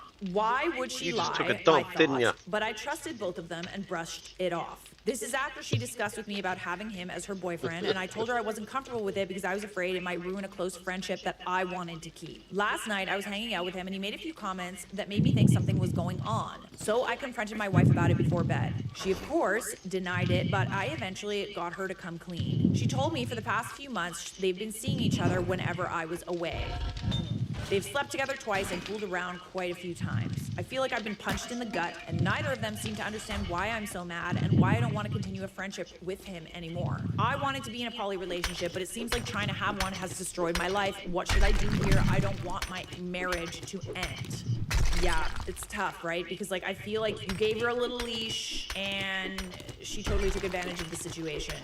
I mean, listen, you can try setting a boundary again, you know, because it's like, oh, well, you know, we're poly, why does it matter? And it's like, hey, well, no, there's rules, okay, with being poly. Communication is a big one, and breaking trust is non-negotiable, okay? So you can try setting another boundary with her, but Yeah, I don't know. I'm not an expert on this. If you have any poly people in the comments watching, Stop. I know what you would do in a situation like this. Top comment said, that's not poly, that's cheating, lying, and being a general poop head.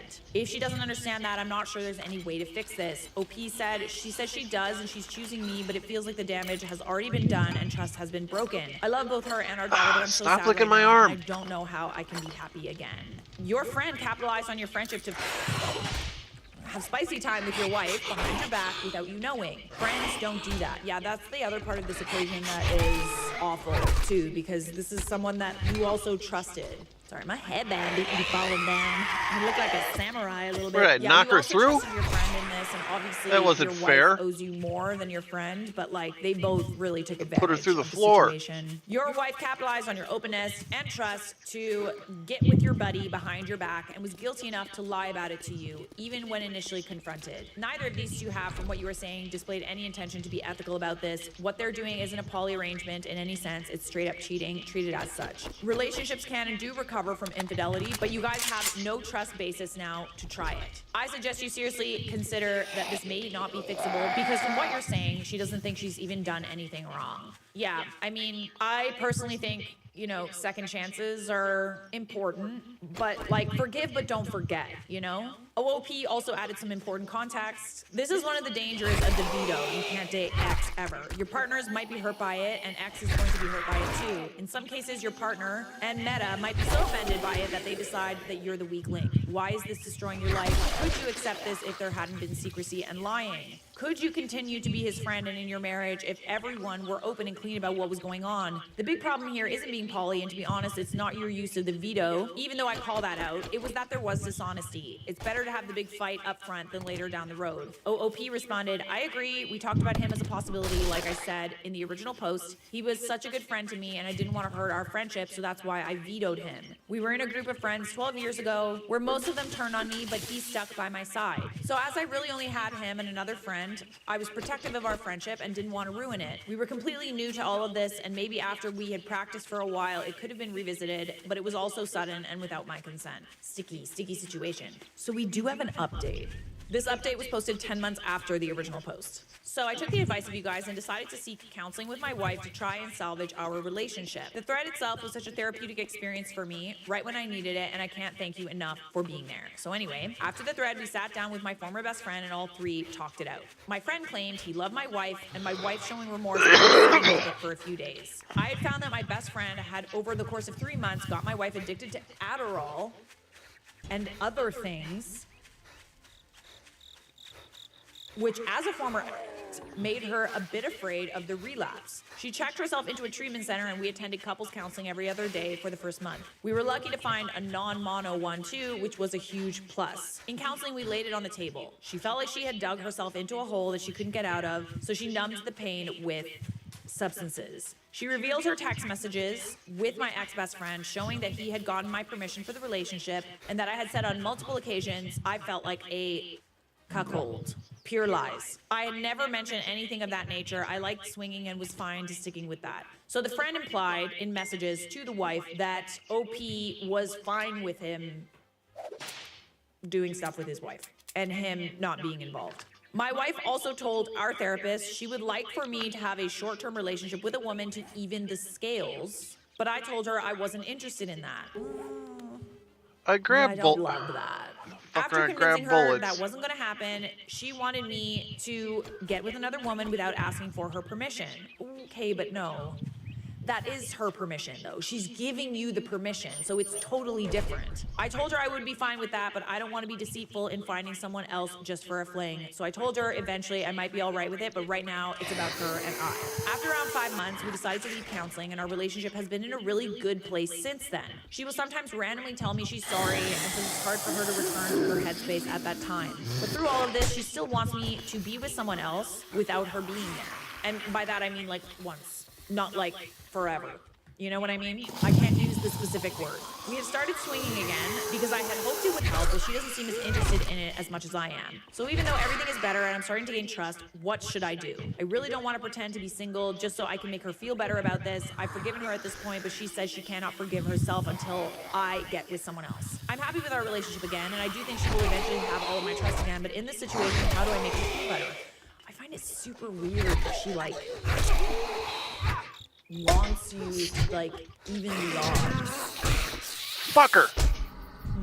Clocking it. I don't really know exactly what that means, but it's interesting that she's not just fine. If you're fine, she should be fine, right? I find it weird that she wants you to even the odds. I'm glad you two are in a better place than you were. It sounds like she's being open and honest with you, which is great. However, it's not your job to make her feel better about her mistakes. This tit-for-tat idea she has seems problematic at best. It's like she's looking for an easy way out to make everything better. It's important she understands that there isn't an easy button fix to your relationship. Yeah, I don't love it, but thankfully, we don't have to end there. We do have one more.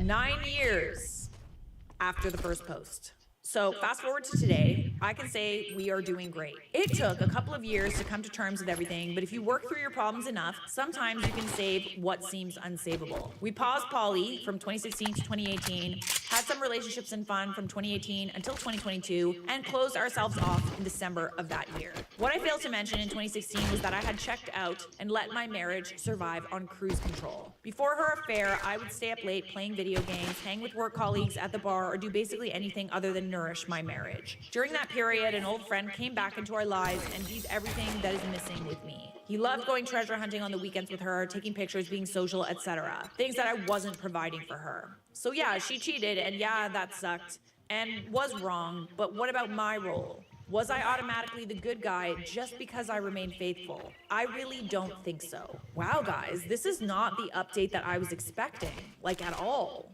I do love that though. Like, I actually really love...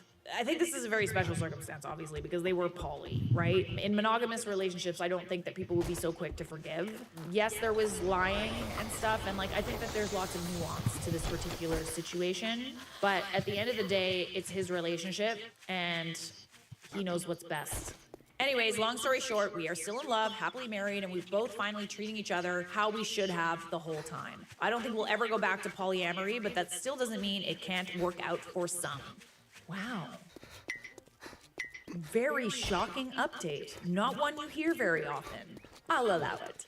My sister is threatening to tell my family and my boyfriend that I slept with her fiance. What? So this was actually posted very recently. The most recent update was also posted very recently. All right. So, I, 24 female, have a sister, 29 female, who's been in a relationship for 3 years. She got engaged in February of 2025. They rented a small flat in our city. However, she's been staying at our parents' recently due to the fight that started this. I'm still a student who's living at home while finishing my master's degree. I have a boyfriend of 2 years, and we are currently long distance as he's studying abroad. Little bit of backstory. Me and my sister don't get along. I have ADHD, and my sister is ADHD, hyperactive type. She's always been the comedian of the family, but often jokes that come at the expense of others, and involves winding people up or acting as a wooden spoon to stir any pot of drama she can find. I tend to not initiate contact with her to avoid any potential issues, since while she is family, I feel more stress after spending time together. Me and my sister's fiance get along pretty well. However, we have shared interests in motorsports, and we usually talk about it at family get-togethers. We don't talk outside gatherings much, just the occasional text when F1, MotoGP is running, or little life updates if we haven't seen each other in a while. My parents have said previously they find it odd how I'm fine talking to her fiance, but have a weird aversion to talking to her directly. But this has never been a point of tension. I mean, I do think it's weird. I feel like almost in that circumstance that if you don't like your sister, you also don't like her fiance either. You know, you're kind of just like, eh. But I digress. I've never been in a situation like this. Back to recent times, a little over a month ago, my sister found bank statements in their flat for cards she didn't know existed. Most of the transactions have been to hotels or restaurants abroad. She checked the dates of the restaurants and they line up with the times and countries he had been away for work trips, but the exact restaurant and hotel locations do not add up. Example, him going for a conference, but the hotel and restaurants he booked were at least an hour from the city. She immediately thought he was cheating and searched his phone, but found nothing. He caught her snooping, and they fought about it, which ended up with him admitting he had cheated abroad. The wedding is off, and she has moved back into our parents' place while they figure out their lease. Ooh, okay. The weekend after she came back to our parents, we went for dinner, as they thought she could use a pick-me-up evening with the whole family. Over dinner, we talked about a lot of recent life events, other than my sister's fight, and travel got brought up. I had traveled to Singapore in September 2025 to visit friends and relive our undergraduate clubbing days. My parents wanted to plan a trip to Singapore, and I recommended the hotel I stayed in, plus a few nice food spots around the area. In hindsight, my sister was uncharacteristically silent after this, but the rest of the dinner went by pretty normally. Okay. 2 days ago, my sister invited me to go to dinner that evening, saying she had something serious she wanted to talk about without worrying our parents. This was very out of the ordinary for her. We haven't gone out to dinner with just the two of us since I was probably 15, but this whole situation was hardly ordinary either, so I didn't question it. The dinner hardly had any talking. Right after we ordered our drinks, she accused me of sleeping with her fiance and being one of the women he was cheating on her with. Oh, hold on. Okay, wait. Hang on. I thought that you were saying that you did sleep with him. You didn't? And she's just saying that you did? Okay, she pulled up the bank statements for me to check, and sure enough, there are transactions for the same hotel in the same week I was in Singapore. The one I mentioned to our parents. And you didn't see him there?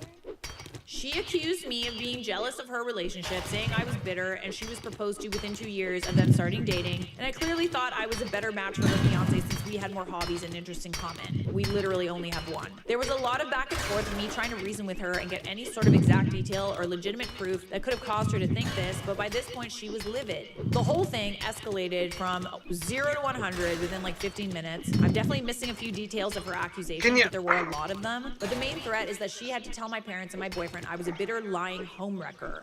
Her exact words, if I didn't come clean.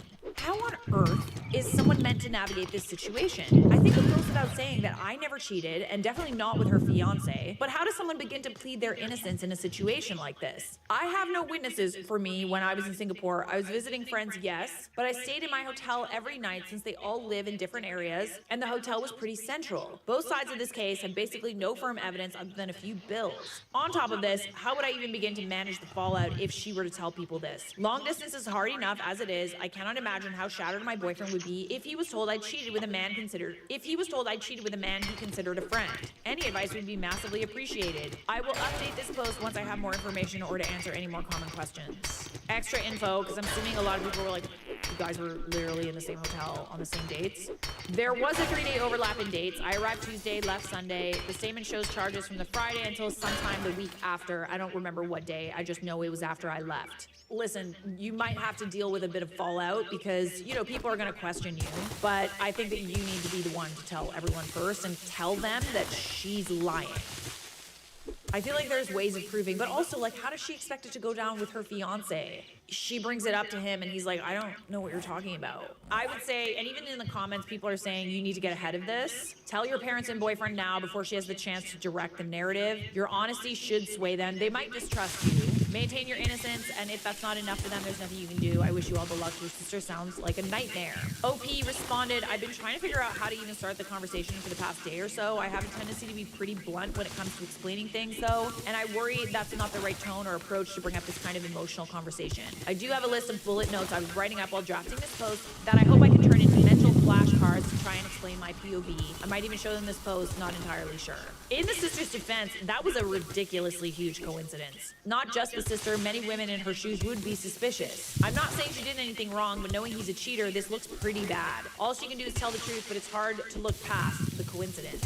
So people are pointing out that maybe there's other forms of proof that you can have, like photos that you took with timestamps, match them up with timestamps from the fiance. I can't believe that you even have to do this. If you're telling the truth about not cheating, I can't believe that you even have to do this. I do have photos from nights out with my friends that prove I was with them basically every evening, but those photos dwindle in numbers the later each night got. I will have to ask my friends if any of them can vouch that they dropped me off at my hotel, as that would disprove any restaurant charges. However, the issue of being in the same hotel rears its head again, since she could always argue I went back to his room instead of mine. Oh my God.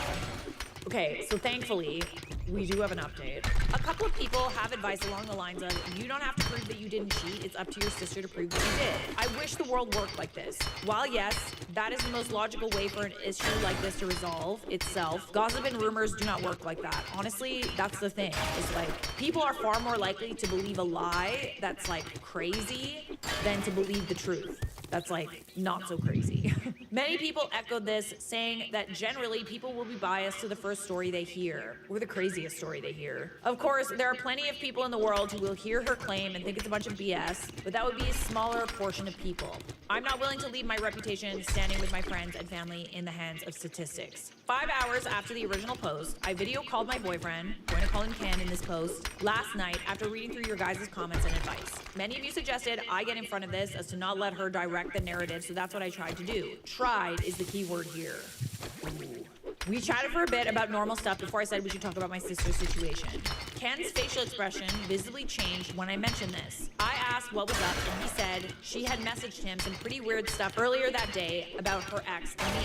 For context, Ken knows that me and my sister have a pretty complex relationship. He also knows me and the ex talked occasionally. He encouraged all four of us to hang sometimes, but this only happened a few times and stopped once he left for his year abroad. I asked Ken what he had been told, and he said, paraphrase from memory as I do not know how to use a stenotype, I got a text from her while I was out saying she needed to talk to me about our relationship. So she didn't even give you time to like tell him first? Or would it, like, you know, the hypothetical cheating? She said our relationship was doomed because she caught you cheating with her fiance, and you didn't even try to defend yourself. You kept focusing on irrelevant details when it was clear you two were in a hotel together in Singapore. I know you and your sister don't get along, but I never got the impression you two hated each other enough for her to lie about cheating, so I don't know where to go from here. I was floored. As I mentioned in a comment on a previous post, Ken is similar to me in that he puts logical reasoning before extremes. He asked me if I had anything to say about it. I gave him the rundown from my POV in chronological order, stating from when I was booking the holiday back in August of 2025. I backed all of this up with receipts, screen shares of my bank statements from any relevant times, and photos with timestamps from nights out with friends. Somebody suggested in the last post that I have as many receipts as possible, since it helps build a routine and picture of your day for people, since almost everything costs money these days, so you can track your movement. I did this before I called and made sure I had everything I might need to hand. I also got a few of my friends on text saying they know I was waking up in my own hotel room, since they had to call through the hotel reception to wake me up a few times. The whole thing took 45 minutes, of which he stayed relatively silent aside from an occasional question to make sure he was understanding all the links I was drawing up. By the end of it, I was on the brink of tears, mostly because it took saying it all out loud to realize how fucked up the whole guilty until proven innocent thing is. Ken bluntly asked if I had cheated, to which I said no, never. He took a minute, said he trusted me, which was a huge weight off my shoulders. He asked, what could have made my sister think I cheated? And I said, I don't know, but she was hurt and looking for someone to pin the blame on so she could vent her anger on someone. He said that made sense, but didn't understand how she drew these conclusions or how she pieced this together from a single hotel name drop. I asked what he meant, and he said there's at least 3 Shangri-La hotels or apartment blocks in Singapore, and he didn't understand how she knew I stayed in the exact same hotel. I didn't really have the answer to that. I didn't have a copy of the bank statement and didn't note down the exact recipient from the statement she waved in my face. I also said she could still argue I visited his room or visited mine, which ended that speculation. I offered to ask to see the bank statement again, but he shut me down and said he would ask since she doesn't know we've spoken yet. He messaged her last night and she apparently responded saying she would send them to him in the morning, which should have been before this update was written, but I haven't heard anything from him, so I suspect that hasn't happened. The rest of the call was a lot of questions, not a lot of definite answers. He appreciates that I spoke to him about it and stayed calm instead of spiraling, as it helped him stay calm about it too. I sent him the post I made to ask if he was okay with me updating with our conversation, which he said it was fine, and he would like to see what people have to say. I slept pretty well after that. Next update. On to this morning, right before I started typing this post. Both of my parents were home today, so I offered to cook breakfast as to hope we could all sit down and open up a chance for me to address my sister's case. I suspected since she told Ken, she almost certainly told our parents too. However, when I started explaining myself, I got cut off almost as soon as I mentioned a Singapore trip. My parents told me they already heard my sister's half of the story the day before. No surprise there. My mom, who for context has a higher EQ than my dad, so generally takes charge with these sorts of conversations, said that while they believe they raised me better than to do something like this, she was not going to let me plead my case to them as I was clearly in a better state of mind about it, whereas my sister was torn apart. She said my sister was sensitive, and she would think that her own parents didn't believe her or care about her hurting. My dad chimed in, saying she already has a slight resentment towards them, and me, because I was praised more when we were young. And he wouldn't get involved, but also refused to openly support me in a time where she needed to see she was supported and loved. To say I was blindsided was an understatement. Hang on a second.